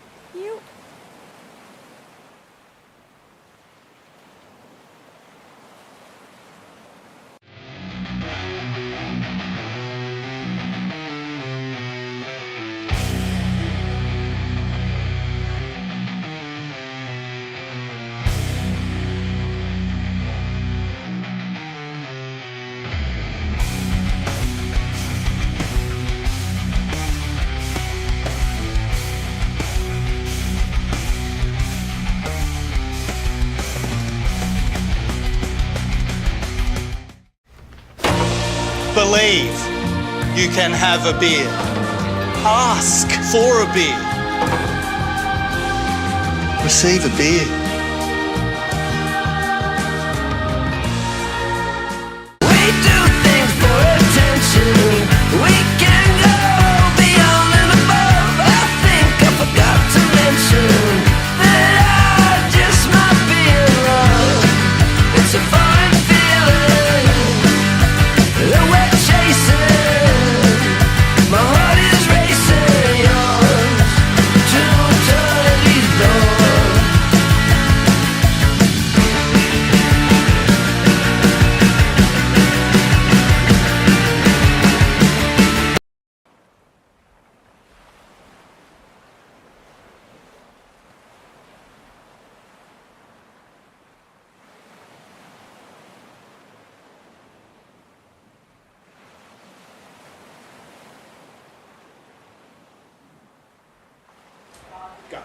and I'm bloody excited to be here. Yeah, so Benny Player and Brendan Newton coming to you on the quarterfinals of the Bodyboard King Shark Island Challenge 2025. As we just see rider in white, Marley Dunn. Marley Dunn just takes off on a gnarly little closeout to start his campaign. So I'm just looking at this heat. It is stacked, ladies and gentlemen. Louis Finnegan in red, Marley Dunn in white, Mike Stewart, 62 years young, in yellow, and Jacob Romero, Air King from Maui, Hawaii. So good. In blue. It's a really good heat. Conditions are shaping up to be incredible this afternoon. Far out, how was that last heat, guys? Some of those rides, I saw John Scholl's one. That was absolutely nuts. I hope everyone out there is enjoying what you're viewing today. Conditions are pretty sick, pretty heavy, open faces for airs and stuff like that. It's perfect conditions to kind of show how versatile bodyboarding can be. Totally, and we saw back in Jason Finlay's heat, he just went for it, and he was kind of locking big reverses off the bowls, and that's real high performance stuff, and that's what Shark Island allows us to do with that big side wedge and the gnarly surge bowl, and we're going to see a bit of that with Jacob, Marley, Louis, and Mike. What a heat! What a heat! Yeah, it's bloody incredible. 2 Hawaiians, 2 Aussies. Let's go on the live feed. We're looking at Action Jackson. You're excited, I can see that, mate, and I want to see some Hawaiian folks tuning in to support your guys, Stuart and Jacob. And no doubt you guys are all watching from the islands out there. It's beautiful to have the World Bodyboard crew all combine on this live feed to comment and support your favourite riders. And, of course, with Ben Player here. Louis, here we go. Oh, that was sick, man. Wow, upside downer. That was sick. He kind of stalled upside down there for a second. Louis Finnegan absolutely tearing the bag. Louis been on fire today. His last heat, he got a really incredible ride, like in the 8s. This is his first wave of this heat. Sick bottom turn. Look how he kind of stalls it. Upside downer. Upside downer. What do you reckon, Brendo? Yeah, I reckon that's a huge score. Start off the campaign for him. Yeah, great start. These guys are in the quarters now, so looking to get top 2 out of these 4, and anyone could take it. You know Romero's going to be looking for the bowls. Really interesting to see how Stewart will ride this heat, whether he'll wait or whether he'll get busy. Yeah, it's interesting because I actually was lucky enough to commentate for Mike's last heat. Yeah. And his strategy in that last heat, he tried to build a house. He started off small, did like a couple of spins on his first wave and got a pretty low score, and then kind of built through the heat. He's lucky enough to get a second result. But it's true what you're saying, Brendo. It's going to be interesting to see if he changes his strategy for this heat and kind of sits and tries to wait for those bomb borers and gets the bigger ones and the bigger scores straight from the get-go. And we've got a boat interview coming up. We get to interview Sam Strachan. Is that true? Here he is, Sammy Strachan. You got Benny Player and Brendo here, mate, and you should be super pumped. Tell us how you're feeling right now. Oh man, I'm frothing. I lost my fin on that first wave and got anchored, and I kind of thought it was all over, and then Chris, this legend in the channel, hooked us up with a large blunt cut, and then I was full game on again. But man, I'm frothing. I kind of needed one of the local boys to get through that heat, so I was I'm absolutely over the moon, eh? Yeah, man, you absolutely ripped it. It's Ben here. How you doing, Sam? Good to see you ripping that last heat. Well done. Thanks, man. It's good to see you too. Thanks for the boards, Benny. Legend. There he is. Hey, thanks, buddy. And Sammy Strachan, tell us, mate, you grew up in this spot. You were a 14-year-old in the trials. When you were, tiny kid, just absolutely ripping. You've come on a couple of decades now, and tell us about the history of this wave for yourself. Oh man, I think one of the first times I ever saw bodyboarding was watching Shark Island, with my mum when I was about 9. All I've wanted since then was to do well in this comp, and I've had a few comps now and kind of haven't had luck on my side, so I don't know. I'm really hoping today's the day, because this wave means so much to me, and this competition especially. It's the reason I do this sport was this competition. It really shone a light. I was 9 years old, I think, watching you guys probably absolutely tearing the bag out here, and it just made me want to ride a bodyboard for the rest of my life. And here I am, 17 years later. From the trials, but now I'm 31 and finally having a good run in it. So I'm frothing, man. I'm absolutely loving it. Yeah, man. You blitzed that last heat, dude. You absolutely blitzed it. What was that really scary when you lost your fin? I mean, like that could be a whole bunch of hurt and kind of, you know, change things for you. How'd you kind of get over that, the nerves after that? It was, yeah, I kind of like, it was more the mental game. It wasn't like scary. It was more just like, I was just shattered and I kind of, no one in the channel had a fin my size and like I didn't have a board caddy out here. So I just had to just really shake it off, let adrenaline take over, you know, and just be like, nah, it's all good.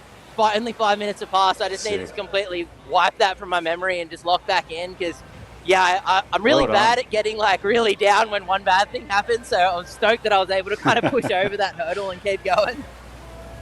Oh, well done, man. That's huge. That's a huge story, man. Well done. That's so cool. And you're representing Boogwax today. They got you funded into the comp. So shout out to Boogwax. I'm sure they helped you hold on through those pits. And yeah, mate, it's massive so shout cool. out to Rob from Boogwax.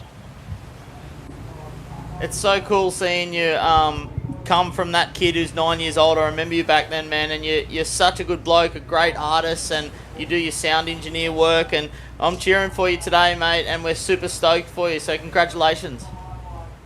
Thanks so much, Brendo. Thanks, Benny. You two of the legends, two of the reasons I do this sport, so thank you, guys. Oh, thanks, dude. Rip it up, dude. Thank you. Woo. All right, what a sweet interview. What a legend. That's such a cool guy. He's always been such a good person. Oh, he's a lovely dude, man. Yeah. Have you heard his music and stuff too? Yes, I have. Yeah. Very talented, eh? So cool. Well, we got so many talented people in our sport. We don't do, we? It's, yeah. It's an incredible sport, like so diverse. Totally, and that's what I love about bodyboarding. You know, we're looking across here now at a whole stack of people from almost every continent tuning in on the live stream. Yeah. And so we've got your Benny Player, who I grew up idolising, sitting next to me in the commentary seat. And we've got Toby Player sponsoring the event, your older brother. And out there we've got Mike Stewart, who, you know, we really learnt how to do spinners watching him, you know? Yeah. My first, when I was a kid, I was probably about 8 years old, my stepdad woke me up to watch Mike Stewart winning the pipe competition, the Warrior pipe competition back in the day. It's that year that he did that huge roll. Oh, my so goodness. My stepdad woke me up. Would have been 80... 88, something like that. Wow. And my stepdad woke us up and we watched it on the news that night, and I was just buzzing. And there he is, and there he is, man. Mike, coming around. 62 years old and still shredding. So good to watch him. That's so sick. What a story. So you woke up to that, and then I probably woke up to Happy Hour, the Stroh film, where you guys were surfing down at Pipe. That's so funny. Yeah. That's so cool. And Yeah, I had little Rexy, my boy, in here sitting in that seat earlier today. Oh, it was no really way. special. So how cool is that? Full circle. He's 7 years old and he loves his local bodyboard club and he paddles around. Yeah, it's sick. That's so cool.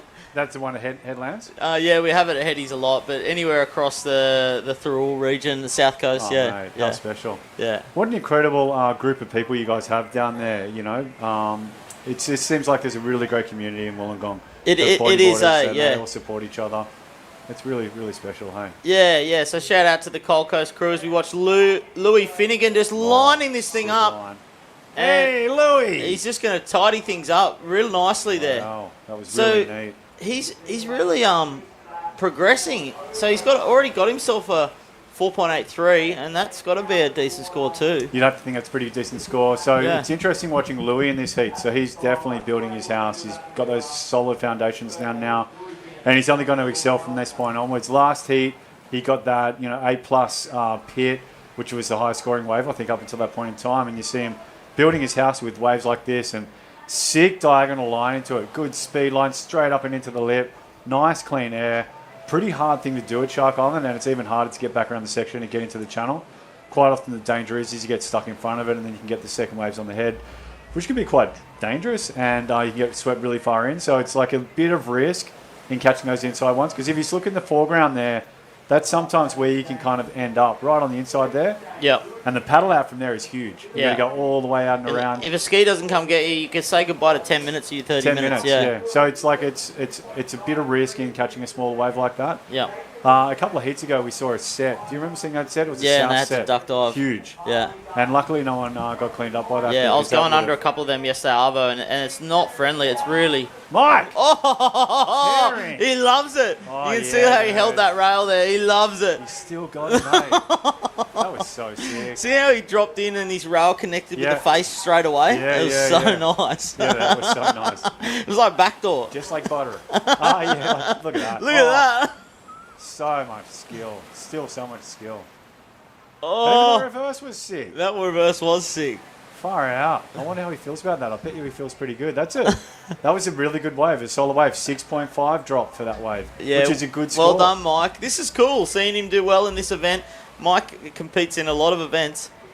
But yeah, it's just, he just happily takes his score and moves on. But it's good to see him do well, eh? Yeah, it's so good to see him do well. And 62 years old, gang. Like, I would go as on. He's on again. This is a replay. Scoop. How good was that straight scoop, into eh? it.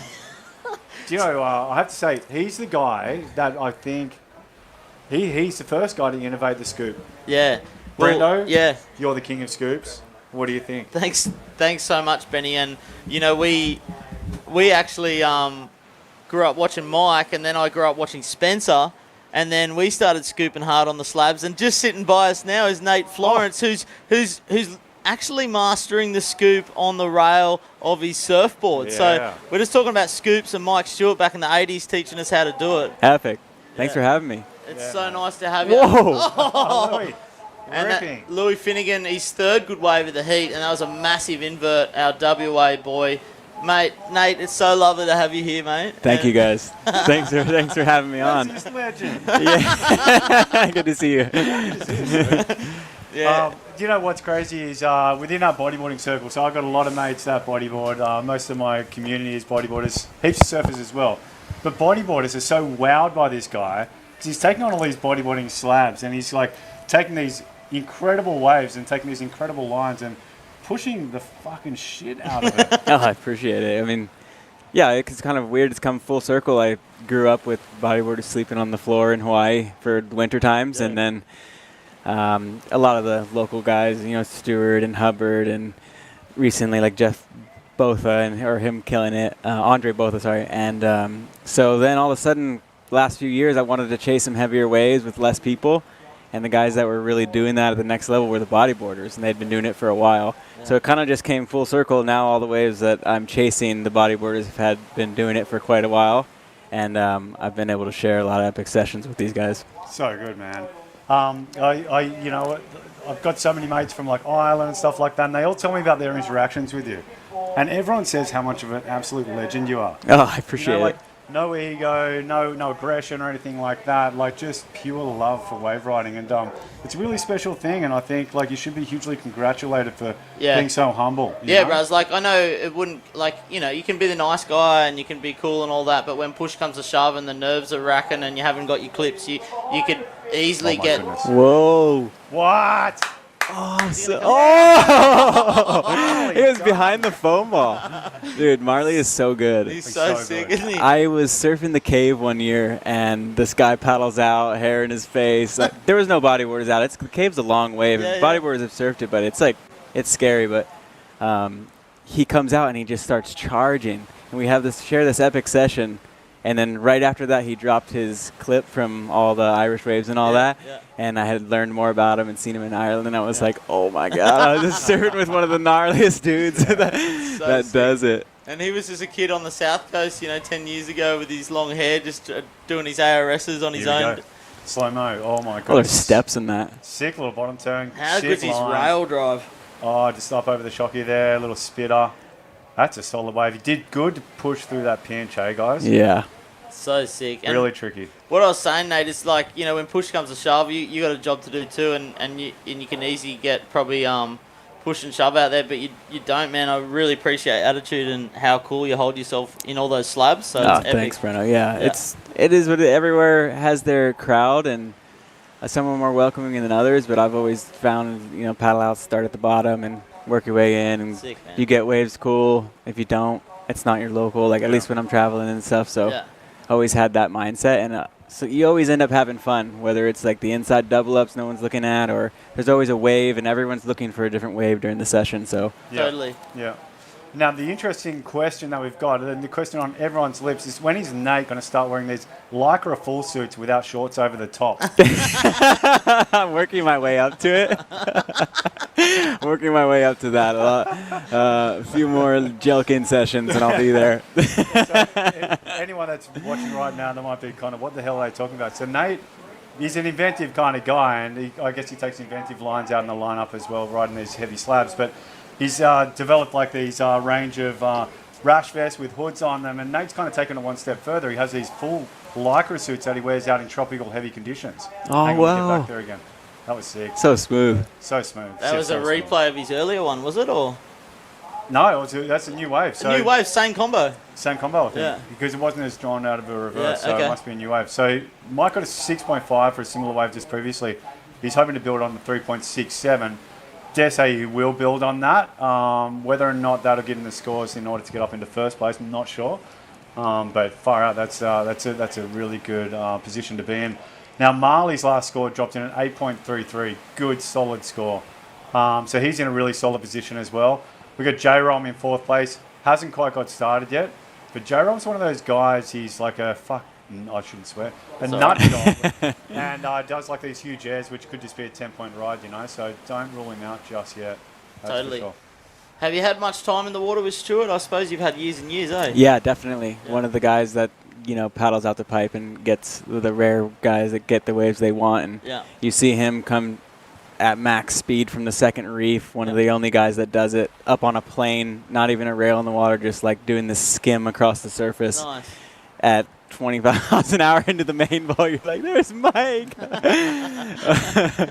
But yeah, my whole childhood seeing him surfing. So sick, man. And Jacob, you got much to do with Jacob on Maui and that, or? Not so much on Maui, but for sure seen him around. Yeah, cool.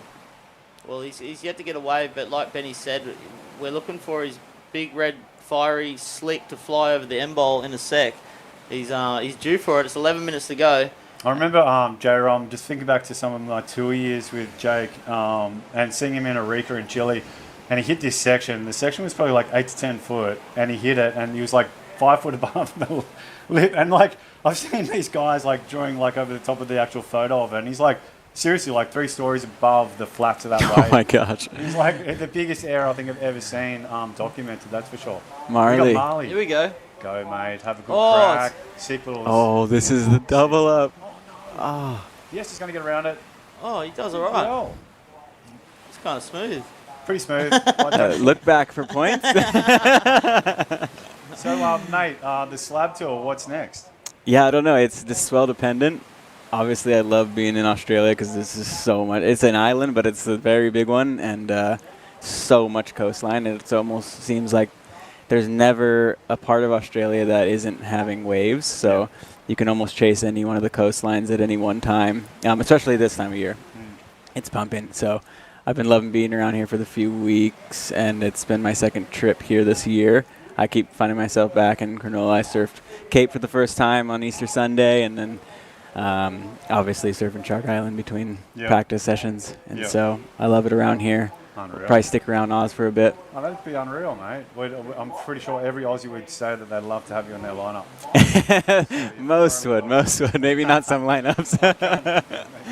No, it's sick, man. It's so cool. I love your slab tour. A lot of people get a lot of energy out of it. Yeah. You know? Thanks. Pure. Even like Groms, you know, that watch your channel and just the positivity and like the adventure, and it's epic, bros. Because we grew up in a time where it was really scary to surf pipe. You know, it was pretty gnarly, and it seems like you've really brought this element of joy and love. Like, it's epic.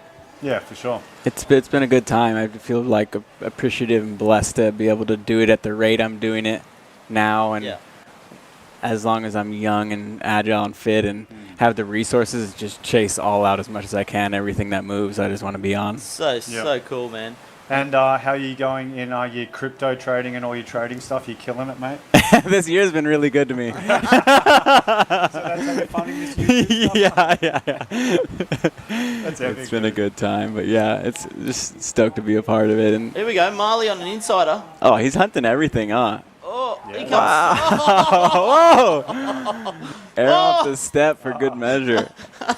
That was kind of cool. I mean, it was an insider, so I won't score huge, but it might knock his 2.33, eh? Definitely. Yeah, I think so. Yeah, I think you're right. Sick little scoop, actually. Straight into it. On the foamy. Wow. Nate, I've got a question for you. What is it like growing up in Hawaii and having all these absolute legends sharing the lineup with you all the time? It's a privilege to grow up there. You're so close. You have so much access to high quality waves and heavy waves that you grow up with a natural comfortability in it, because you're just a kid in the short break, and the short break is big and dangerous, and then you move out to the waves, and everyone around you is surfing at such a high level that it seems normal that you have to push really hard and make yourself better and get to the level that everyone around you is at. So it seems like a high level is normalized, and so it's just everyone's got the same mindset to be trying to do better in the water as much as possible, but it's also like crazy hyper competitive. So it's like, there's sessions out at Pipe where it says go the other way. Like, you're seeing guys get spit out of 10 footers and they're like, fuck, who went right? And you're like, what, you just got a 10-foot barrel. There's 100 guys that are pros trying to get good waves, and everyone's getting good waves, but it's so competitive that sometimes people get lost in that.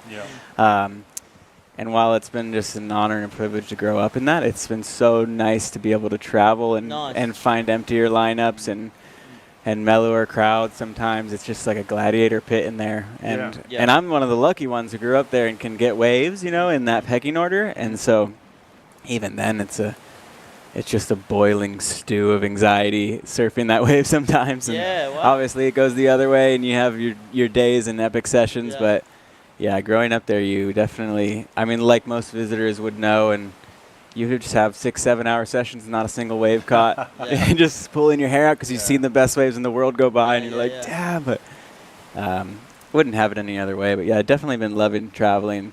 It's funny because the more I travel, the more people are like, oh, Hawaii, I would love to get there, but I'm at these places with these incredible waves, and I'm like, man, your coastline is just as good, and with a lot less hype and anxiety around the crowds.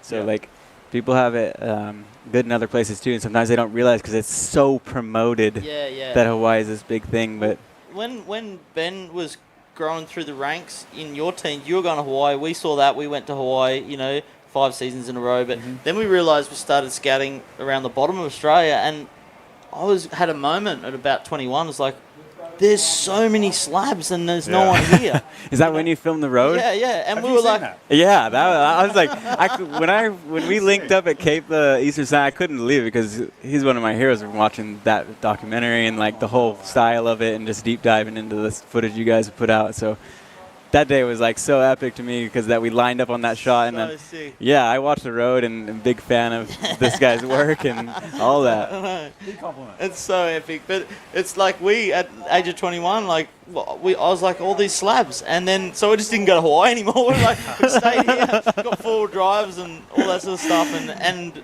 it is like sometimes the grass is always greener, and then you realise, oh, hang on a minute, in my backyard, there's something really special. If you're willing to go the length you guys did. Sure, yeah. Yeah. Do you know, Brendo actually was one of the first guys to surf probably one of your favourite waves in Island Cliffs. He was one of the first guys to surf out there with Mickey Smith and stuff like that back in the day. So he's been in the forefront of, whoa, that was corked. That was sick. That's our boy from Maui. That's J-Rom. He's just clocking 1 score. He needs to get another one before 4 minutes is up. That was a smart play by J-Rom because that'd probably be 5, somewhere around that range. Yep. So it kind of puts him into a good-ish position. Tough heat, though. Tough heat. Big scores. Everyone's been surfing very well. So J-Rom needs to do a serious aerial just to climb back up. Oh. Yeah. So strategy-wise, that sets him up well because that could be a second scoring wave. If he goes out and gets a good set wave and does a huge punt, gets an 8 or above, he could be in a very, very strong position right now. And Louis currently in the lead. Yeah. That's right. Yeah, this is a seriously competitive. This could be a final. Oh, Marley. Look how high the scores are. Wow. You kind of got to get a 7 out there today. The scoring's pretty tough. You need to get a really nice barrel or something. So with an 8.33 and a 5.13, Marley Dunn is just all over it. Are they running? Is this a priority or just choose? Yeah, priority. Yeah, so they've got a little priority flags just for the viewers on the live stream. They've got a priority flag system on the headland, and you can see it from the lineup. So you'd know when your wave's up, and the sneaky session, or the sneaky trick is to get one at surge if you're fourth in priority. On the way back out. Yeah. So smart. Yeah. So thank goodness for priority, hey. That was a game changer when it came into competition. I remember previous to priorities. It was gnarly. Fights and all kinds of Yeah, stuff. yeah, Like yeah. it's it completely changed it. The amount of energy and the heat you can divert to just catching the wave you want versus being deeper than the guy next to you. Exactly. Yeah. I actually remember I was at, here we go. Who's that white? With Marley Dunn turning around the section Yeah. from a distance. I mean, he's in the lead, so he's probably just looking to throw away and build. But I don't know about that wave choice, Marley. He might be playing that game like we spoke about under priority, just riding as much as he can. That's right. Yeah, you're probably right about that, mate. Can we just quickly talk about your boat trip recently through the South Pacific? Oh, that was psycho. That was psycho. It was pretty epic. It was, we got some rough winds and weather on the crossing. Oh, is this Louis? Oh, Louis. Sick line. Nice square shoulders to board. Do you guys see that? Yeah. That's a sign of someone that's truly in control. Totally. Yeah, it's always interesting to me because the speed production between stand-up and bodyboard is so different. Yeah. And so when I see it, it's harder to spot as a stand-up guy, but I'll see the micro adjustment of how to get a pump on rail laying down. Yeah. It's just the way waves are surfed. I've noticed is so much about where you can generate speed. And that's made me study more where the stand-up guys do it and where the bodyboarders do it and how they do it. And it's been such an interesting study of seeing just that. Like I thought he was too deep as he took off, but the way he puts his rail in and does a certain line, he can generate speed on a bodyboard. Totally. Yeah. And the technical aspect, you're right into, And I mean, I've got a question for you. Like, you got a bit of a scar in the corner of your eye there, and as you've done this slab tour, you obviously don't, you don't want to. But you guys trying to start sharing scar stories right now. No, but like, you don't want to die, so you don't want to, so how do you play that game of this is great, but I don't want to push it too hard, or what's your head space around that? It's definitely an interesting one. You can feel, or for me, you can feel one building up. It almost feels like you've gone on a roll and you've surfed 5 or 6 different real heavy waves, and you've start to feel like you've used up some of your cat lives, and you're like, man, how am I still healthy after some of those falls? That felt really lucky. And then not always, but all of a sudden, boom. Like the first year, end of 2022, I had gone on such a roll of just scoring real heavy waves really consistently, and Was that Tahiti one you got? No, it wasn't. It was just the Mulligmore year, and I got the Mulligmore wave, I got the Cliffs wave, and the cave, tons of sessions at the cave, which is so. I came home and I was like, I'm feeling so good. Straight into winter. Do I feel that good? I feel kind of burnt out. Like, how many lives do I got left? First jaw swell, I broke my back. Oh. And I was like, there it is. Clean slate. Like, I almost felt relieved because the anxiety had built of one coming, and then I felt like I got lucky with that, and Marley? Last 20 seconds ago, Marley's under priority, loving it. That's clever.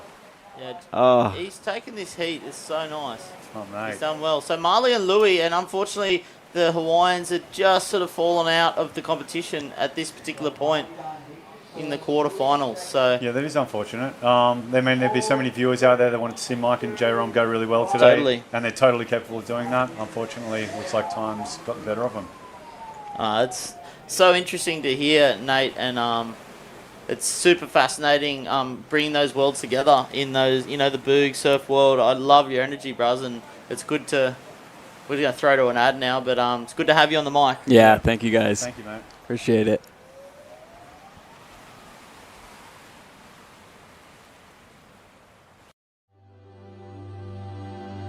No, it's just everything keeps on going or it stops. But I mean, you know when you're happy. I think there's been so much talk about the mechanics of happiness, psychiatry and pills and positive thinking and ideology. But I really think that the mechanism is there. All you have to do is get quiet for a moment or two, and you know where you are.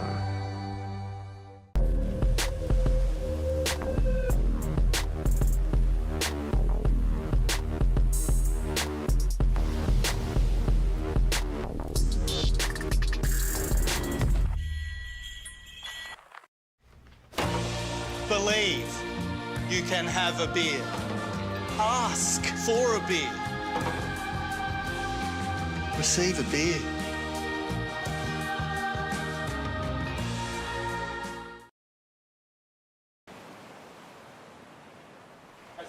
G'day guys and welcome back to the 2025 Shark Island Challenge presented by Bodyboard King. Toby Player is Mate. in the house. How are you, mate? Good to see you, Ben.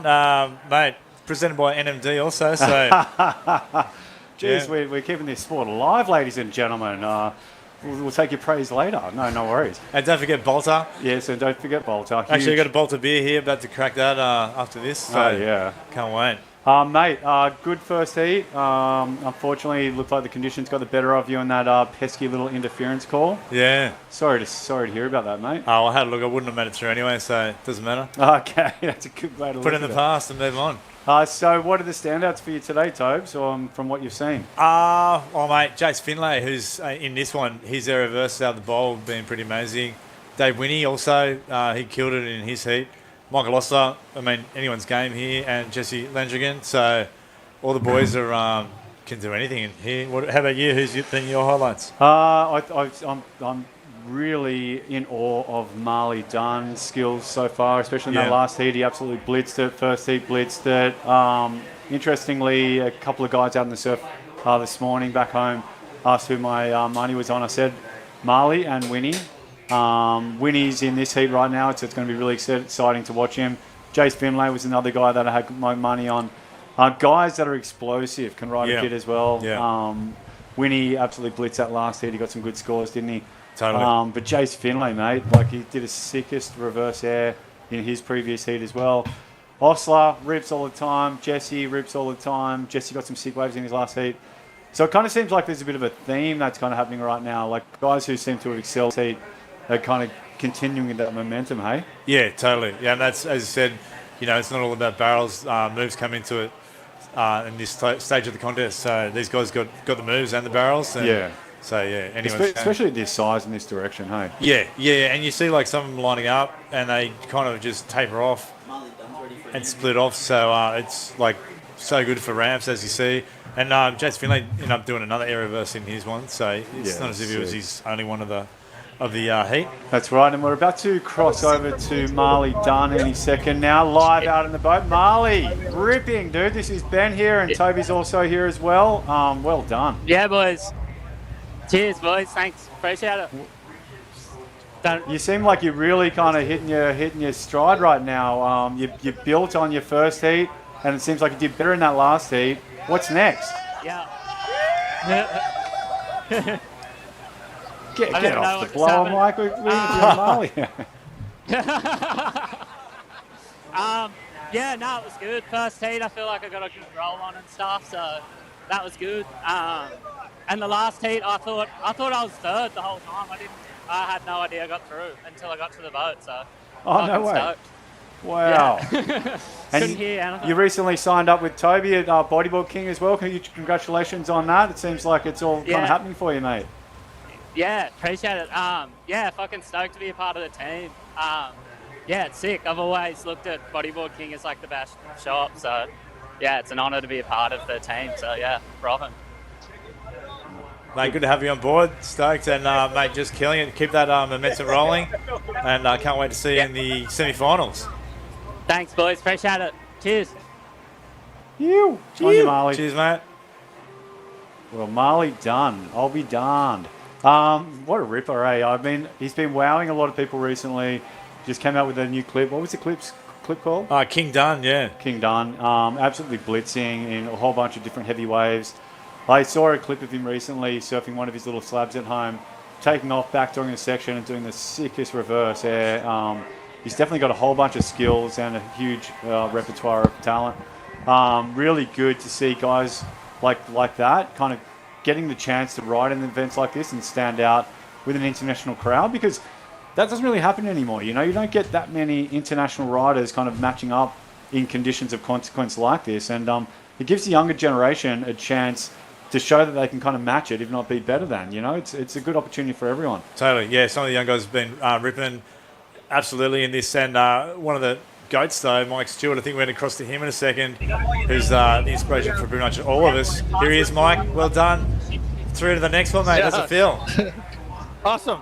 I thought I got third, and then they told me some count back or something. I'm still not believing completely that I made it, but I'm stoked to be here. Anyway, it's super epic. Like, great to be in some drainy bowls again. And thank you, everyone, for making it happen. And this is great. And Benny, stoked to hear you on the webcast, brother. So epic. Oh, yeah, it's so good, eh? As we just had Nate Florence in here, he's just giving you huge raps about being the ultimate wave rider. He's had a lot of good things to say about you, mate.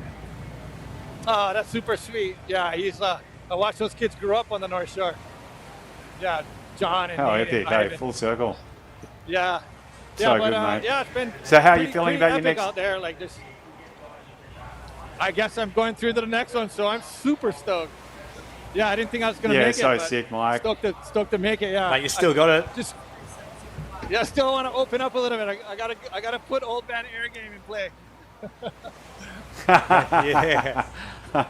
Well, now's the time. Semi-finals and then finals. Only 2 more heats. Give it 110%. Yeah, You're going to take this thing out, mate. Yeah, Mike. Yeah. You still got it, actually. You got a wave in that last heat. You did this scoop. It was incredible. Oh, right on. Sick. Yeah, that was fun.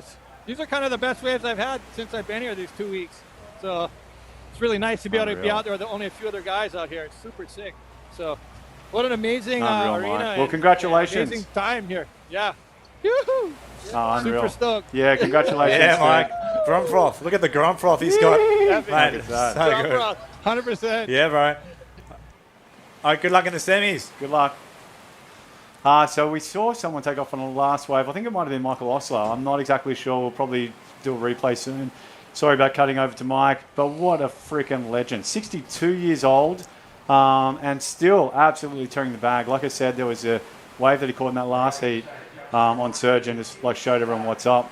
And here we've got, who is that? J-Rom. So that's a replay from the last heat. J-Rom's nice backflip. I think he got about a 5.5 for that one. Really nice backflip. I think the guys were trying to find the file of Mike, but unfortunately we loaded the wrong one. But don't worry about it because we've got loads and loads of exciting things ahead of us. So, strategy-wise, from semi-finals onwards, this next one is when you start seeing guys starting to go ham, taking more risk, not just trying to scrape through, they're trying to win from this point onwards every heat. And we've got a couple of really nice waves lining up. Dave Winchester scooting through that one. Looks like he might have... Nice. Well done, Dave. That was nice. Went length of the reef. So a bit of exchange here. Everyone's getting a few. That was pretty cool. That was pretty cool. So what time was high tide today, Tobes? 3:30, I think. So we've still got a bit of time to go until we hit that. He's got a replay here. Dave taking off on the wedge. Getting a nice bit of momentum. Coming in from behind it. Sick little backdoor section. Oh, he rode that nicely. Nice south swirl on there. So just milked it the whole length of the reef. It's really good. Yeah, really good. Good start for Dave. This heat has been a little bit slow to begin with, but hold tight because things change pretty quick, especially when you're at Shark Island. And, let's just talk about some of our favourite things today. I was just like, you were talking about Jace Finlay with the reverse air earlier. Yeah. Man, that thing was so critical, wasn't it? I mean, he's known for it. That's how I remember he won. What was it? I can't remember the year. 2017 or something. Was it? Okay. I don't know. Yeah, something like one of those years. He did an air reverse out of the bowl. Yeah. And won it on that. So it's that like sick, that's kind of his signature move out here, and not many people do that, if any, besides him. Yeah. And how cool is this? Toby, my brother, and Ben being me, brothers, grew up bodyboarding, used to look at Shark Island as kids and wish that we could surf out here one day. And now we're in the blessed position where we can support the competition, the comp organisers, and make this sport incredible. Totally. I mean, Shark Island's always been the pinnacle of Australian bodyboarding, whether it be free surfing or the competition. So, yeah, stoked to get behind it. I mean, I'm so stoked you guys are behind it too. It's pretty amazing. It's really cool, hey. And it's just funny how, life kind of works out. You start off trying to aspire to do something, and then you get into a position where you might be able to help something. And it's a beautiful thing about the kind of cycle of this sport and how we're all a big part of it. The whole community, we're all a part of it, and we've all got input into it. Even if you're a guy that surfs at his local, like once or twice, a week, you're still very much an important part of our community, and it's just such a beautiful thing that we've got. It is, man. Really Stoked. lucky. Well said, well said. There's some good ones coming through. These ones look like a pretty good direction. So Shark Island's a strange wave. I mean, a lot of people think about it like it's one slab. But the safer way to kind of read it is read it like a wedge, where you got a wedge that comes off that inside section that you can see on the right side of your screen there. You see really good guys like Andy Lester that have surfed their whole life out here and actually sit in really far, really close to where you can see that wave breaking right there. It doesn't look like much from that point. But what they'll do is they'll ride that piece of foam into the easterly kind of swell that's a lump at the end of that section, and they'll backtail the whole thing. And so, like a lot of people, like the best guys, kind of treat it like it is a wedge, and use that as an entry into the back of the slab section. You know what I mean? And then it's funny though, because in the east swells, guys like Toby just sit on the end section like this right now. We've got, is that Jesse?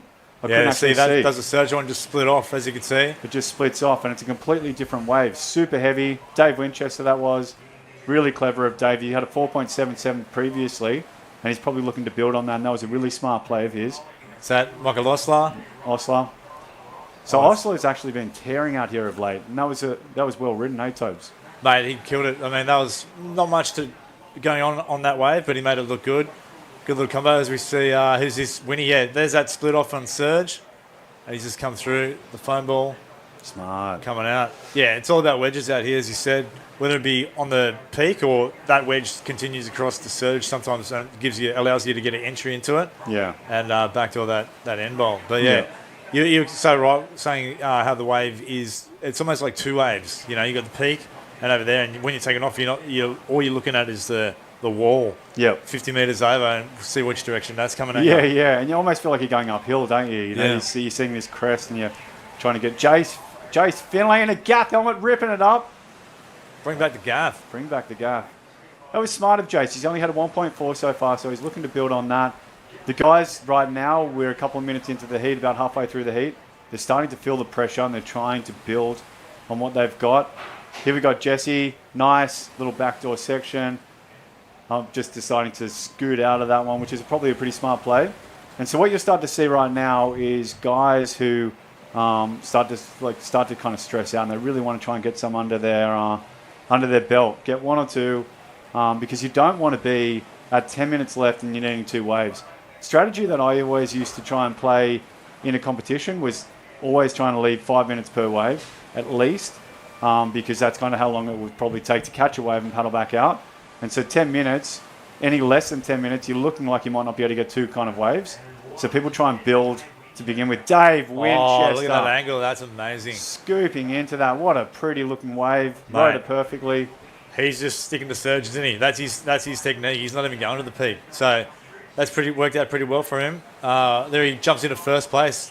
And that's without that score. So yeah, he could capitalise and go even further ahead. Very, very smart play. And a sick pit. Well done, Dave.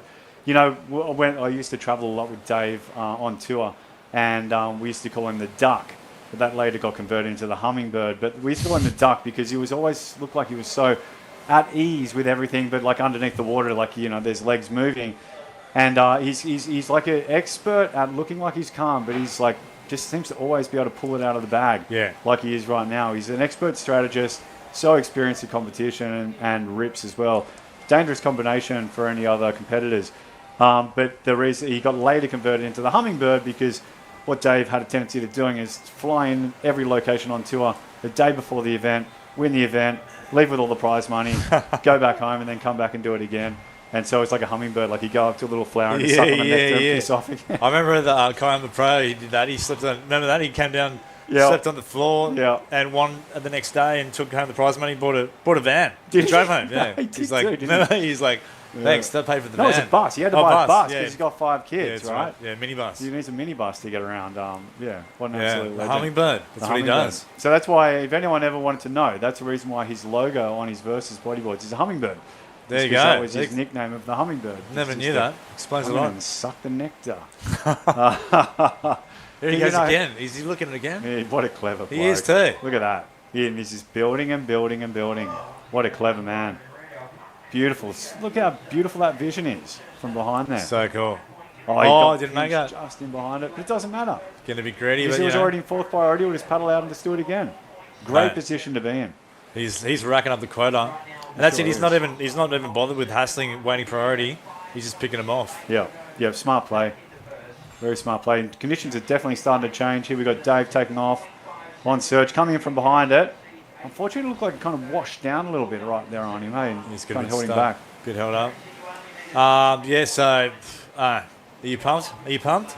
I'm pumped. It feels really good to be supporting this event. It feels really good to be catching up with a lot of familiar faces and old mates and stuff like that.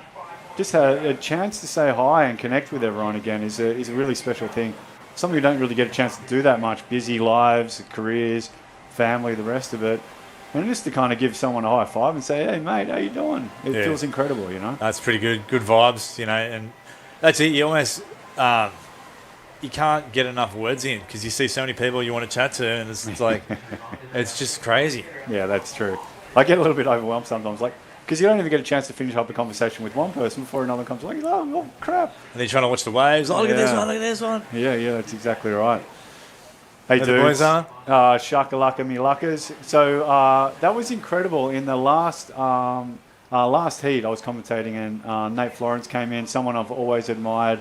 Exchanged a couple of direct messages on Instagram with. Such a humble, cool dude, and it was great to have him in here, a part of the commentary team.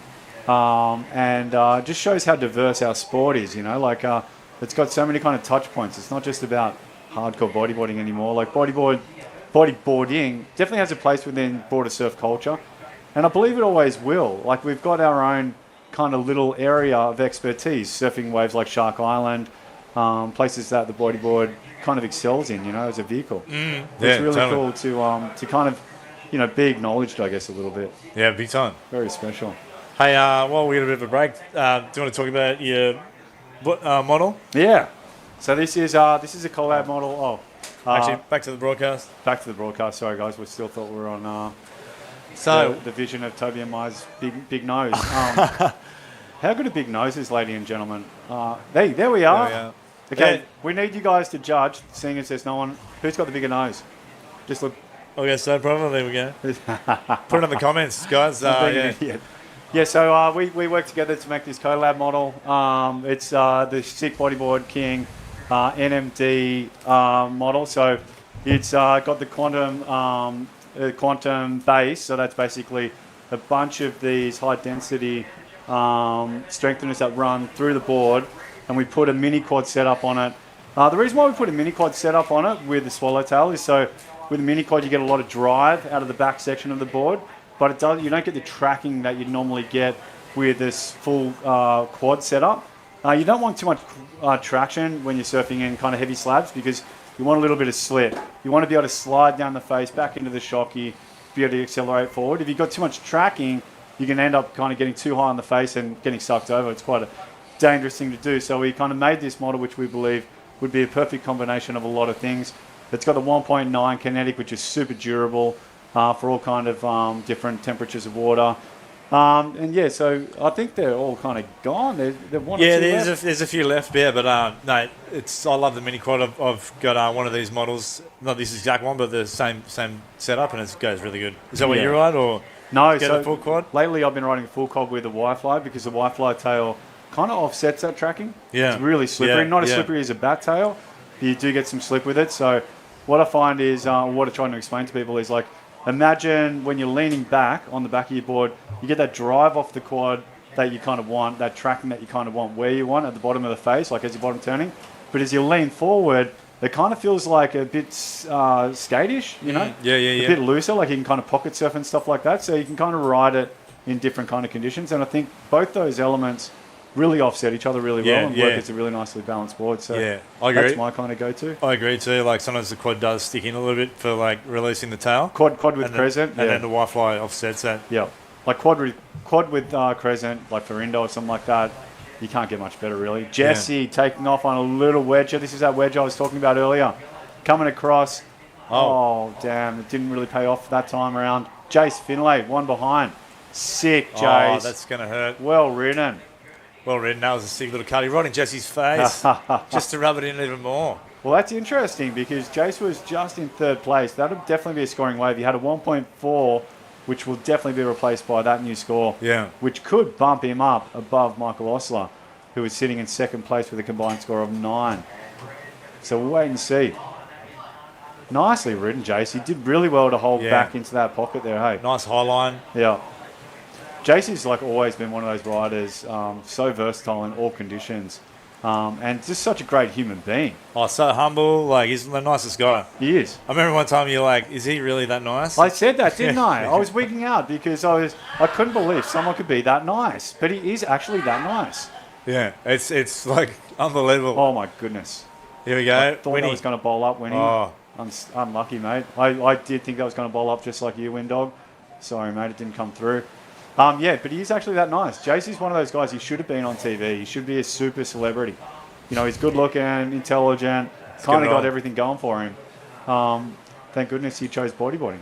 Yeah, no, he's a legend. And his son's down here too. Bodie's getting right into it. Oh, no way. Yeah. So, yeah, the whole family's in bodyboarding. But, mate, he's a wave rider. He rides surfboards, whatever, mate. They live down at Bully Point, those guys, and they're just out every session in every condition. You surf with him sometimes down there, Toad? Yeah, a few times. He's always, like, just blows me away. Yeah. You know, he just paddles out and just turns it on. Yeah. I don't know how he does it. I remember actually the first time I ever saw Jace Finlay in any media was this reverse air that he was doing. Oh, yeah, Common Wedge, was it? That big one? No, it was way before that. It was at Nugs. And it was full tilt, right out into the flats. I think it's one of the biggest ones I've ever seen. So here we got, on location in the channel, looking out across into Shark Island setup, back into the point there. That's the boat where most of the media team's on. And you'll see people all the way back up there, stacked up, viewing Shark Island. One of the sickest things that I have ever done was sit out in that channel and be a spectator. It is such a cool experience when the waves are truly on. There's a huge amount of buzz and energy that goes around out there. And Dave Winchester taking off, backdooring through that section. What a great perspective. Oh, Jeez, he did well look at getting him. through that. Just Very coming out. clever. Very clever David Winklevoss, the Hummingbird, doing it again. Behind we got Jesse. Jeez, he's going to push through that. Come on, Jesse. Oh, he's trying to. Oh, mate. Too much foam, unfortunately. Just a bit too much foam. Yeah, but just going back to that energy, and sometimes being a competitor and having that energy around you just lifts you, man. Like you get a good barrel or you do a good air or something like that, and the crowd's just roaring at you, and you're just like, your first reaction is like, are they roaring at someone else? Was it someone else? And then you realise that they're cheering you on, and it's like, yes, and like the hair stand up on the back of your neck, definitely you know? does. Yeah, like even like today, you know, when I was out, it wasn't even that good, but yeah, people were like, yeah, go, or like, you know, go this search one, blah blah blah. But and it does lift you. And the crazy thing is too, if if the people on the headland are cheering, you got that kind of gap. Yeah. It's quite a distance, and then you hear them cheering like a second or two later. Yeah, that's sick. It's so true. It's pretty heavy. And it's pretty unique that you get a wave like this at Shark Island that's this heavy, this close to shore. So you can be, we've got Dave Winchester taking off out the back, replay, sick, backdoor section, replay of one of the better ones. So that would definitely replace his lowest scoring wave. I think there's about a 4 that he had to replace, which would definitely be done. Jesse behind. Unfortunately, that thing just washed down on him because that was actually a really good wave, wasn't it? It was, yeah, just washed down. So when he's consolidated there, he's moved up in second.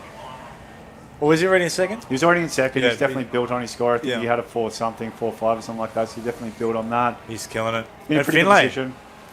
Finlay's in first position. So, yeah, the old dogs, Jace Finlay and Dave Winchester, 1 and 2. We got Michael Osler from South Africa up third place. He made it to the final last year. So we got 5 minutes left. He could still get there. And then Jesse Landrigan in 4th place. Unfortunately, hasn't really got an unbelievable wave, but that could change very soon. Yeah, very quickly. And just to put that in context, so he's got a 3.67 and a 1.47 as his combined scores to make the 5.14.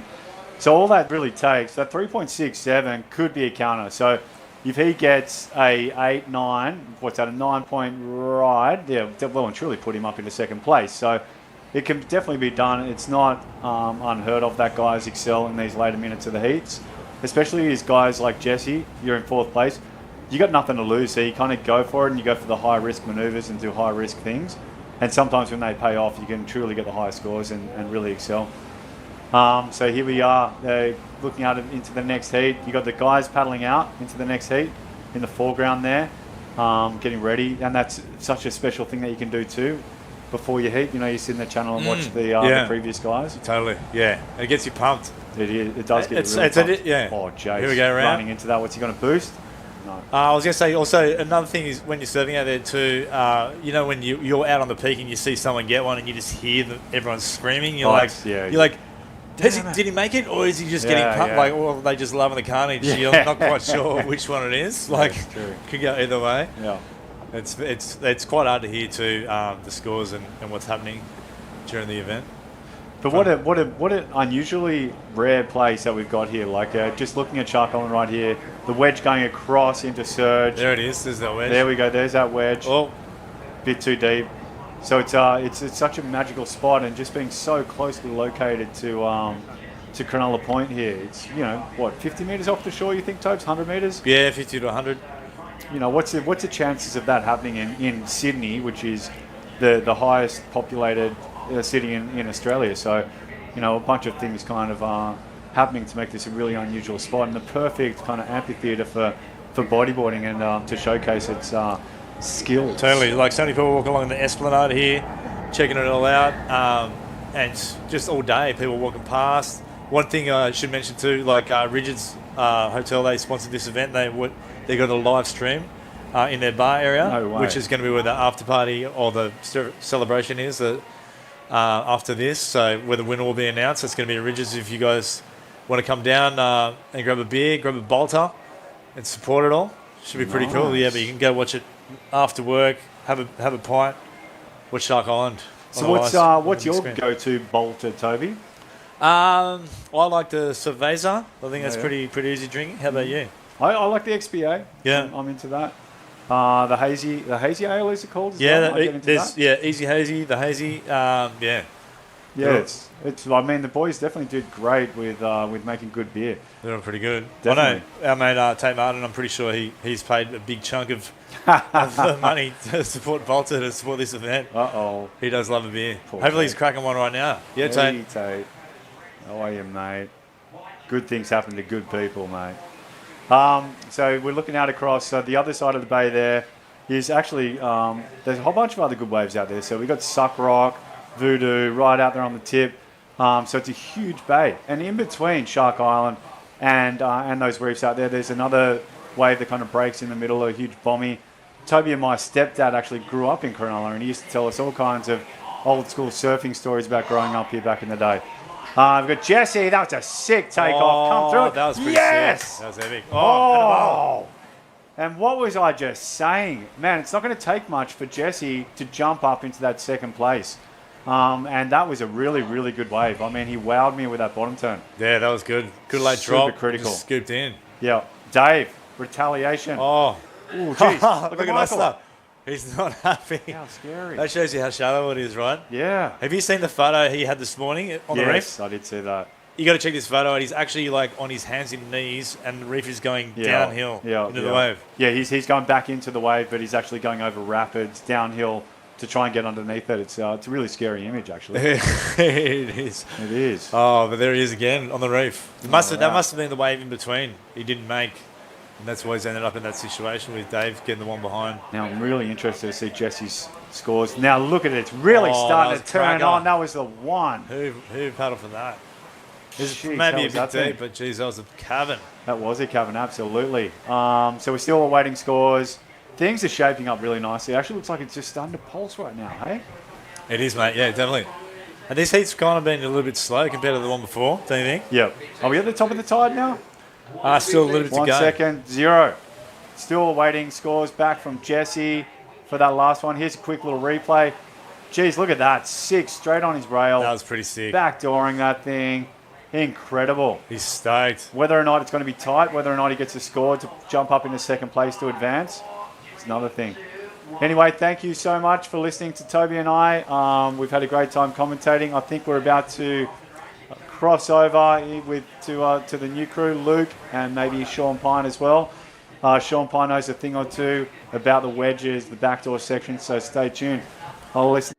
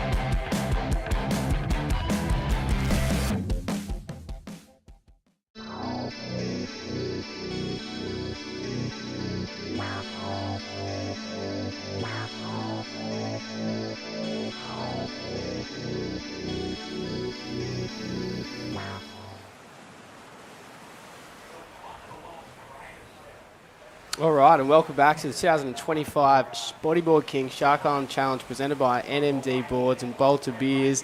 We've got the first semi-finals here of the men's division. Out in the water, we've got Sammy Strachan, Liam O'Toole, Louis Finnegan, and the great GOAT, Mike Stewart. Sitting next to me is one of my good friends and one of the greatest bodyboarders to ever grace Shark Island, Shawnee Pine. How are you, brother? Well, thanks for having me, Luke. Been a good day so far. Hopefully the winds keep holding off, and a couple more bombs keep coming through. Dude, that is the key, isn't it? We really need the wind to hold off. If this goes glassy for the finals, it could be fair. pretty on, eh? Yeah, boys just got to get busy out there. Hopefully Grom can pull through.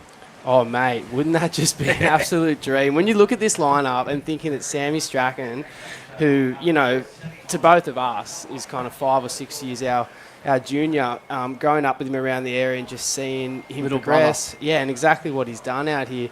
As we see a replay here of the first open exchange, Mike Stewart, nice little forward spin with the check turn at the start. He's going for the pit here, stalls, goes high, knows this wave well, and goes for the backdoor exit. Will Craig and the team score him for that out the front there, or do you reckon they'll penalise him for going out the back? I don't know, I'm not sure. It would have been nice to get the roll out the end, but we'll see what the score is. Oh, there, 3.33, that sets the bar for this heat. Yep. I get that too. I guess, you know, it was a smaller wave. He's definitely driven through the barrel there. But, yeah, as you said, if they don't get the roll out... It wasn't one of the bigger ones. I think you got to get the big one and get the big score. Sure. But then those bigger ones, you got to teeter on the edge of being too south and not enough east, eh? It's a hard one out there. Good spot. Choosing priority out. Louis Finnegan from Western Australia in priority.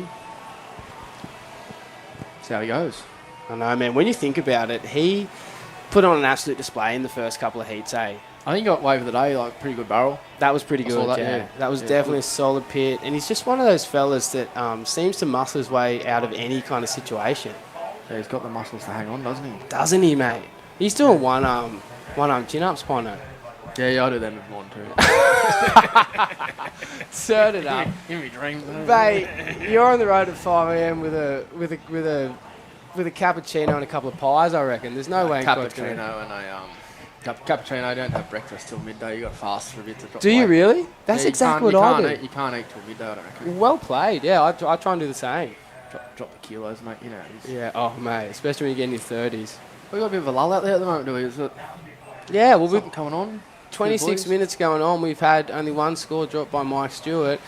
You know, and I guess coming into the semi-finals, Pino, they'd all be thinking now, look, I'm at the pointy end of the draw. I've got a real chance of going to the final. I've got to make my waves worth it. Do you take on the strategy of getting real busy, like it's worked a lot today? Yeah, I think the busy was the key? Yeah, I waited, I cooked it. But I think busy. You got to be busy, and then just wait for the good one once you have a few good scores, maybe. Yeah. Every heat's different, but... Exactly, because then how's after your heat, which was quite slow, we saw a couple of numbers come through. I know. Winnie, Jace, shredding. It's how was Jace's air burst? Yeah, that was pretty red hot. That was red hot. That would have to be down to maybe the move of the comp so far. Yeah, probably that first one was pretty animal. It was so nice, man. Pretty fair going, yeah. And to hit that section on such a dry... We got someone on here? Oh, do we? Oh, we had a little look here. Maybe they had a paddle from Liam O'Toole. Ooh, be quick for him. That one did rifle off, though. Jeez Louise. It's really nice to see this swell just hold enough, too. Like, we've still got 4 to 6 foot waves out there. Like, you got to pick the eyes out of it a little bit. But, I mean, there's scoring opportunity there, Pino. Yeah, it's half an hour off the top of the tide, so this is not when it starts to pump. So this heat, next heat, should be some turn up, some proper island waves, hopefully. Yeah. Good ones in there. Definitely, man. Love to see another one like Louis in his opening round. Strachan got a couple of nice pits in his quarterfinal. He got a really nice pit towards the end there to get him through. A bit of local knowledge to pick out the good ones.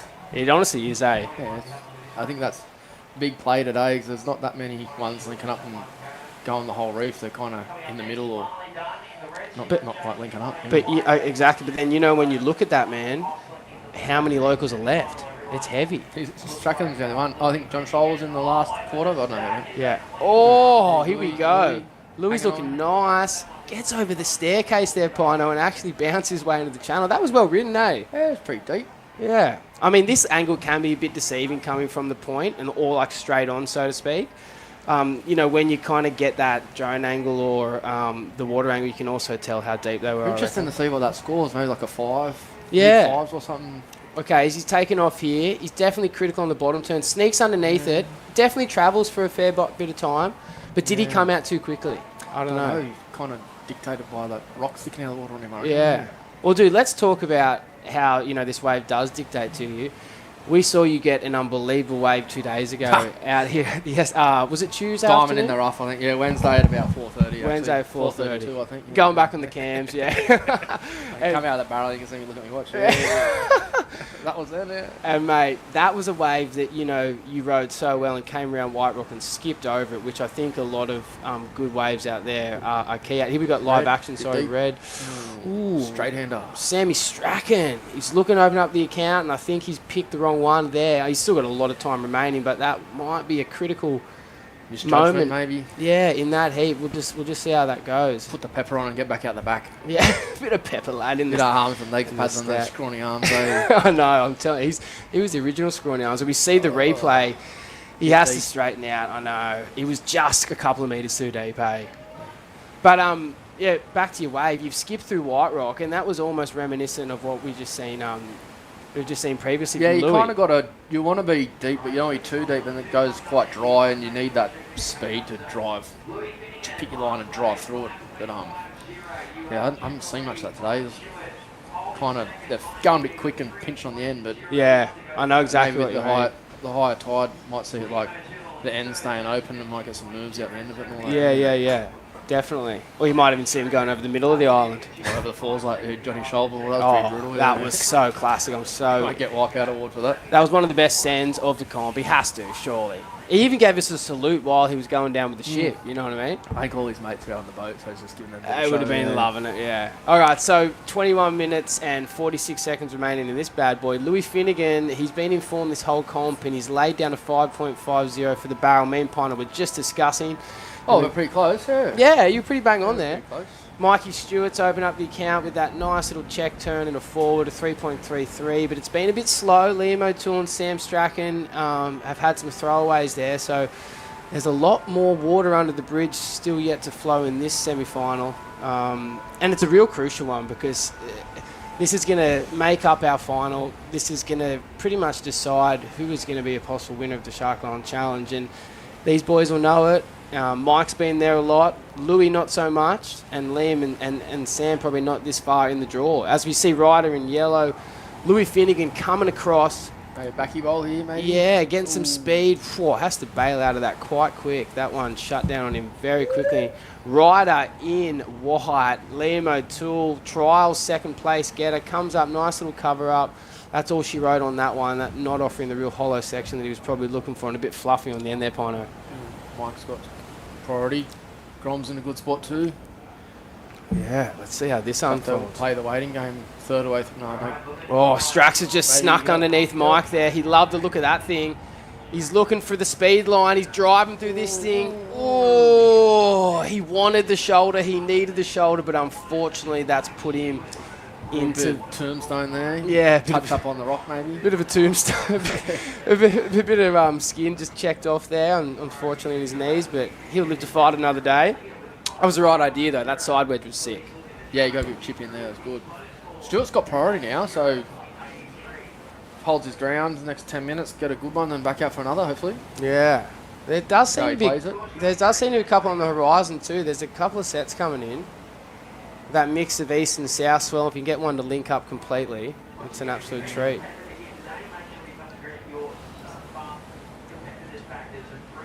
With who?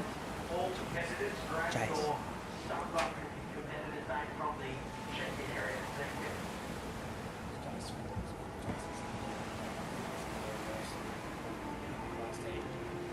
Yeah, he did 2 in the one hang.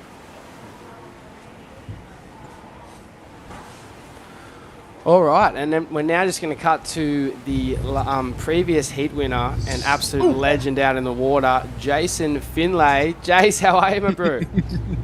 Yeah, boys. Pretty psyched. That was a little Nice scrappy. work, Jace. Good job, mate. Thanks, boys. A little Couple of scrappy, sweet but air revs you got down there, mate. oh yeah, the first heat, I was stoked to get that one air and just held on for the wild ride in the wash. Just happy to get through that one because I want a proper barrel. I haven't got a proper barrel yet. Well, mate, I reckon you are absolutely taking the show apart with your aerial game at the moment. Like the way you've been strategizing, Jason, you can see that all your expertise and knowledge out here of all your years, man, is like coming to the fore. Like you're setting the place alight. Are you feeling in good rhythm with the place? Yeah, I guess I'm feeling hungry. So patience Big dog's can gotta only eat, take me eh? so far. Patience can only take me so far, and then I've got to feel like I'm getting busy and trying to make something work. So I'll stay hungry. Yeah. Yeah. Mate, I reckon that's been the strategy that's been working so well today. We're only just hearing that previously from Pino, just talking about how it's a must to keep busy out there with the different sort of swell lines coming in. Like, you've got a nice solid break now. You've got, probably an hour or so before the final kind of kicks off. I'm in the next semi kind first. of... I think I'm in the next heat, the semi Semi number first. 2. Oh, Semi you are. number I'm 2. so sorry, mate. Yeah, you are. Sorry, that's what I was alluding to that. I'm so sorry. But yeah, like, what's You can put what's me the what's We've lost feed with Jace. Someone's cut him off. Oh, mate, it's probably because my bad questioning. They cut him off, mate. They just Oh. wanted to focus on his surfing, not his commentating, because it's rubbish. Oh, he's back. He's back. He's back. Wait, but sorry. Back to my last long-winded question, Jace. Coming into the semi-final, like, is there anything that you really want to lay down? You were saying you wanted like a great barrel, but is there anything you really want to do out there today that is going to put your stamp on the comp? Well, I'm just stoked to be able to line up some bowls like Mike Stewart might have right now. Beautiful barrel. What do we got here? I'd love a keg. There was one on Surge that I missed at the ends, which would have been my keg. So hopefully I can get in position for one like that. Yeah, sweet. Obviously, that's going to score the highest too, man. I just want to congratulate you on how you're doing in the comp so far, man. And your air game is blowing us away. So please keep it up, bro. And good luck for the rest of it. Legends. Keep it up, Thanks, Jace. boys. Good job, mate. See you, man. Wow, well, Jace was very patient with us there with the technical breakdown and obviously me thinking he was into the final, but yet he's still got his semi-final I mean, heat to surfing come that up. good, he probably will be in the final. Yeah, I was almost kind of envisioning. I was thinking to myself, he's there already. He won it a couple of years ago, actually. He did. Remember 2017? Yeah. Took that. second time. Well, coming back to Mike Stewart, live action, brother. The GOAT has just threaded himself so high and so nicely through this end bowl here in Surge. That's what I've noticed with the people getting the scores today. If you can park yourself in those nice White Rock Surge runners. Find the barrel. But find the high line at the end, you know what I mean? Or roll out, as you were saying, to kind of get out of that danger zone. Because there's a trench there. Yeah, there's a bit of a flat spot in the wave with these conditions out there. Yeah, for sure. We've got Strachan in priority now, yeah, by the looks of it. Definitely. He's had a couple of close calls too, Strax. He could have had a couple of scores on the board, but that's exactly how it's been going down there out there today. It's either your day or it isn't, and it's 15 minutes and 28 seconds remaining in this one. Currently, the Western Australian. Louis having a look. Louis Finnegan is here we heat go. leader, and he's going to try and improve his situation here. Looking to cruise across with another nice deep barrel. He's looking really good here, and he's going to come out in the gurgle of Surge. And mate, that was a quality wave, Sean, that I nice. Sure's going to go into his top Good two. deep pit. I know about Grom. You're going to want something pretty good, hanging on, giving up that one. I know. Giving it up under priority. It's hard to make that call out there. It is hard sometimes. And also, when you're looking down the line, how many times do the waves that don't look like they're going to do it, they do it? And then the waves that look like they're going to do it, they don't. Well, that'd be a higher score than his 5.5, I think. So It has to be. Let's look at this pretty replay. comfortable in the lead, Louis. Nice line there. Bit of drive off the bottom. Yep. Ooh, nice hand pick board driving through that cavern. Oh, Good my work. goodness. Sponsors be happy with that plug. Mate, and when you look at how he came out, he really did go over the escalators. You know what I mean? Like, he was down the stairs and into the lobby with that one. That was epic. He must be stoked. He's having such a comp. You know what I mean? When you look at Louis and you look how far he's come and the things that he's done on a bodyboard, and then to see him now performing at the Shark Island Challenge, it's... Yeah, he's a fair animal, Louis, I reckon. Well, He he's is. struck in here. He's waited. What do we got? Local Grom. He's got to go something big. Yes. Up on the nose. Come on, bruh. Go Come high. on. We're wanting ya. You can feel it in our voices. We want this man to make it through, but... Scrawny arms. Scrawny arms. Probably... He just missed out on one more Need paddle. an extra 10 kilos to drive through that one, I reckon. Ah. What do we got there? Turn it up. You can't be saying that about... Yeah, you're probably right. You probably need a bit more meat on the bone, eh? Would have been the better wave. Waiting to pick that with the priorities was a bit too deep. It's hard because that one also looked really nice. That was looking really solid. As my that, tool and priority now, maybe, potentially. Yep, pretty sure. It's hard because we don't actually get an update on that here. Louis has been getting pretty busy. He's got some good scores. Yeah, he has, hasn't he? He's done this every heat though, Pino. And that's been like the biggest thing. Good. You got that in his first heat. He got a pretty fair barrel. I remember saying that. That was pretty fair. Yeah, that was legit.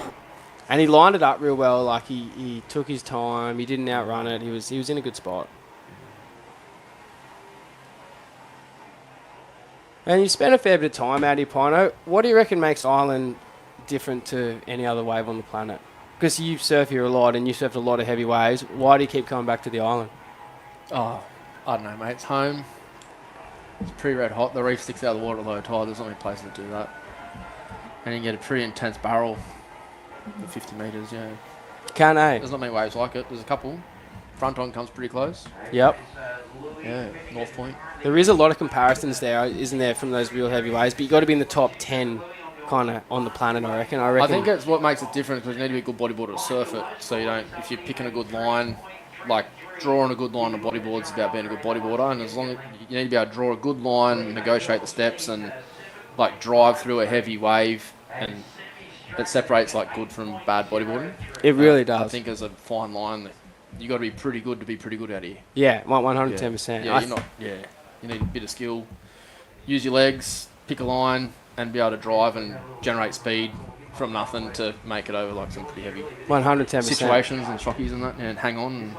And if we went back to 2016 and we relived your 10-pointer out there, would you say that you drew a pretty good line into that one? Yeah, it got sent pretty hard, that one. It's good, eh? It's good, eh? There's a couple. Dude, Sam Aylett in the channel, when you pretty much had so much speed. For the boat, for the high five. Yeah, I could not believe you linked it up. That was probably the best part about that whole wave. Oh, it was good having a mate there carrying on how he was carrying on.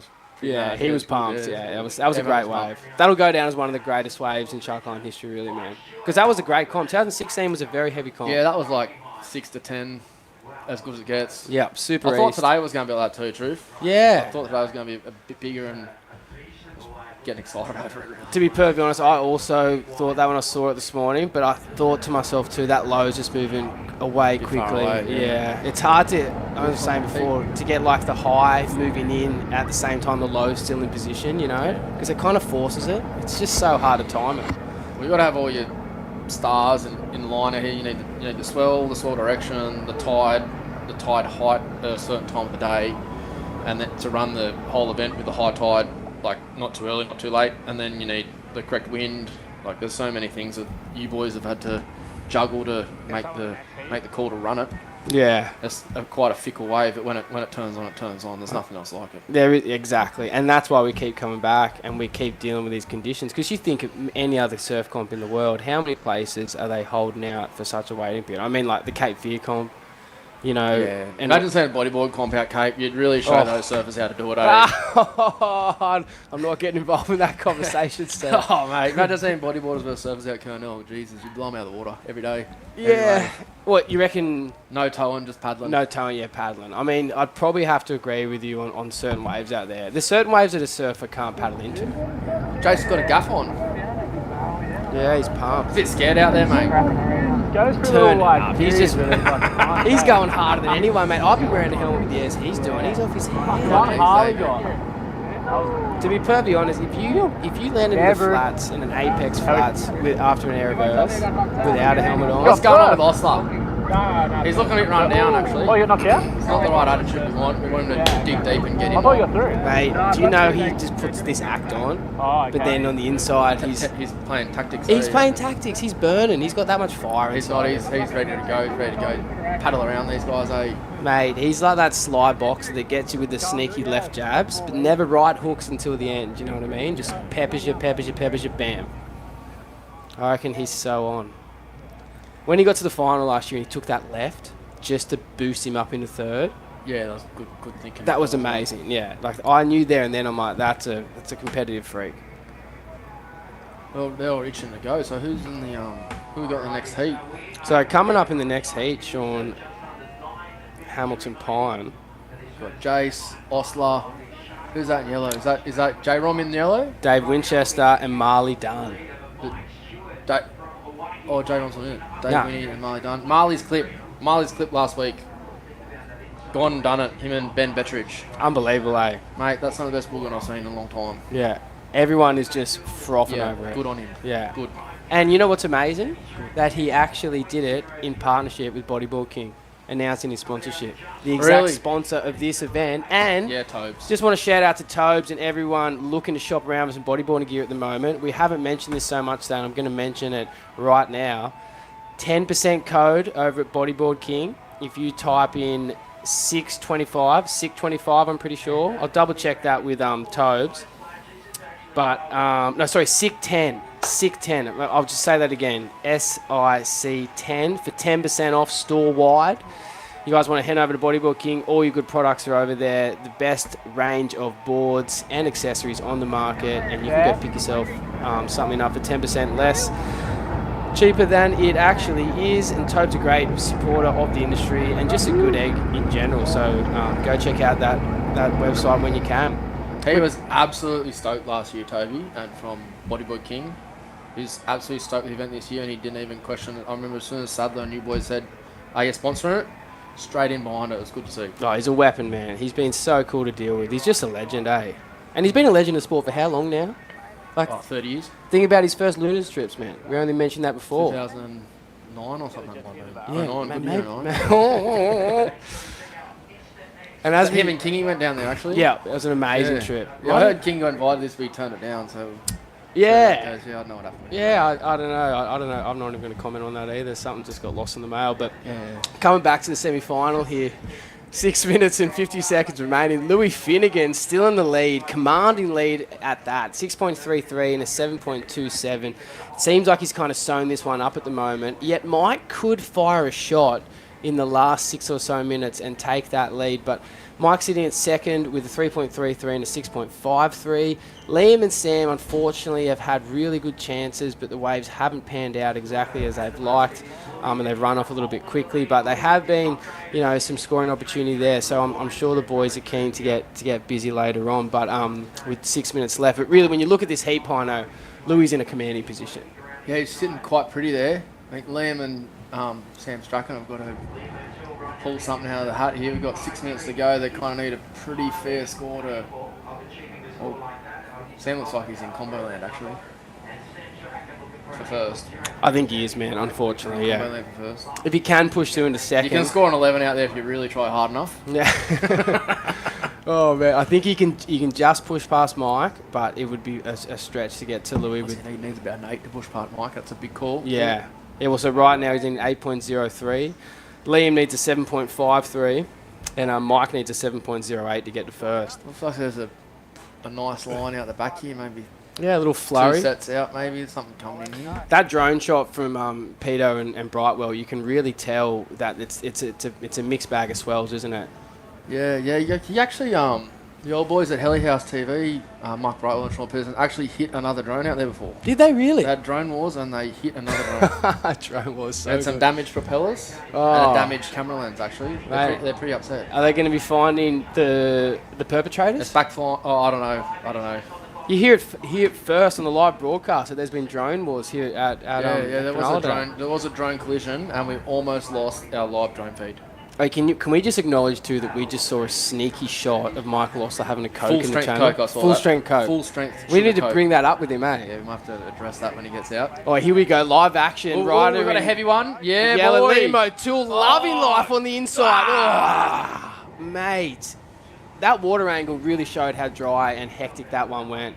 Yeah, well, what's our tide? We've got a 1.3 high tide. So normally around here we get like a 1.7, 1.8. That's a pretty fair one. So it's not quite a high. Look, I'm going to give it a 1.4. I think it's just 1.4. I'm going to give it 10 centimetres more. But still, you're right. It's very low. It's but low. It's helping the smaller conditions. Definitely. Yeah. For sure. It's actually... Are you kidding me? He swears he doesn't drink him anymore, but Michael Osler's gone back to the devil. Full strength. This is outrageous. All right, well, it's something to talk He about. must be feeling drained. He might be a bit tired like before. He might need that extra sugar hit. That's true. It does give you definitely gives you a pick up. I think when we go back to the after party at Ridges Cronulla, if anyone's listening and around the Cronulla area, please pop into Ridges later on. We're starting about 6:30, and we'll be announcing the winners of the women's and the men's finals. Everything will be not shown up on live heats. That the scores will be hidden, and we'll be announcing the winners there. So please make your way back if you can. But here we go for a little replay, Pino. Liam O'Toole. That was pretty fair. He's looking good there. He was in the mincing machine, and he had to pull himself out of there pretty quick. Fair play to him. I wonder what the boys are gonna score him on that one. There we go, 2.27. They've awarded the barrel and the critical drop at the start, but incomplete, obviously. Yeah, Louis sitting on some pretty fair scores there. 6.33, 7.27. Tip of the hat to him. Oh, here we go. Who's this taking off? Is that White? It's Liam O'Toole again. Oh no, was that was that Louis?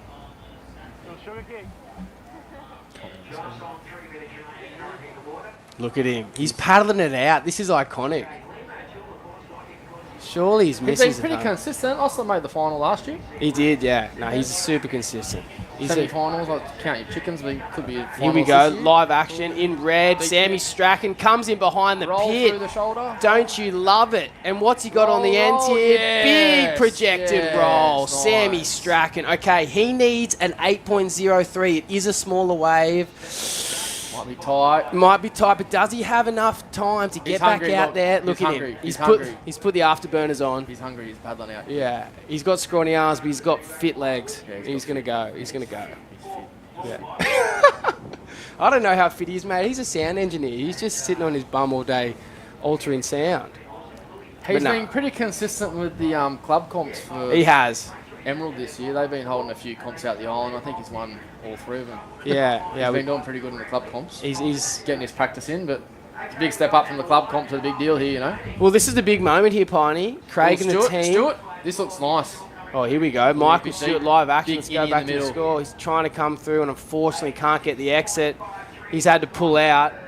But Sammy Strachan's dropped a 6.53 for that last one. He's pushed himself into third. With Louis Finnegan, heat leader, looking to take a little victory lap here.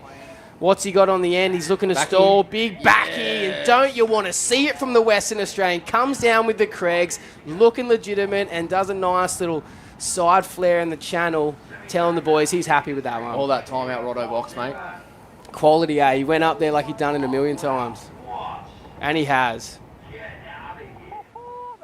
Replay. Nice line off the bottom. There we go. Boom. Oh, mate. It's kind of textbook. He does that in his sleep. Him and Liam Lucas, you'd have to say, kind of have them on lock at the moment. Pretty tidy. Yeah, it's pretty tidy. Pretty tidy. And that's coming from you. You're a harsh critic. I like seeing good bodyboarding, mate. I know you do. You set the bar high and you've got to respect it. Okay, so 40 seconds remaining here, mate. Louis Finnegan obviously sitting in first, but Mike has got to watch his coattails. Sammy Strachan only needs a 3.34 here with 40 seconds remaining. Achievable. And we've got is Sam in priority out there? Did Sammy get it after Mike that wave, or was Mike's wave before his? Mike's wave was before his. Oh, no, it wasn't. Sammy's out the back. he's out Sweet. Okay, looking at the replay here again. Louis, beautiful flip. That was smooth. That was really smooth. That was lovely. It was buttery. Everyone was loving it in the channel. You can see the fingers getting pointed up as Marley Dunn, his competitor, watches on.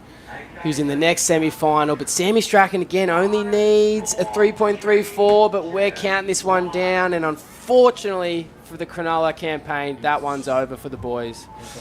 Louis and Mike are through. Hey, how good's that? Yeah, Louis and Mike are going through to the final. We've got Sammy, Strachan, Liam to a great campaign, unfortunately stepping out. Pino, it's been great having you here on the commentary booth, my bros. Thanks, Luke. We're going to flick to a break and we'll be right back after this. Good word from our sponsors.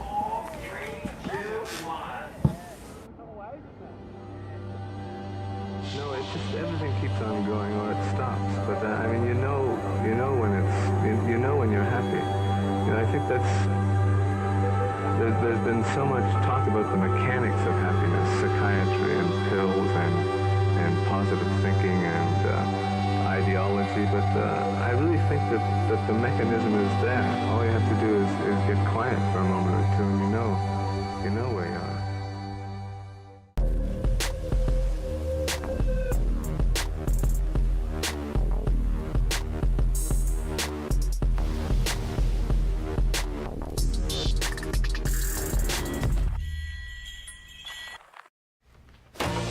Believe you can have a beer. Ask for a beer. Receive a beer.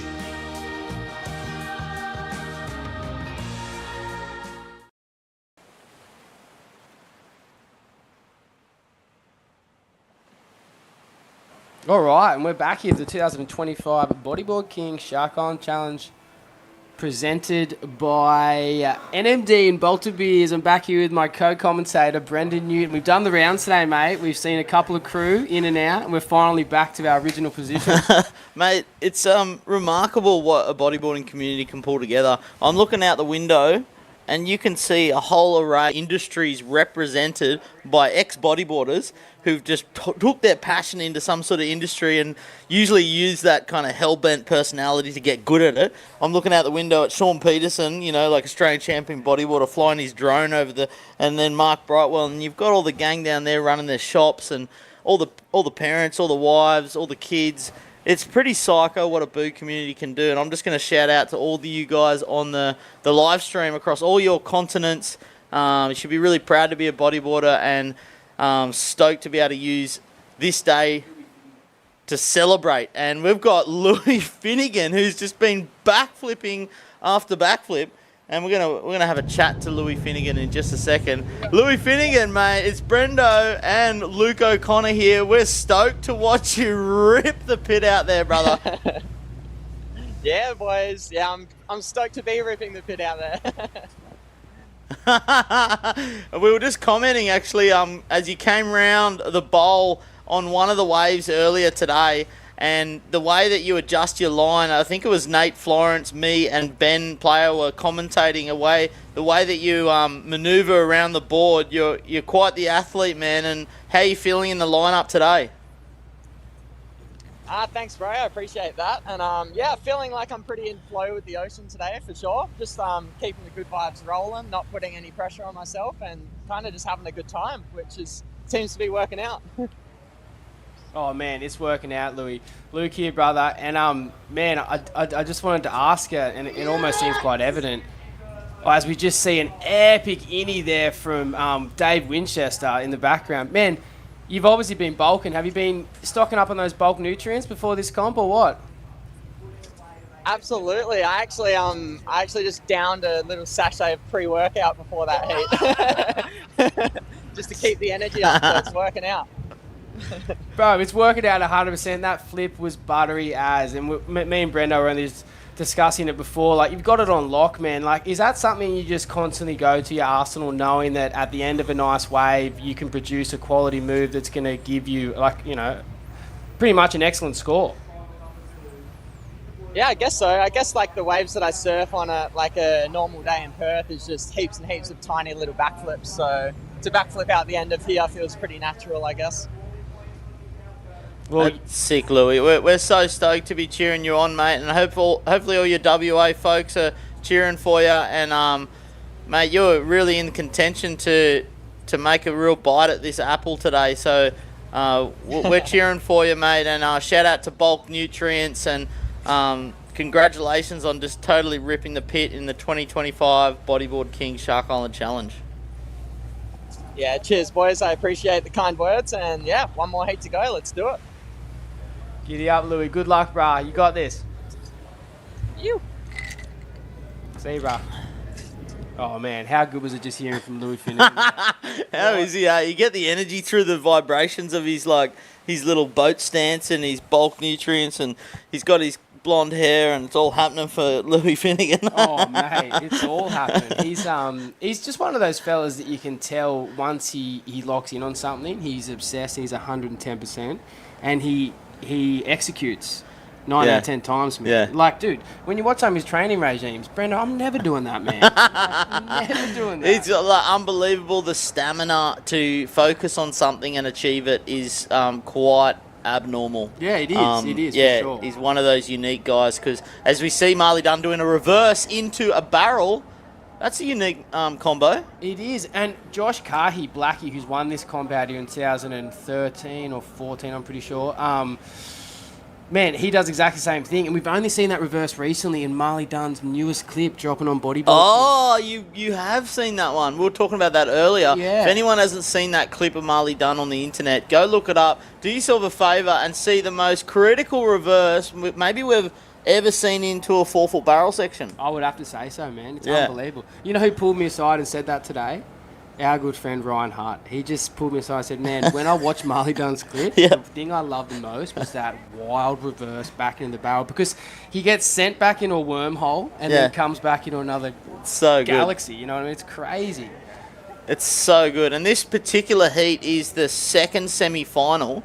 So the top two of these guys will join Louis Finnegan in the final. So and Mike Stewart. And Mike Stewart. And So Mike, man. That Mike's in the final. Can you believe Hey, that's shout just out. It's kind of just hit home. I think put two and two together. Shout out to Mike Stewart and all our Hawaiian fans and global bodyboard fans and global water fans, basically. If you're in the water, you basically know who Mike Stewart is. For and sure. we grew up learning how to do spins, because I'm pretty sure it was him that coordinated the Craigs back in the late 70s. 100%. And we started doing it. Dude, and he's a merman. He's a dugong. Yeah. He's like an underwater creature. He's Poseidon. You know what I mean? Like, you could go Do you as far reckon as say Poseidon. yeah, do you reckon he's talking to the whales out there? Maybe that's what he's doing. Dude, he's got that what is it, that sound? Is it the one they admit? Is it the frequency, the sonar? Yeah. 100%. He's got that locked He's in. got sonar language between sets. I think that's why he lost a lot of his hair when he was younger, because as his dome increased that sonar. No, I heard that too. I heard he shaved it before he even lost it, because he wanted to get the sonar beats clear. Anyway, back to Winchester.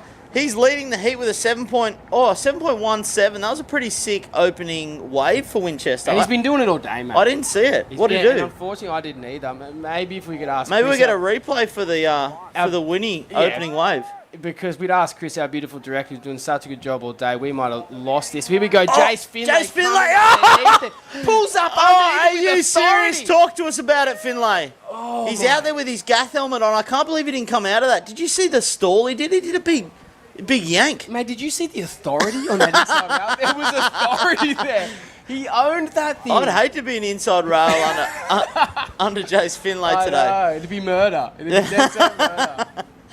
He's such a freak, mate. Yeah, all right. Full Finlay, you got 21 minutes, mate. Although you didn't come out of that one, I know my kids are particularly cheering for you. Tallulah and Rex, shout out to you guys out there.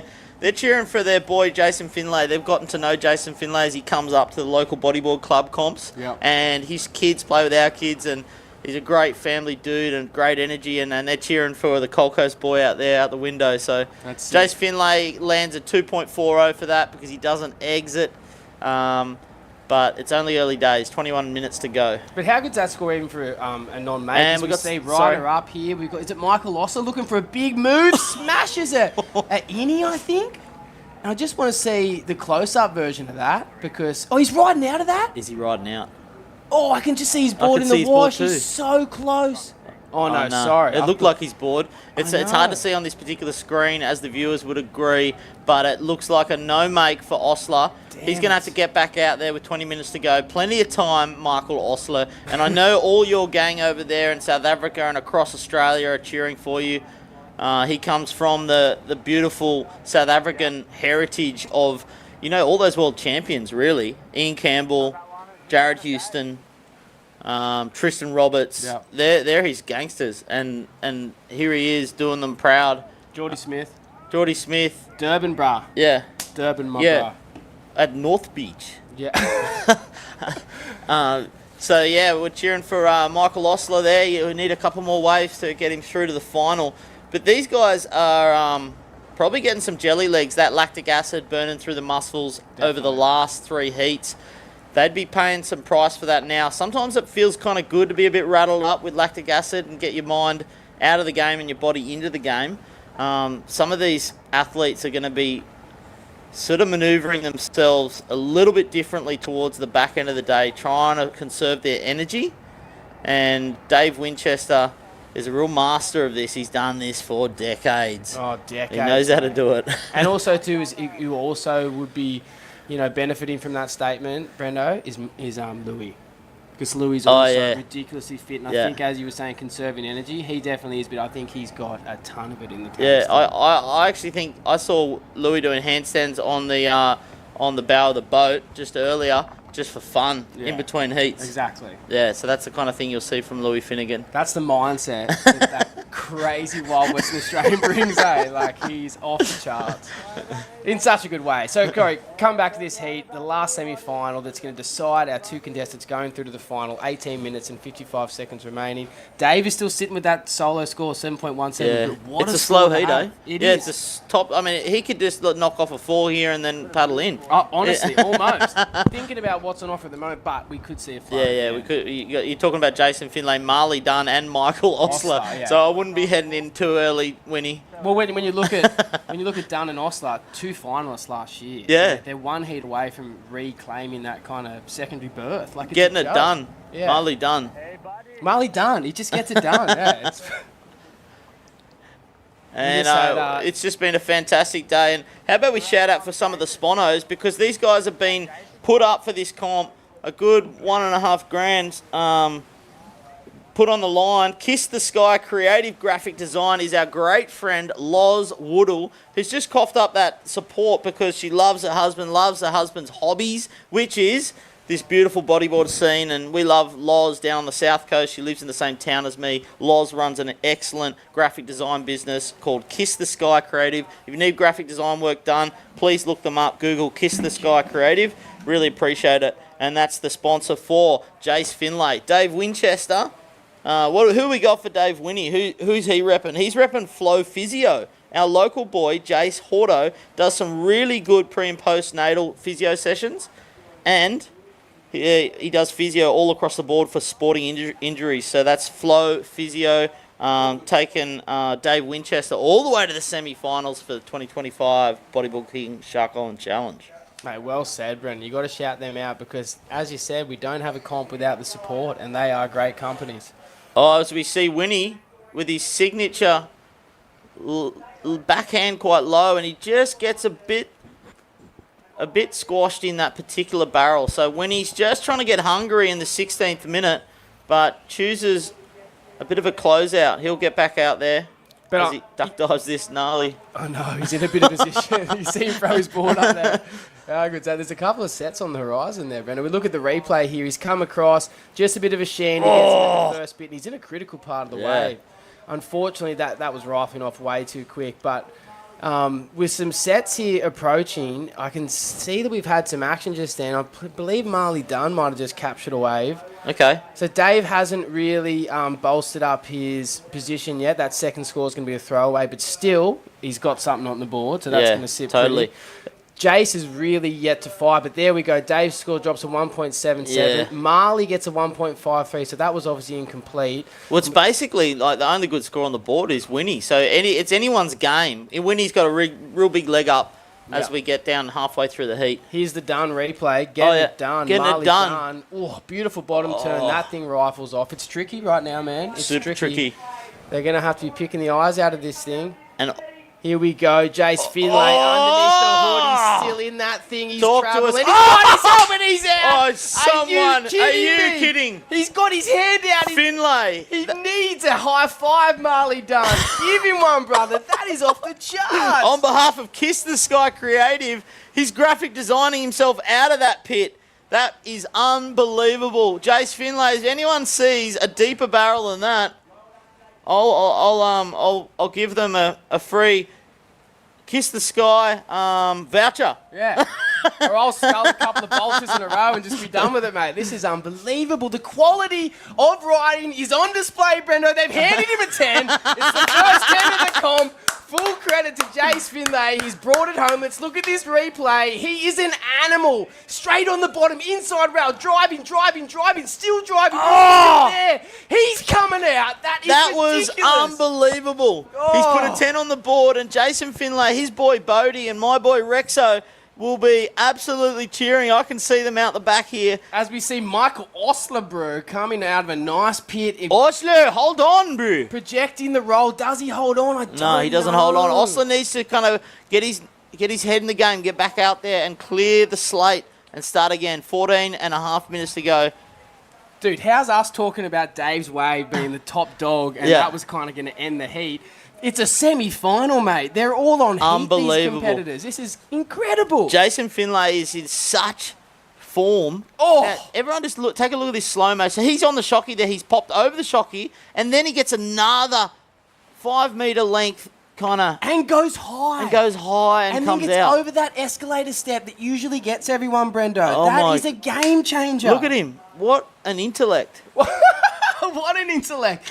The IQ to ride out of this barrel Look is at that. second to none. We're calling Aqua IQ over here. Oh, mate. Jason Finlay's just 160 off the charts. He's just filed home a PhD in aquathon. Mate, step aside, Elon Musk. Step aside.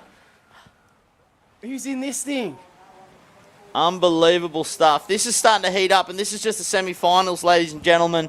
We are seriously looking for some high-performance manoeuvres for anyone to win this heat. You've got Dave with a 7.17 and a 10 for Finlay, and it's only just over halfway through the heat.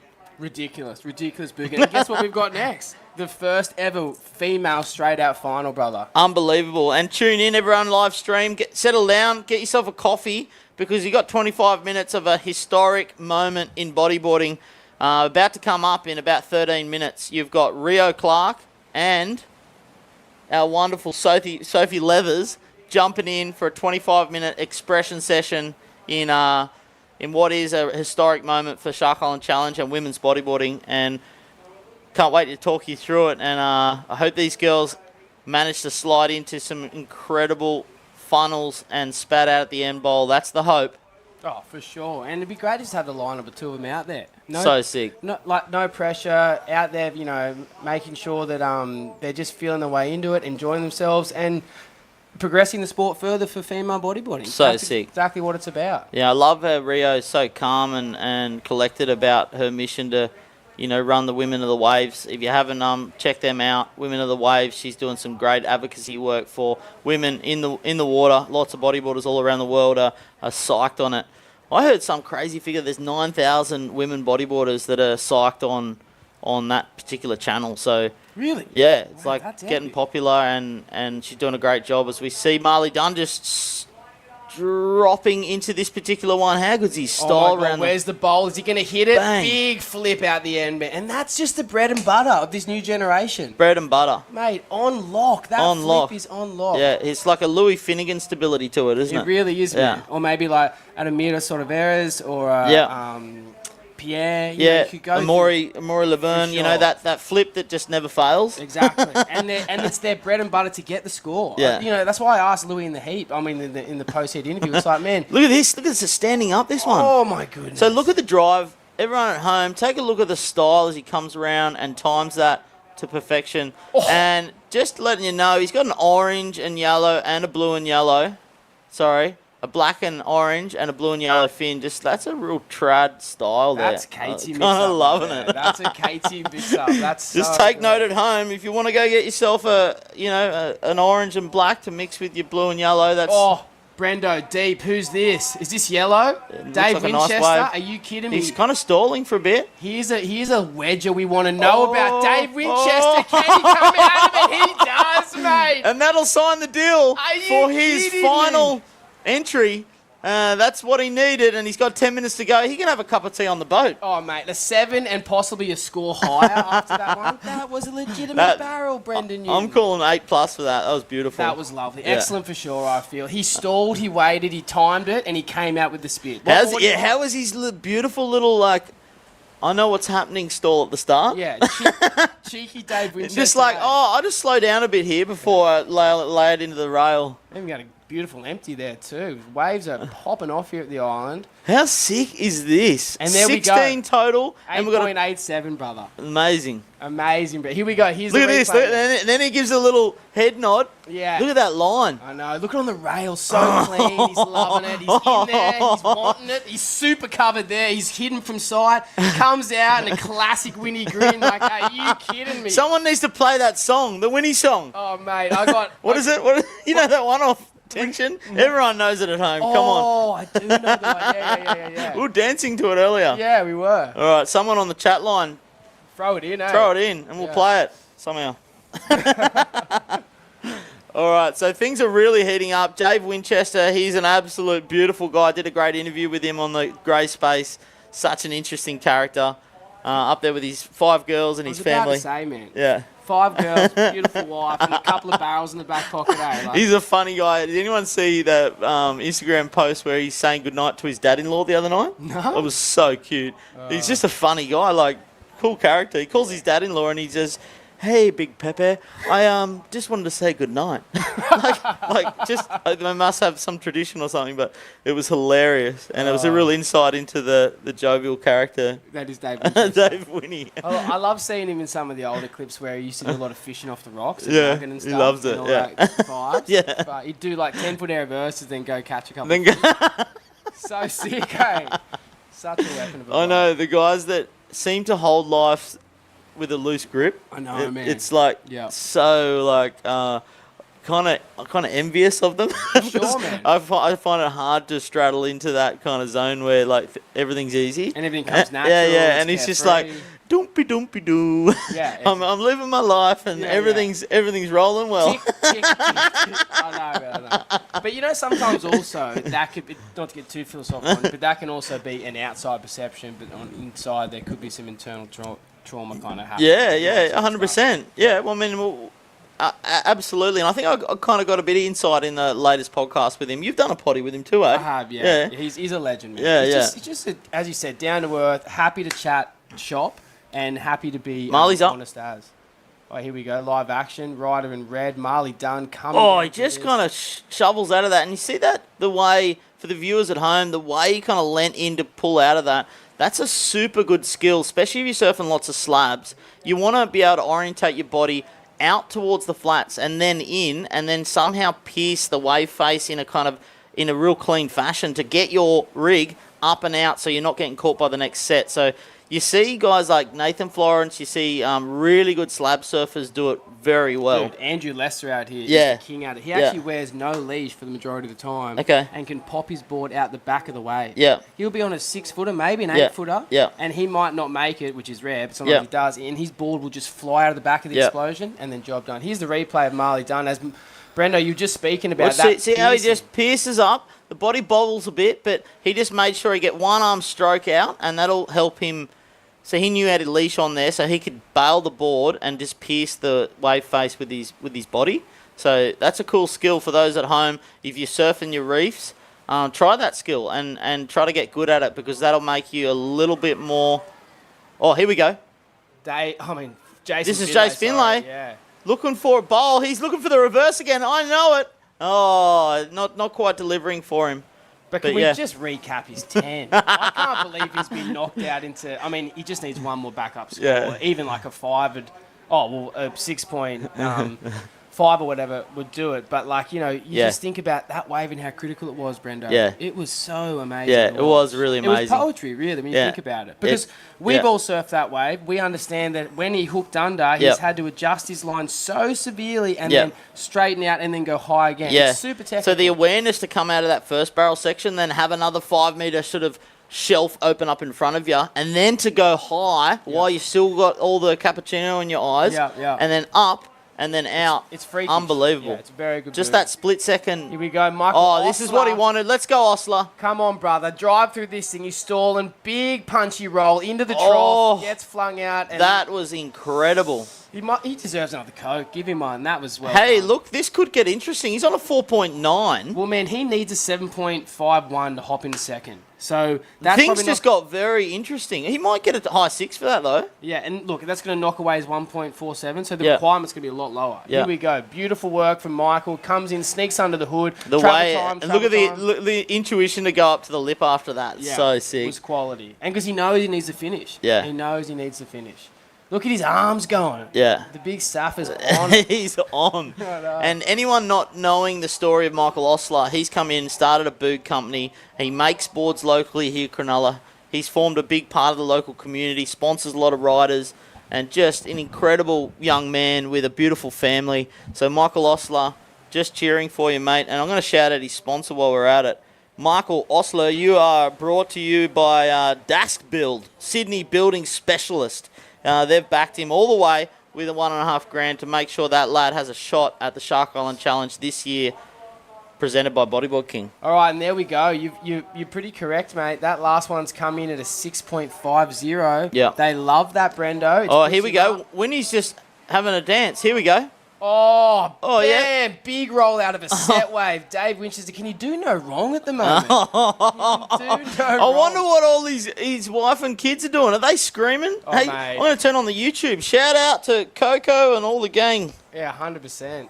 That is quality riding by the veteran. He's an unbelievable bodyboarder. Time and time again, he shows up at these comps and just gets it done. He just gets it done. He does. Jace Finlay's yet to back up his second score with 3 minutes and 45 seconds remaining. He's still sitting in second He with might a not 10. need to. He might not need to. Michael Osler's now needing a 5.91. So you know what? Given the time frame, Finlay better get on his bike. I reckon Yeah, Osler's, here he goes. And this is him. Finlay, make sure of it. He's looking to reply, stalling in the pocket, knows the wave so well, pumps a roll out. All he needs to replace is a 2.40. Yeah, it might get him a 3. That might make it just a bit Yep. more difficult for Osler, but he has given up priority, so it'll be interesting to see in the last 3 minutes. Oh, and this 15 is seconds. super interesting. This is because that was kind of a fluffy roll, and they're not going to score that super clean. 3.33. 3.33, yep. So, here we So go. it's not a huge margin now for Michael Osler. 6.84, doable with Okay. a set. Doable with a set. He needs a set, and he needs to thread the barrel like Michael Osler can. All right, things are really heating up. Scott Huberry's just shouting out for the North Coast. He wants Winnie to win. So, Scotty, love you, mate. It's so good to see you on the live stream and shouting out for your boy Winnie. Here we And go this with the is a replay. Yeah. Jace Finlay coming down off that roll, Brendo. As you said, it was a little bit fluffy, but it was enough to replace that second score. And that's all he needed to do. He's pushed the requirement further out for Osler. He did what he did on that wave. Marley Dunn's having a fight back here, though. Gets rifled through that thing. Travel time, he's happy with a bit of a stare back at the judges, a bit of a no-claim. And he's requiring a 7.44 to hop into second. This is interesting because Jace's score has been placed in. Marley still needs a 7.44. Look at this thing. We go to the replay, Brendo. He comes in late, goes straight into the devil's belly. Looks good, spits, comes out, second little Wow. bonus section. And That's a serious score. That's going to make the judges think here. With only a minute How and much does he 55 need? seconds, he needs a 7.44. Oh, I'm calling high 6s, but gee, that was a couple of little barrels. Maybe high 5s. I don't know. And that's going to make the requirement bigger for Michael Osler. There we go. now. He's dropped back. What was that, a into 5.9? fourth. He got a 6 point. Yeah, it's a 5.9. Yep. Yep, you're right. No, 6.10. Sorry. 6.10. All right, beauty. All right, here we go. Hodjo, you reckon we're doing well on the commentary? Thanks, man. As we see Osler, this is not what you want, bro. Just get back out there. Yeah, that was a touch and go moment because if that thing opened up, that's probably the score, Brendo. Oh, look at him dancing under the water. That's some serious beatdown. Get that man a Coke. He deserves it. This is a joke. He loves his Coca-Cola, does he? Oh, mate. He'd hate me saying it. Really? I'm kind of geeing it up. Because he really doesn't. It'll probably cut him to pieces. Yeah, all right. We'll hang off that. We'll settle down on that one. Here we go. Josh Tabone's tuning in. One of the finest photographers the industry's ever seen. Big He's T-Bone. He's a good guy. He's got a bit of meat on the bone. Yeah, Old T-Bone. T-Bone. I really appreciate your support there, bruz. You must be up there in So replay of Osler, sorry, Port Brendo, Mac. as we're coming through. He goes for the stall, pulls up the nose, but that clamps on the Yeah, end. all and right, that's all she Osler. read How right long has he there. got? He's got 40 seconds. Markle Brew. As we can see, the girls gearing up. Sophie in the red, Rio in the white. This So is a heat sick. not to be missed. Boy, ladies look at and all the gentlemen. crowd in the lineup. They are cheering on these girls, ready for 25 minutes of historic Shark Island madness. Anyone who's finishing work or can be listening to this live feed and you're around the Sydney area, come into Yeah, Cronulla. drop Come your down. tools. Yeah, tools down. Friday Arvo. It's we're knocking off, and the girls' heat is just about to go on display for 25 minutes.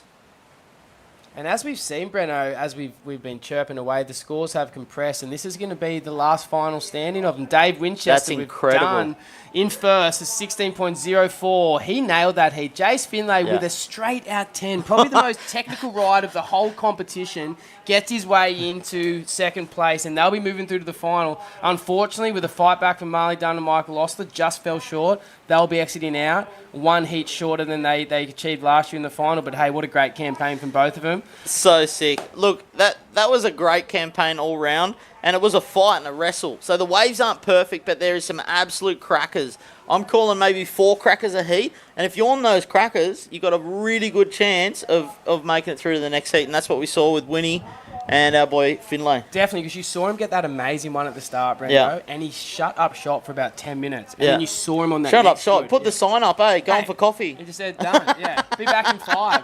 But then sorted himself out on the next set wave and just kept building. And he's So such sick. a veteran and such a well-rounded competitor. He's got so much experience. And Yeah. you can't learn that. Yeah. You can't be given that. You Yeah. need to go out and do it. And he's doing it time and time again. So sick. All right, we're going to focus in on the girls here. We've got a Rio Clark over from WA. She is a seasoned competitor. She's competed all around the world. And it's kind of almost master and apprentice style, because you've got Sophie, who's been really growing in her bodyboarding and giving it like everything she got in slabs and learning rail work. So this is a real example of someone having a good crack under pressure and putting their skills to the test at, what is 4 to 6 foot, Shark Island Challenge. Yeah, 110%, mate. I think it's going to be an absolute spectacle. And when you think about Sophie and when you think about Rio, they've both got the urge to go big waves. Sick. They don't hold back. And it's been noted time and time again. And that's why they're here today. You're going to see them in solid 4 to 6 foot waves, and you're going to see them tested. Here we go. in Some challenge. East lumps dropping in now. Where are the girls? I know. Here we go. Okay, Oh, in here we go. position, Sophie Sophie Leathers straight on the off foam bat. ball. Don't you love to see it? Soph hugging it nicely. Beautiful riding there from Soph onto She the just rail. burns a carve off the end Oh. section. Girls all around the world, line up. This is going to be a show. And we've got Rio Clark. This is spicy. That was spicy. Well done, That was Sophie. sick. Well taken off straight away. Rio's looking for this small insider, trying to get her. Yeah, she's just staying flippers warm. Wet. Yep, Yeah. for sure. Getting her elbows in the wax, so to speak. Yeah, just manoeuvring around. Unfortunately, she might give away a priority to her buddy Sophie by going that small one. So she'll know, she's a seasoned competitor, she'll know that actually it might not be the smartest manoeuvre. But then again, she's a bloody lovely lady. Maybe she's just said, Sophie, you have another one, mate.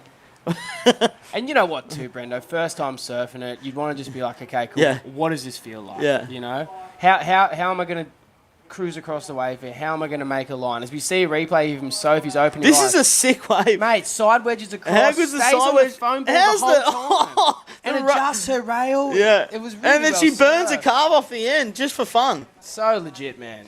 And, Oh. you know, people don't really get from that view unless you've been in that position before. But when you're staring down the line at that and you're taking off, it's not all smooth sailing. There's this outstretched wall. You don't really know what's going to happen. Yeah. Sophie's just taking off. She's taken off and she's just committed. And then luckily that wave just churned like a beautiful little cylinder for her. And you notice on the board we've actually got no scores dropping because this is a straight final. Yeah. So we're keeping the scores all banked up until we announce at the presentation. And I'm pretty sure we'll go live for the presentation. So viewers at home, gear up, grab yourself a beer later. We're all going to head down after a shower to the Ridges here, which is one of our event sponsors in Cronulla, and we'll have a big celebration as we throw a couple of people on our shoulders for winning this year's Shark Island Challenge, brought to you by Bodyboard King, NMD and Bolter. And bad afternoon to be a Bolter. Oh, mate, a bad afternoon. Especially if you've been in the fridge. Seen that many cases like lying around, and then by the end of the day, they're skeletons themselves, you know. Oh, sweet. Oh, winning! We've got the guy himself. Maybe he can sing us his song. Mate, Dave Winchester, can you believe it? Dave Winnie! Dave. He's having a big day out there, big Winnie. You can't do anything wrong, can you? I don't know. There was one I Mate, did you're pretty wrong, nailing eh? it, Winnie. Thanks, boys. Oh, mate. Having a real good time, mate. Good on you, mate. And you're sitting there with your buddy Finney, and you guys have just got barreled off your butts, and it's so great. Hey, how about you hand the headset after this interview to Finney? Keep him around. Winnie, I want to know, mate, after 30 years of riding this boog, how did that feel to fly through what was a super deep barrel? And I'm pretty sure you put your hand out at the end. You were pretty excited. We saw the little wrist waggle in the semi-finals. Remember the wrist waggle? That was good. Yeah. The earlier wrist waggle was pretty fun. I don't know if that's like my signature claim, but well, maybe it is. But I just saw Jace get a sick one in that semi. There's still some sick waves, so pretty pumped for the final. Yeah, definitely, man. You're just going in so red hot, Winnie. Like, it's actually unbelievable to see you in this type of form. Like, you know, you've been such a stand-up bodybuilder for so many years, but, you know, how do you just wind back the clock time and time again, turning up at these events and just putting everyone else to shame? No, you just kind of, age is just nothing. You just keep going until your body stops. Look at Mike. Mike's 62. He's dominating out there. He's got 20 years on us. So true. No, it's just good times, surfing good waves with all the boys, and the channel's epic. Like, it's hard to kind of feel it, but once you're out here, everyone's hooting and just frothing, so it's pretty epic. Oh, that's so good to hear, man. And I'm sure the family's watching at home, mate. Do you want to say anything to them or give them a shout out? Yeah. Love to my wife, Amy, and my girls, Coco, Autumn, Juniper, Clementine, and Daisy. Love you. So cool, man. You're our hero, Dave Winnie. Go and have a great time. We love watching you do it, bros. Yeah, thanks, boys. See you soon. Here, I'll put Finlay on. Hold on, I'll just tag him in. Yep. Tag him. Giddy up. Thanks, boss. Finish, man. Hello, Can we just start off by saying that my first call, my wrong call, but it's kind of come to fruition. You're through to the final. That 10, brother. Can we just run through that? Me and Brendo went off in this commentary booth because that work on your rail to navigate through that portal, that's unbelievable, bro. How did it feel in there? Oh, yeah. The girls are just getting whooped. I just wanted that barrel. Like, that's when you know, like, I don't really care about what happens in the final. I got the barrel and I got a boost, so I'm stoked. It almost didn't let me out, and I kind of just kept the run through that end section, so I was stoked. Yeah, Jace Finlay, we love you, mate, and you're a complete hero, especially for the Gold Coast Bodyboard Club. Mate, my kids are out the window. I can see Bodie and Rexy just lighting up every time you take off on a wave, mate. So, mate, you've done the family proud, and we're really excited to see you do what you do. It's so nice to see you in flow, bros. And we'll have a nice cold beer after the final, okay?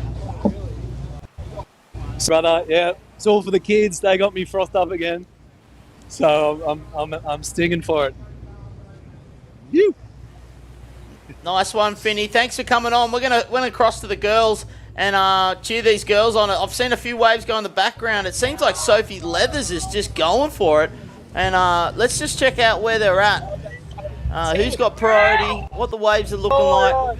You were talking about it. There's definitely a couple of nice lines still coming through, isn't there, Brendo? Yeah. It's bloody epic.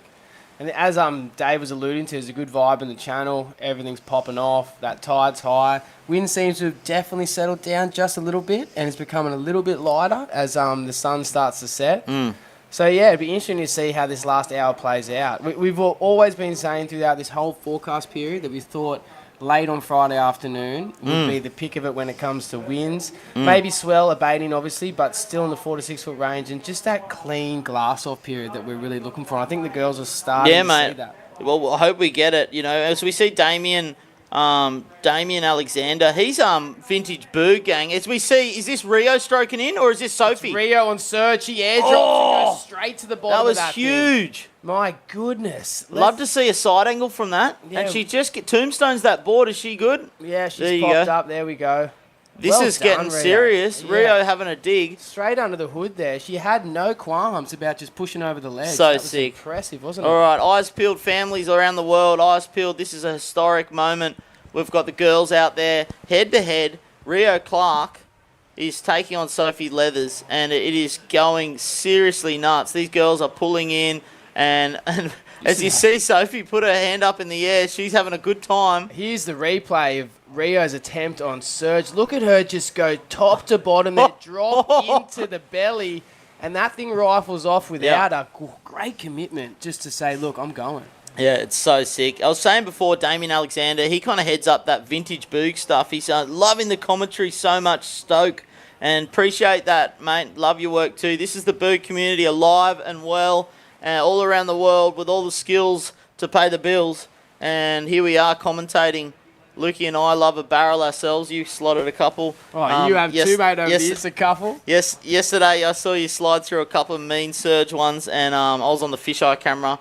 That was my a great current moment, hobby. So it's fantastic to be together all around the world, and really thankful we can get this done. And thanks to the committee, you guys, Sam Venn, yourself, and Mark Sadler is like a really kind of underground dude who just gets it done, and he gets it done with stoke and kind of this generosity. Oh yeah, he's a great dude. So He's if anyone, a family man. if anyone wants to just shout out to Sads, if you can get in touch with him, just say thanks for all your hard work. He's put this thing on. Yeah, he is an absolute weapon, and he's just never stops. He never sleeps. It's actually quite alarming. But we've got 14 minutes and 15 seconds left in this one, Brendo. And from the get, excuse me, I've had You're too many right. goals. Yeah, It's from, Sophie Leathers got that first one, eh? Yeah, but from the actual get-go, you can just tell straight away that these two were... Look at Sophie kicking deep. Yeah, where's she going? We're not holding back. Do you know what I mean? You can tell. They've said to themselves, let's go. Sophie would be pumped. You know, to get one like that in the first 10 seconds. Oh, man, unbelievable. It's so sick. Especially the way she rode it. Yeah, Like she locked held, in locked held in. on that kind of... Locked the that hips foam back ball. on that foam ball. Yeah. And made sure that she got maximum barrel time. Maximum. And there's some lines coming in, ladies and gentlemen. See these lines? Ooh. Wow. What is this thing going to do over surge? Oh, my goodness. So that's some serious barrels out there. And you can see all the crew yelling and screaming in the lineup. They are loving it. What is this next one doing? If we cut from this drone footage down to the here we go. channel angle. Oh. Let's see what we've got. This next one looks real nice, Wow. Brendo. Is it peeking up? Oh, Sophie's wanting nah, it. she's starting to behind it. paddle. She's behind it. Oh, Rio. Did I see Rio on the left there?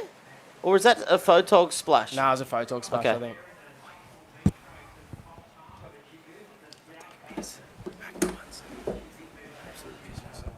All right, we've got 12 minutes to go. And everyone tune in. Stay put on your couch. Whether you're looking at your iPhone or whether you've got it up on the big screen, because Sporting News YouTube channel is showing what is an historic moment with 12 minutes remaining in this all-women's heat straight final for this year's Bodyboard King Shark Island Challenge.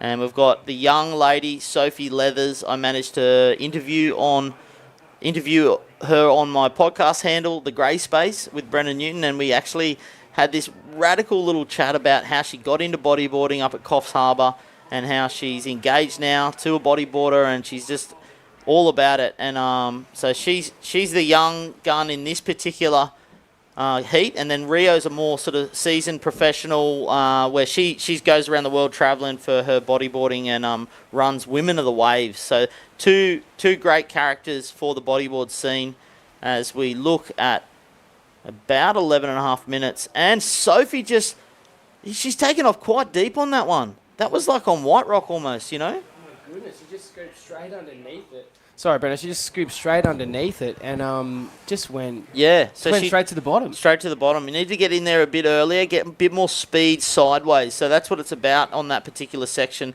Either get in there early or take off with a bit of momentum heading towards the channel. What do you reckon? Definitely, man. I think so. I think it's and there we go. Rio's just taken off on a little corner one on Surge. That's cool. They'll add that to her campaign. Definitely. It'll be interesting to see how these scores do pan out. You know, the chicks have kind of taken the point of probably sitting on like kind of White Rock and Surge, and getting those nicer end bowl ones. Yep. So rather than sort of those big south wedges that go across the whole reef, eh? You know what I mean? You can definitely tell like the ones Sophie's have got have kind of been from those White Rock positions, you know, that kind of push across, and they're a really good option. It's just that, you know, maybe threading something from the peak at the moment, sitting so far in on the inside, it's a little bit foreign too. It's quite unique to kind of try and sit on that little inside A-frame because you're copping wash-throughs and you're also copping a lot of current and push around in that little peak area. Yeah, right. Okay. Yeah, so I mean, just, you know, different takes on it, I guess there's really 3 takeoff spots. You've got the peak, White Rock and Surge.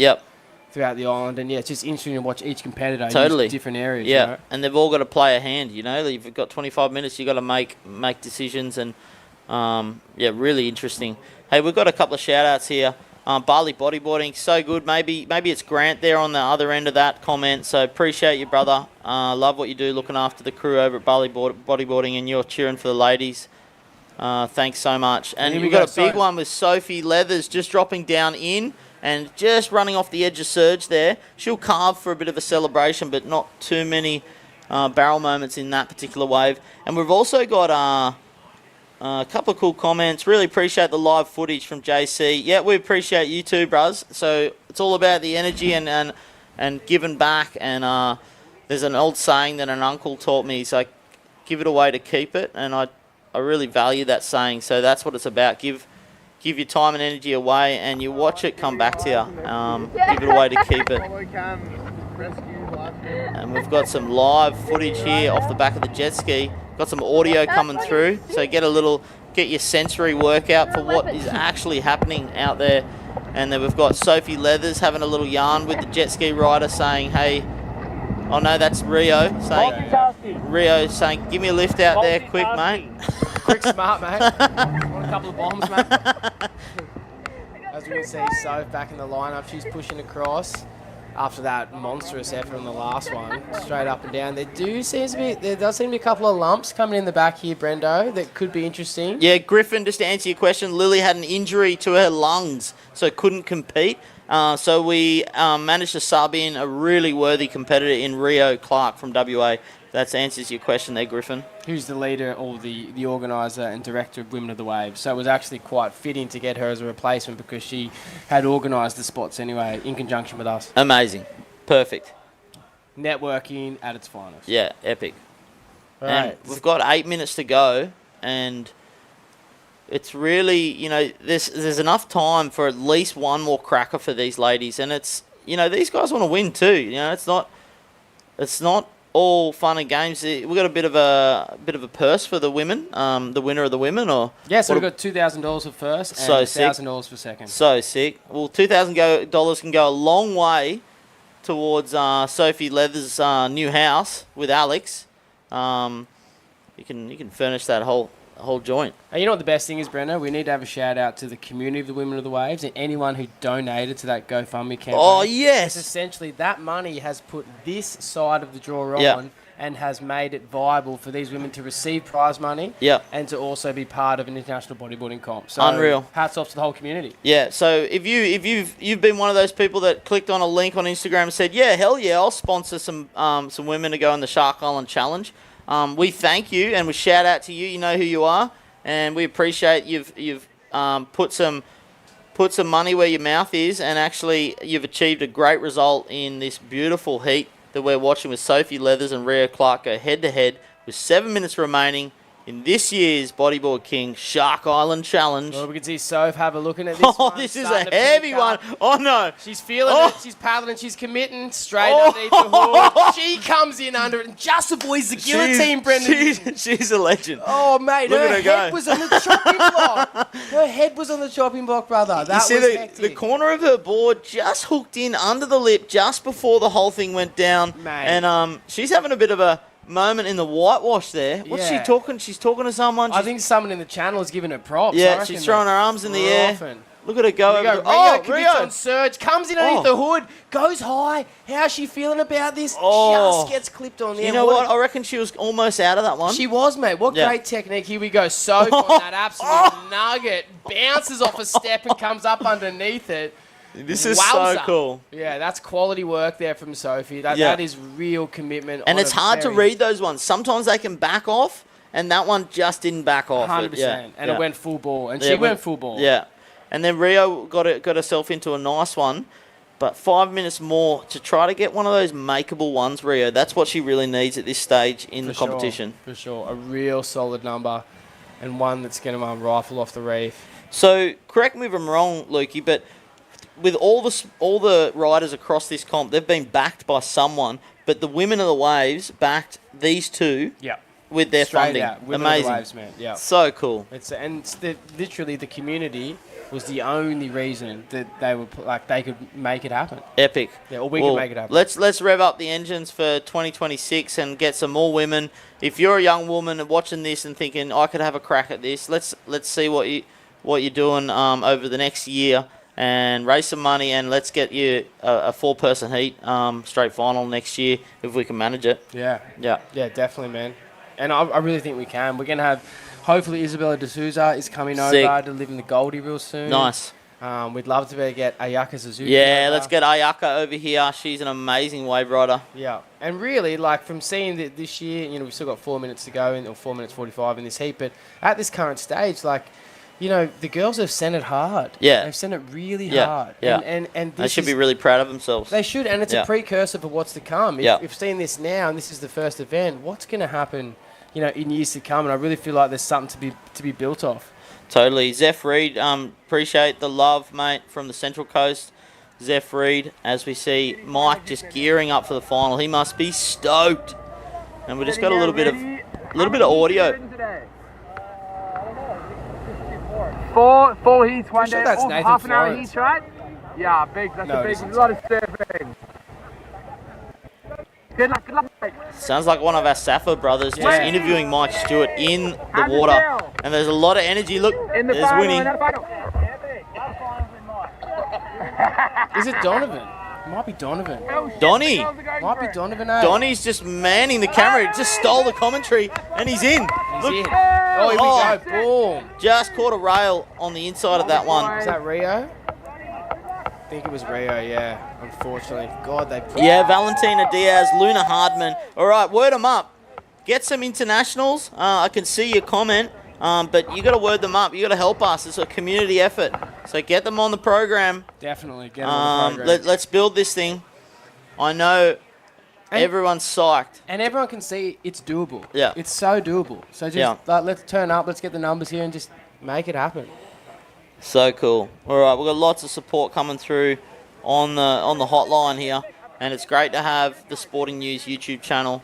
Definitely. Just to get this live feed all set up, just to let you guys know, the background of this is we've got one of the world's best live stream with his technical guy down with us. So just shout out to Chris, who's just done an epic job pulling this thing together. He's pushing the buttons and turning the tables behind the scenes. And Mish. And Misha, the technical guy, Misha, who I shared the Airbnb with last night. Here we go. Big one coming through. Sophie Leathers tries to push over the ledge. Does she get caught in the lip? No, she just Mate, evades that it. was almost it. That one spits All right, out she's into going to need to work hard to get behind this one. Is she in this? Okay, Nah, she's just she's out all of right. the impact zone. That's great. I thought she was almost going to get sucked over there, Brendo. That was a tough one. Yeah, so 2 minutes remaining, and just appreciate the gang. We're just giving you a shout out there, Misha. Your technical title is engineer, audio engineer. What do you call yourself, man? Talk to us. Broadcast engineer, Misha. He knows how to do some highway time too. He did about 10 hours on the road, arrived at 4 a.m. this morning, and that is true boog. If I've ever seen boog style, that is gnarly, and we don't promote tired driving. That is... but that effort was true boog, Misha, and you've done a great job, mate, with your buddy Chris. That's proper trad, eh? Yeah, That is proper trad trad, ball. mate. You've just got yourself a trad license. And Sophie Leathers is looking at 1.5 minutes with Rhea Clark to tidy up this women's final, which has been a real hoot to watch. Haven't held back one bit. All right, and can we just talk about too? Oh, here we go. So live she action. comes Sophie out of that one. Leathers gets a lovely pin on Sick. the end. Keeps stalling for the Yeah, and she pocket. bangs that rail work at the end. She loves it and tries to get a little a little forward with Craig the at the legs. end. I love the Craig. Rio gets the one Rio, we behind. just missed Rio's one. We'll try to get there we go. Unfortunately, probably not giving the same sort of potential as Sophie's, Yeah. but Sophie's from the get-go. Let's see that replay. Mate, Sophie's ripping. Yeah, Sophie is stepping it up for the girls. Mate. Shark Islands for the girls. Let's delete the boys and put in the girls. Yeah, the Let's girls. go. Yeah, the girls. Yeah, that's super cool. 40 seconds to go. And these girls have really put on a show. As we can see the replay, Brendo, this was Sophie. She gets underneath it and it That's spits sick. Look at as her. Look at her. coming She's out. As we get back to the first part of the replay, we're going to go back to that in a second. But 20 seconds. Here we go. as you can tell, Sophie's wave was legitimate. Possibly the best wave of the heat so far. Yeah. 10 seconds remaining. Is All there right, so another we got- set approaching? There seems to be one more line. Can this be the last throw at the dice? Oh, is there someone paddling? Oh, and they've let it go through to the keeper. Unfortunately, didn't get there in time. All right. That's Sophie and Rio done in the first ever female straight-out final here for the 2025 Shark Island Challenge, presented, called by Bodyboard King. Yeah. Presented by NMD Boards and Bolter Beers. We're now onto the Open Men's Final, man. Yeah. And can So you good, believe it, Luke. Brandon? That was a great success and a really, really cool comp to watch. I hope you enjoyed it live at home. And, give those girls a shout out. Send them a text, maybe a DM, and to say how cool it was as we hear in the background our final just kick off with 4 absolute animals: Louis Finnegan, Dave Winchester, Mike Stewart, and Jace Finlay. We're going to go to an ad break.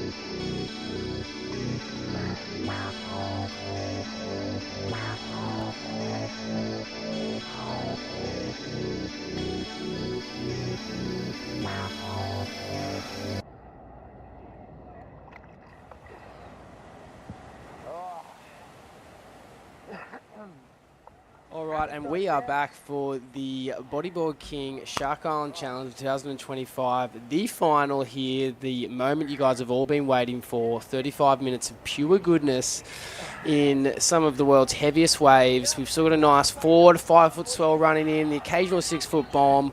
Got a light subtly on it. As you can see from the cams at the moment, the boat is fizzing, the channel is frothing, and we cannot wait to see Red and Red, Louis Finnegan from Western Australia versus Dave Winchester from the North Coast, Mike Stewart from Hawaii, the GOAT, and Jace Finlay from the South Coast, who's been putting on an absolute smorgasbord of technical bodyboarding, Brendan Newton, as we get ready to call 30 minutes of probably some of the best bodyboarding we will see all year. 35 minutes, so we got it. Yeah, there we go. So 32 minutes to go. Mate, just look at this. Louis Finnegan, he's been solid all day long, absolutely just nailing everything. Dave Winchester, Mike Stewart, and Jace Finlay All right, just tuning in, just turning my mics on. We've got Louis Finnegan, Dave Winchester, Mike Stewart, and Jace Finlay.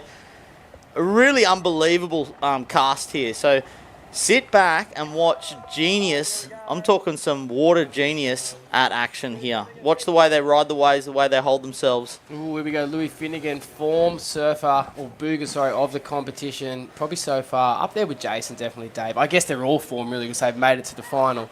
But, you know, Louis been on an absolute heater. He's let that one go through to the keeper. He's eyeing off something a little bit more special. And tactics are going to be big here, Brendo. It's a final. Do you start setting up a house with some small scores and build later, or do you wait for those two? Mate, I have to say that Mike has snuck through a bunch of heats today. You've got some real outstanding performances from Louis and Dave and Finlay, and we've got an interview live. Is that true? Can you hear us, Sophie?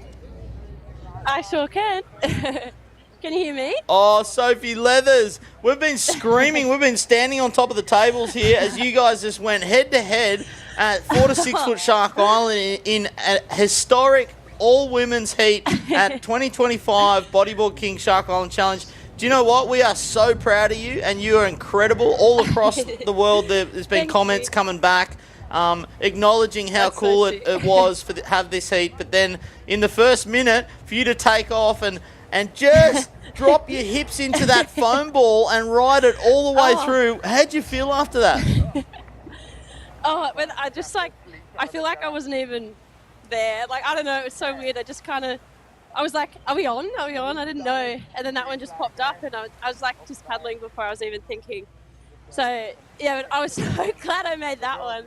And then to get absolutely fucking humbled by the next one on the head, I was like, there it is. This is coming. I did some trips. I went and visited Davy Jones, checked out the locker for a bit. He's going good. It was so fun. I just wish I had so much more energy. Like, there was one I just wanted to go, but I was like, at this point, I'm just going over the balls. And I was like, I'll just enjoy it, just try and get my breath back. But that was like unreal. It was nuts. So it honestly was. Like, to Rio and yourself, it was obviously hats off. You know, it was so good to be watching up here in the commentary booth, and you could just tell how hard you guys were pushing from the get-go. And that last wave, mate, that was the cream on top. Could think about it, like, you know, you'd pushed hard, you'd copped a couple of floggings, you got a couple of nice waves, but that one at the last bit, that beautiful barrel, you were in and out. That was epic. Yeah, talk us through it, Sophie. You watching that? Oh, and Mike's out. Well done. Well played. No. We're watching too. Yeah, talk us through it. Oh! Louis Finnegan spat out of the pit. The form booger for this whole competition is holding it strong. Girls, stay with us. Stay with us, and we'll get you to help us commentate this. Keep looking across at the final. That last one, I actually can't remember it either. I think I was like, I don't know what time it is. I saw the other boys paddle out, and I was like, I think I have time to get one more, but I honestly don't remember it. I don't remember anything except for there was one I went, I thought I got down it, and then I think I just airdropped on that bottom bit. Like, I just needed some more strong paddles into it. Sorry, Charlie, he'll be up me later. But when I airdropped, it's just like, so sick. I've airdropped a lot, and there's that always that moment in my head where I'm like, yes, this again. So it was so fun though. Yeah. That was awesome, and like, Rio is just the best energy out there. Like, she's just so calm, and it was amazing. Like, I was on the reef at one point, and I know you can't hear what they're saying, but I saw you get a sick one, and I was just like, I'm just going to stand here and take it in this much water. It's amazing. But yeah, so it was sick. Hey Sophie, it's so cool to feel your energy and to have you repping it for the girls all around the world. And if you want to just congratulate yourself and hand the headset over to Rio, we'll get her take on a few things, and we might even try to co-commentate from the boat as you guys watch these waves come in for the men's final. Sick. Absolutely. Just massive thanks to everyone though. Thanks Mum watching on the shore, my brother and all my family, friends, everyone who donated. I'll chuck on the Queen and Women of the Wave. Thanks, Soph.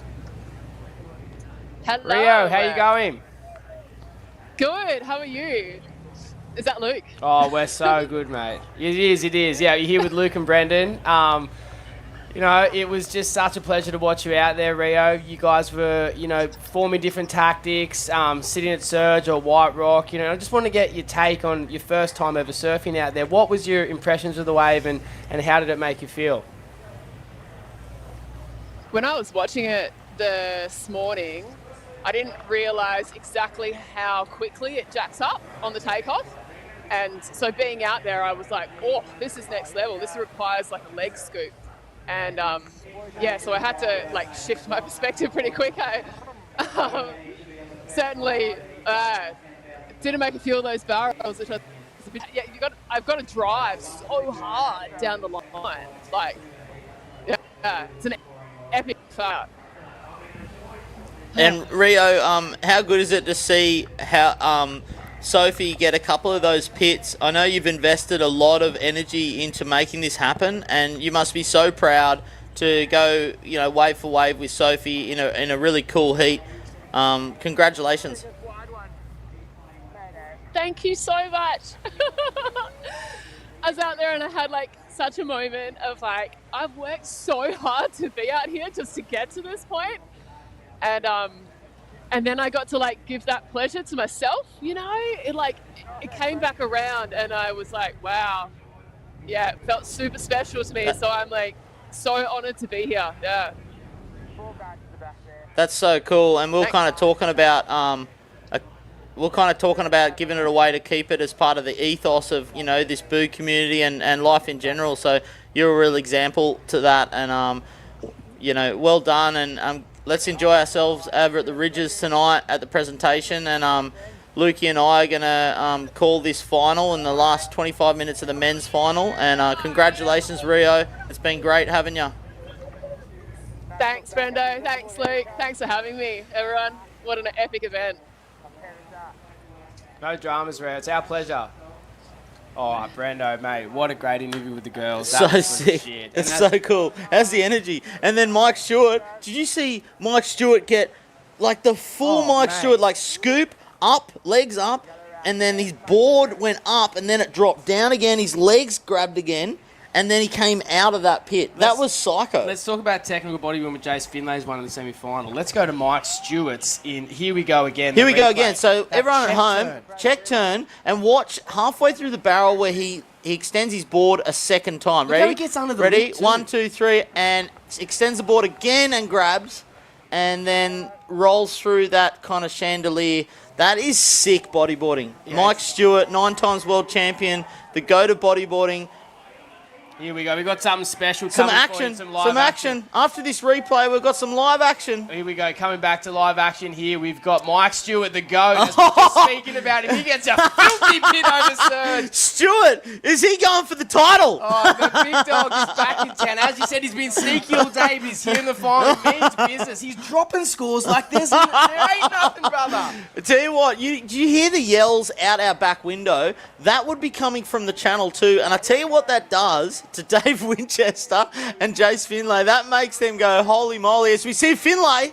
The technical master himself sits up, big, gets a clip on the back. He gets clipped on the knees. But is he going to make something No, of it? no. Unfortunately not. And he goes over for his All right, troubles. no, Finlay, that's all right, mate. He can cop that. Who's we in go. this barrel? Dave Winchester, I think he's getting spat No, out that's over the Louis. peak. No, it's Dave Winnie, sorry. Nice little cutty there. He has set himself up for a beautiful ride over that Yeah. reef there. And we go again. There's a flurry of waves my here, goodness. Brendo. Is it turning on for the Is it final? turning on? It could be Talk to turning me. on. Talking dirty, baby. So it's kind of crazy. We've got our go-to bodyboarding who, you know, has been competing heaps lately. Hasn't probably had the results he's hoped for, but he's stayed pretty cool, calm and collected. The last 2 years he's done a lot of competition. But he kind of returns to these comps with this sort of... And as we can see the replay, it's a beautiful carbon copy of just his rail work. He's Yeah. presented all Yeah, comp. it's so He's sick. on the rail. He's straight away in the technical part of the wave, and he's maximising the power that's Yeah, there. so ladies and gentlemen at home, you grew up watching this kind of rail work as like the top of bodyboarding. We're now watching it in 2025. This 62-year-old man is absolutely carving. Yes, Nate Florence, Louis is going nuts, and he will go nuts. But We're looking at Stewart at the moment, just holding rails up and over and under, and he's got 2 big scores. This guy we grew up watching in the 80s, 90s, and here we are in 2025, and he's working the rail like an absolute magician. Oh, he's a beast. He's an absolute beast. And here we go, the replay of Finners. He gets clamped on that end, but if that just stayed open, he was slotted, and he's gone over for his troubles too, Brendo. Got sucked back to David Jones. That's a big price to pay. It is. And then here's the replay win. He sticks in it from the peak, parks his little North Coast caboose, and just is looking pretty in there. He looked pretty in there. He did. It's like he got a cappuccino from Mullumbimby. It came over his face. He spilled his cappuccino. Oat milk for sure, brother. Oat milk all day of the week. But this is heating up. So Louis had a bang up, Mike's had 2, Jace has been clipped, and Dave's got a beautiful one from the peak too.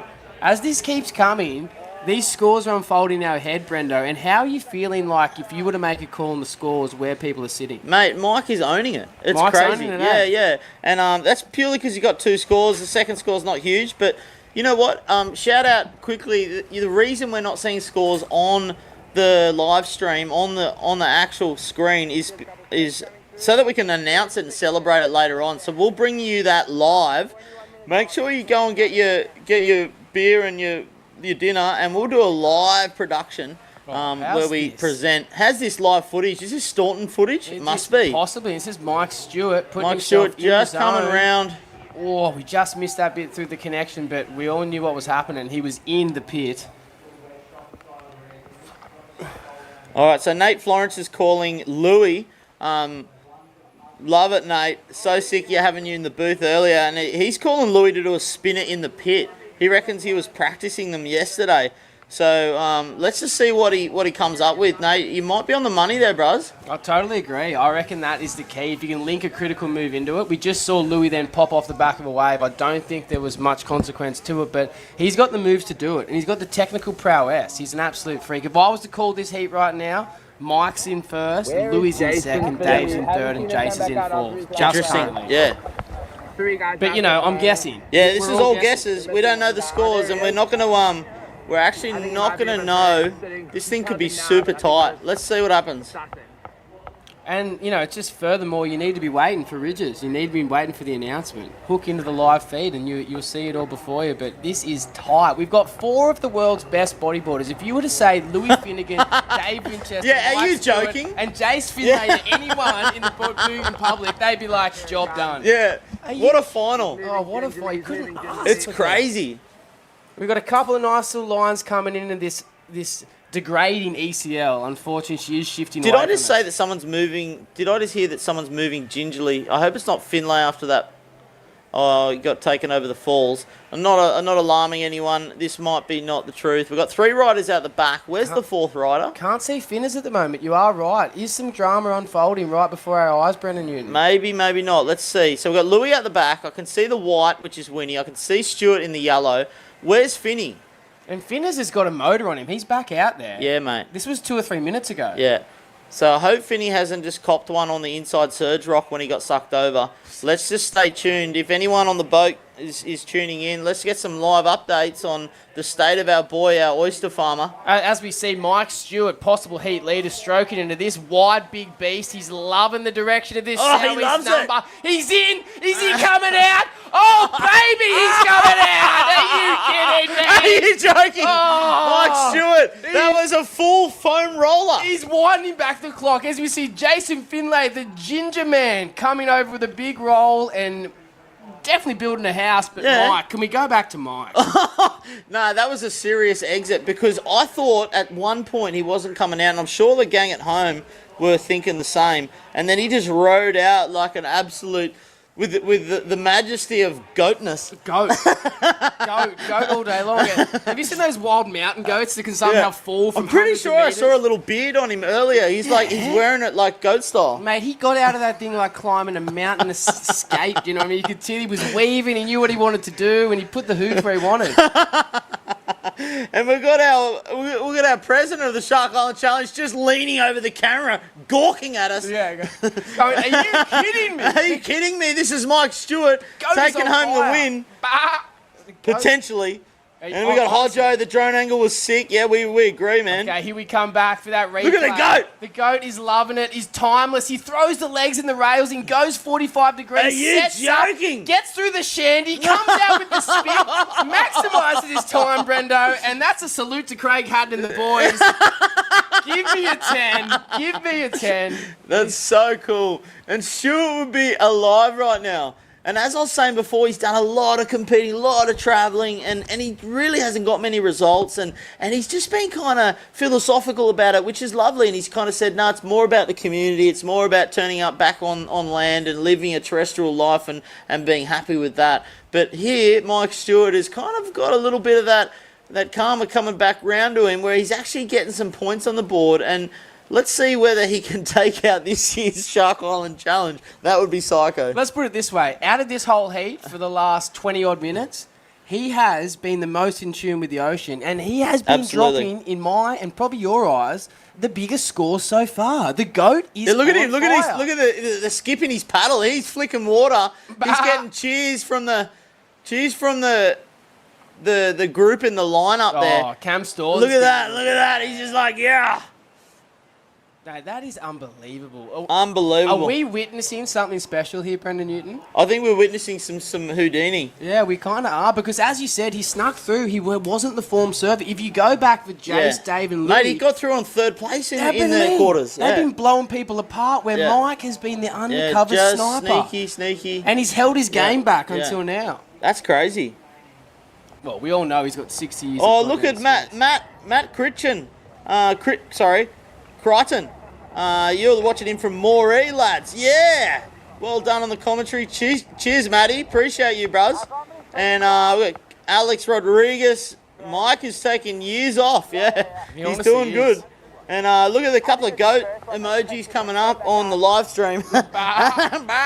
He's just having a goat of a time out there. Oh, man. It's so good to see. And, really... if you look at the whole spectrum of the day and the lineup, it wasn't like he was a sure thing. It wasn't like he was a favourite. It wasn't like he was coming into this with, heaps of noise around him. He's been surfing the free surfs and he rips. We all know he rips because you expect it. But out there yesterday, all the local guys are getting a couple of tubes, and I don't think he got one tube yesterday. It was just relaxed and come back to shore, had dinner, happy. Exactly. And it's really fascinating. It might be his day, and this is super interesting. This is very interesting. This is playing out in front I kind of didn't think it would. I mean, there's still 14 minutes and 50 seconds to go. There can be another flurry, but I'm just saying Mike has had the 3 best waves. Yeah. I love the stoke, man. I love the stoke in this room, and I hope you guys can feel the stoke across the live stream. We're totally amped to be a part of this thing, and watching a slab of water breaking over a reef for 8 hours, and what joy it can bring a whole community. You can see that headland in the live stream. That whole community's humming right now, and hopefully you guys overseas are humming also with the energy of this boog community, because there's no facades anymore in bodyboarding. There is absolutely no reason other than love, passion, and pure joy to get in the ocean and back something like the Shark Island Challenge these days. So thanks for being a part of it. Thanks for everyone who's thrown out their money, time, energy to be a part of it. Thank you for all the families. We're just looking out to all the wives and all the partners here.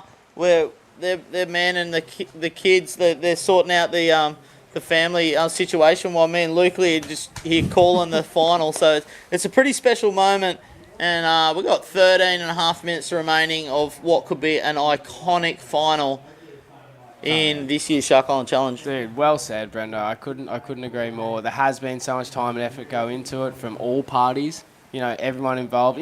Shout out to the Gold Coast Bodyboarding Club and all the work that Idris, Declan, Sean Cooper and yourself do, man. 100%. Oh, here we go. Live action. Mike, possible heat leader. He bounces out of that one. He knows there's not the opportunity. It's a bit of a dicey one. He's got a set on his head too. Look, this is dangerous. He's going to send back into the impact zone, and will that give more of an opportunity? Look, he's just not going to put his board on it. He's trod on the reef and stood up and then gone under and got ping-ponged back into surge. Yeah, there seems to be one out the back there too, Brendo, that could give Dave Winchester a little sniff here. There seems to be something peeking up. And we all know what Dave Winchester's like with the sniff. Oh, mate. He woofs the whole thing. Mate, he can sniff something from 100 metres away. Oh, you mate. open a packet of chips on the other end of the football field, you see Winnie on the other end just coming towards Yeah, you swiftly for a walking, chip. like swiftly too, Yeah. not just like casually cruising. Oh, is that Finlay? He's doing it tough. Okay. All right, so that's an update, live update. I'm so sorry to say that Finlay looks like he's buckled himself a bit on the rocks on that particular suck over. But can you believe? I think he might have been injured prior, like you heard, and then he's gone for that second wave, and I think that's done him in. Okay. Maybe try to do the roll at the end there. Maybe Yeah. that's really shaking him because he looks broken. Yeah, he looks a bit broken. Finlay's our boy, and he's put on an absolute show, and I'll be very surprised if he doesn't take home that crazy maneuver ringer award. I'll be very surprised. That thing he did in the quarters was outstanding.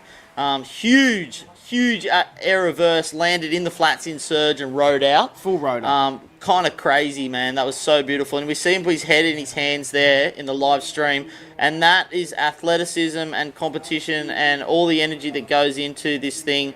And that's what can happen. And you get dealt those cards and you deal with it. So that is our boy Finlay. And he's had a particularly difficult heat. But he looks like he's going to go back out gingerly for another wave, and that's pretty courageous stuff. So What a weapon. Keep Finlay in your thoughts back in the live stream. He's doing it for the team, doing it for the crowd. So we're going to see how he goes. Imagine if he gets a good one. That would be psycho. Oh, I really hope he does get something for his efforts because he's been one of the standout surfers all day. There's no denying it. And for someone who's on a red-hot heater, like you went up to the team challenge with him, he Mate, put on an absolute performance. Unbelievable. Up there. Move of the contest across 10 different clubs around Australia. He pulled home move of the contest and got a 19-point heat score. No normal human does it. It's crazy. So for him to be feeling ginger with that kind of motivation, there's a serious storm brewing. And in his body. Yeah, we hope he's okay, and we hope he might. Look, that's him there you can see him in the live footage from the ski. Do you reckon it could be almost like reminiscent of like the Perfect Storm with like George Clooney and like Mark Wahlberg? I think I saw Clooney on the ski actually. That's one of my favourites. Just keep your eyes peeled. I think Clooney is just flown in for Jason Finlay Perfect Storm. You know what? Jason Finlay's at that moment where you just get a little bit of sunshine in that eye of the storm, and then you're going to go back into the darkness. And I dare say Brad Whitaker, who's calling me right now on my phone, would be kind of giving us the update on Jace Finlay's condition. Shout out to Brad Whitaker, who's doing lifeguard safety and water work. I'll let that call go through to Mark Sadler because he's off the mic at the moment. He will deal with it. But, we've got to obviously give all our thoughts to Jace. That's not a good situation for him to be in. Yeah. All right. Well, this thing's heating up, and it's not without consequence. Lukey's going to step out of the action on this commentary booth at the moment, just check in on Finlay, and we're going to keep commentating, and we've got 9.5 minutes remaining, and what a pleasure it is to be out there talking to all you Boog community, all the families out there. What a special event this has been as we see the sun starting to lose its burn on the east coast of Australia at Cronulla, Darrell country. I'm very thankful to be out here and in this sea country, on this land, and watching what is a beautiful competition of people threading the needle through this remarkable break, Shark Island, just off the coast of Cronulla. As we see, that's Winnie coming in deep from behind, up and over and out. That is Dave Winchester. Is he going to make it? He's going to make it. That was remarkable. 2 barrels and an absolute screamer from the back. Dave Winnie, he's the magic man. Someone play his song. You know what I'm talking about. No friends, as we see Louis Finnegan just coming around the bowl with a slightly less exciting wave, but a barrel nonetheless. For sure, and that's going to stack up some scores for Lou. But let's go back to Dave. Let's see this replay, mate. I could hear it from the next room as I was coming back in, Brendan. What was happening, mate? Brother? He took off deep, like right back where Stewart's sitting there, and he rode it through like 2 or 3 barrel sections, a couple of chandeliers, but he held tight. It was heavy in the first section, and heavy in the second, and then it kind of chandeliered, and he came out in the end. So Dave Winnie is seriously challenging what I'm calling Mike for the gold medal in this particular scenario. Well, if we see this replay and we see critical time in the barrel, which I'm sure we're going to Yeah. after your description, Yeah. I think that is really going to even up the scores because we've got 3 from Mike. We're going to pick the top 2.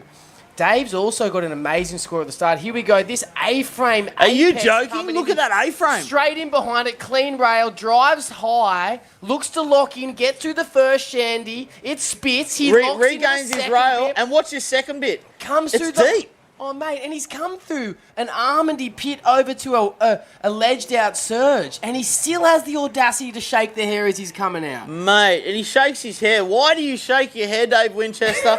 But you know what? We love you, and we think that you're an outstanding competitor because now you're in the running for the title.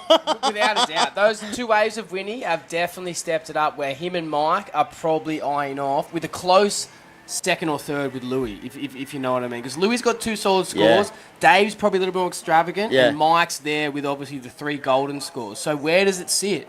Where do we see the scale, Brendan? It's kind of crazy. You can't tell. Yeah. Who's this coming around? Oh, Is that Dave Winnie? again? In a psycho one. Boom. He's going to get mowed down on surge. He's got 6 minutes and 30 seconds to get back out there. What's he doing at 6 minute gonna have time going into surge? Bit of a run like that, eh? Oh, sweet. He actually popped up all right. Yeah, he's all right. Get the ski around to this lad. He needs another wave. Yeah, we need him to do an invert. Big air rev. Here we go again. This replay. This replay is psycho one. He goes straight up and over surge. Look at him. Just ledges out. What a weapon, eh? What a weapon. It's Dave Winchester at its finest. I know. Seriously. Somebody stop this guy. I don't think he can, man. You'll never put a nail in his coffin, eh? He just knows what's going on. It's super fascinating. His approach to life is fascinating. He's like 5 kids at home and his wife cheering him on, and he says on the boat, he goes, "You just keep going until you can't." Yeah, I know. It's a great ethos too, eh? Yeah. It's just like, hey, I'm going to push the body as far as I can go. Yeah, Kelsey Joss. I agree with you, Mike and Winnie, very close. The audacity. There's a couple of people just chiming in. Glenn Thurston up there. He just had another boy, I heard. So if you want to take that, Lukey, you're welcome, bros. It looks like he needs to get a hold of you. So we're I would love to save those last 5 minutes. I know Brad's calling, but I'm sure he can get a hold of Sads. Sorry for the background noise. Everyone watching at home, we've just had water safety continually call my phone. I just want to wait for the last 5 minutes of this thing because I am frothing harder than I've ever frothed before, really, coming to the final here. Last year's final was great, but obviously we had some larger kind of south waves. This year, as you can see from the empty coming through there is some solid barreling waves still occurring here at the island. And we're so stoked to see this ECL hold out for the final day here of the week, Friday, the working week anyway. And yeah, it's been such a great event, Brendo. I really so can't. sick. And Michaela, just to answer your question, is the challenge all weekend? No, it's finalising right now. This is the final. We saw the women's final before this heat, and this is the final. And things are getting really hot in here with 4.5 minutes to go. And appreciate it, Oliver Sherb. Thanks for the shout out. And yeah, he hopes Jace is okay. That's cool. Thanks heaps, Oliver. You know what? I reckon Jace will be. Jace is a well-built individual. He's Yeah, he'll be taken right. on some crazy waves. Can we just think about some of the waves he's had at some of his bombies down home?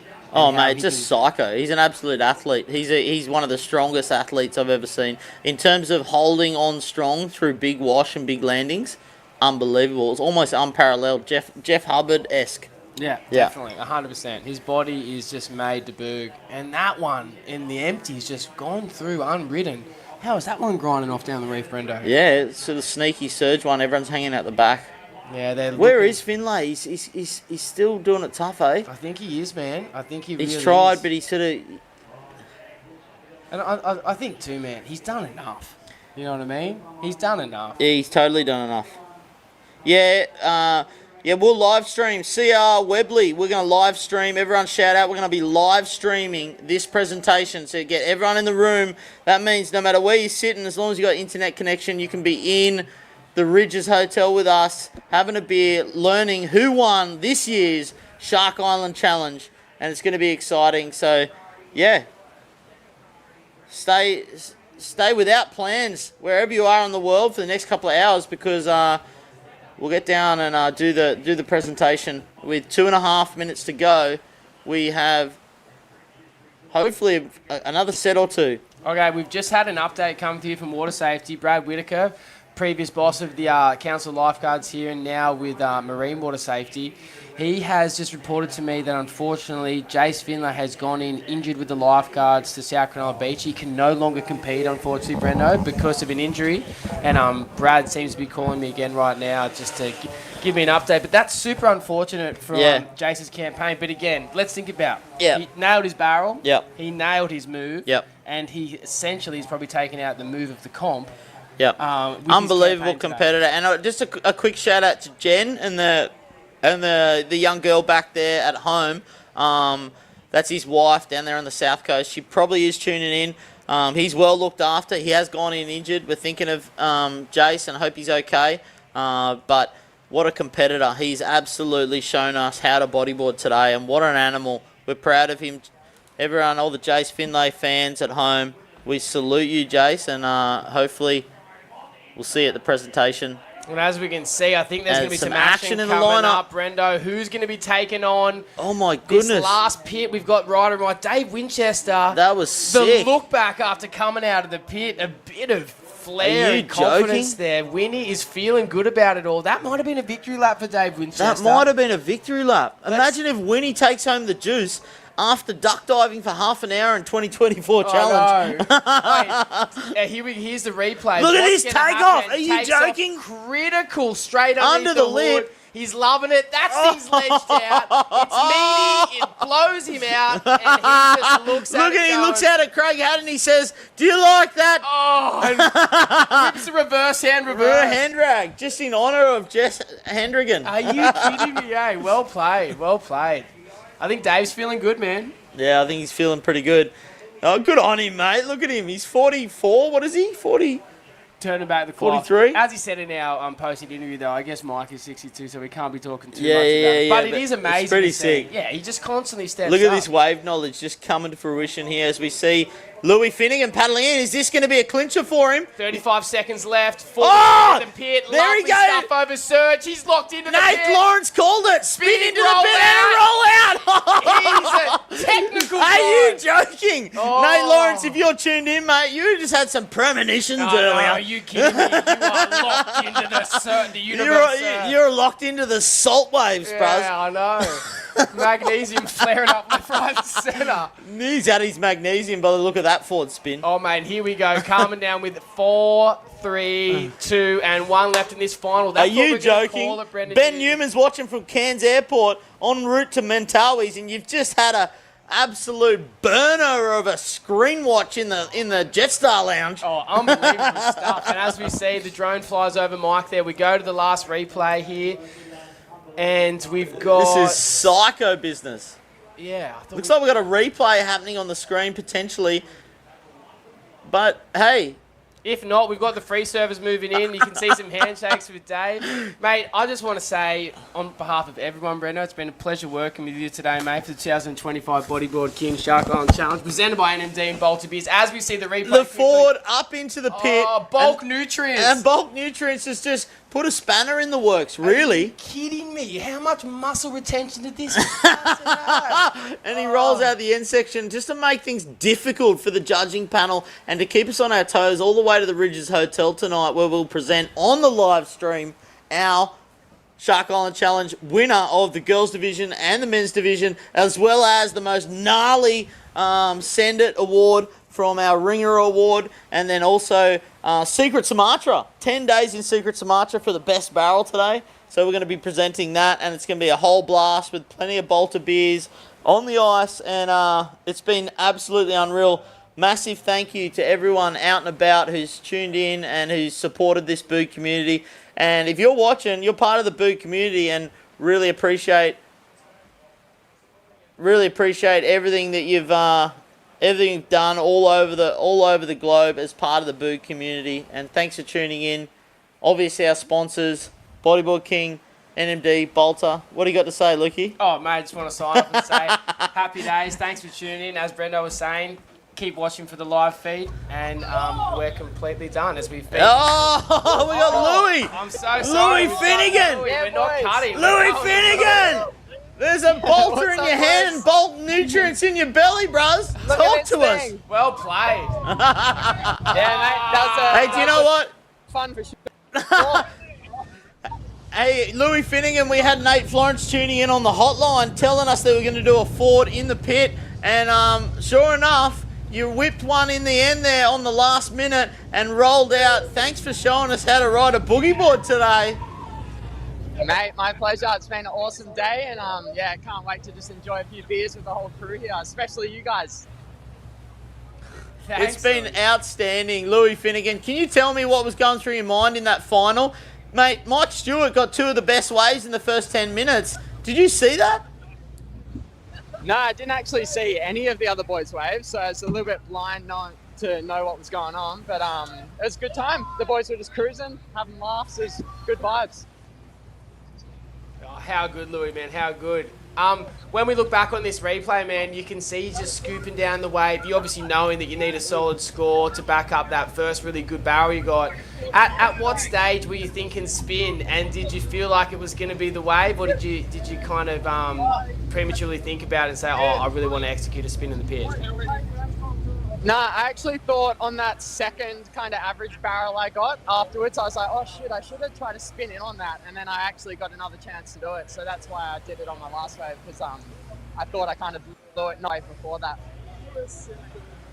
Oh, man. Well, let me just tell you, you nailed that last one. That was poetry, man, because it set you up so perfectly for that pit and then that roll out. And as me and Brenda were saying, it really made it interesting, bro, because, you know, Mike's got some scores, Winnie's got some scores, and you've really now got some scores with that last wave, backing up that first great barrel. So it's going to be interesting coming into tonight's presentation, man. Like, what's your gut feeling there? My gut feeling's telling me I definitely didn't win. I feel like maybe Stewart or Winnie won that one, but yeah, I guess we'll see. Yeah, sweet. You've been humble, you've been modest, man. Dude, huge shout out for you to come over from West Oz, man. You put on such a show. You know, you were one of the form boogs throughout this whole con, man, and I just want to give you a huge pat on the back for kind of putting on such a performance for all the crew at home today. It was all time, man.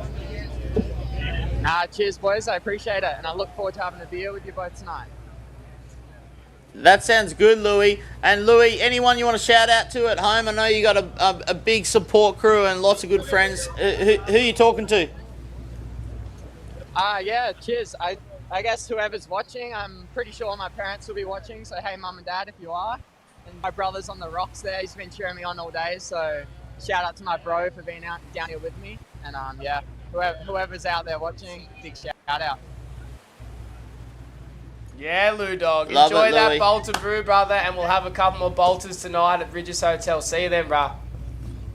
Sounds good, boys. Catch you later. And then we just see Sophie Leathers jumping off the boat into the skis, and it sounds like we've got an ad queuing up. Yeah, and I think we're pretty much wrapping this one up, Brenda. Again, as I said before, prematurely, it's been an absolute pleasure before So the Wednesday sick. interview. Let's do it again all next year. 100%. Go on the live stream for the... Yeah, Yeah, okay, all right. actually, We're look, sorry, we're looks not like we're going going to get the goat, eh? This is the second go. Mike Stewart, brother, thank you so much for coming on and having a yarn to us. Mike, can I just start off with saying, sorry, mate, that was a masterclass from you, and some of the barrels that you came out of, especially your first one, how you had to weave a passage through, was incredible. Can you just give us a run through of that final, mate? Yeah, that was, at the beginning it was a real flurry, and I was kind of lined up. I was still getting through some of those. I had no idea I was going to make it.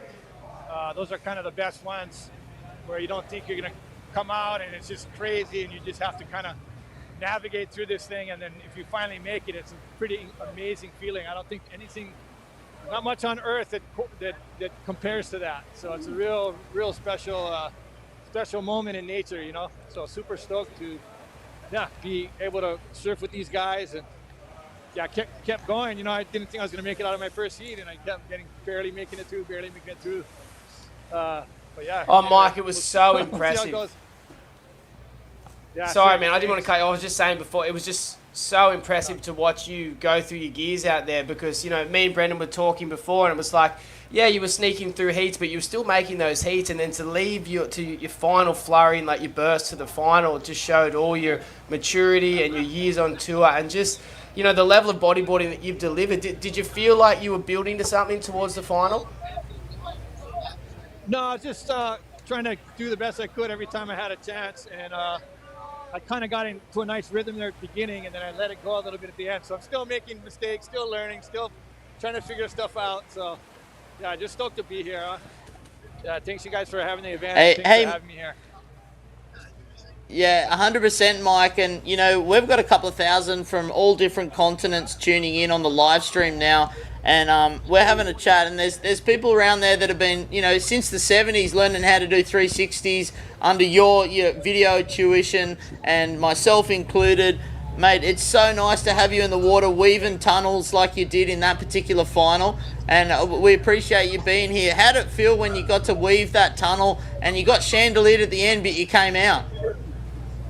Yeah, super killer. Like, it's, you know, how do you describe it? You know, if you do it, you can understand the exhilaration and just the elation that you get coming through the situations where you don't think you're going to make it. So got to just keep going, you know.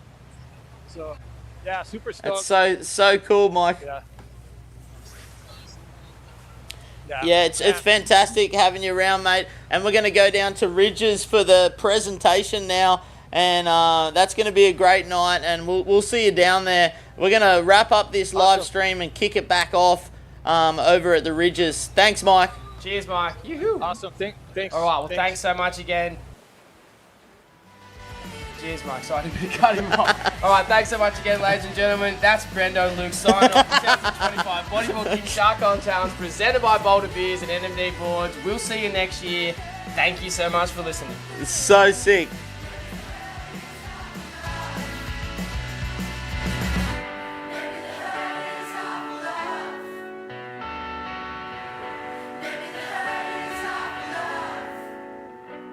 I got my edge back. I got my edge back. I got my edge back. I got my edge back. I say no.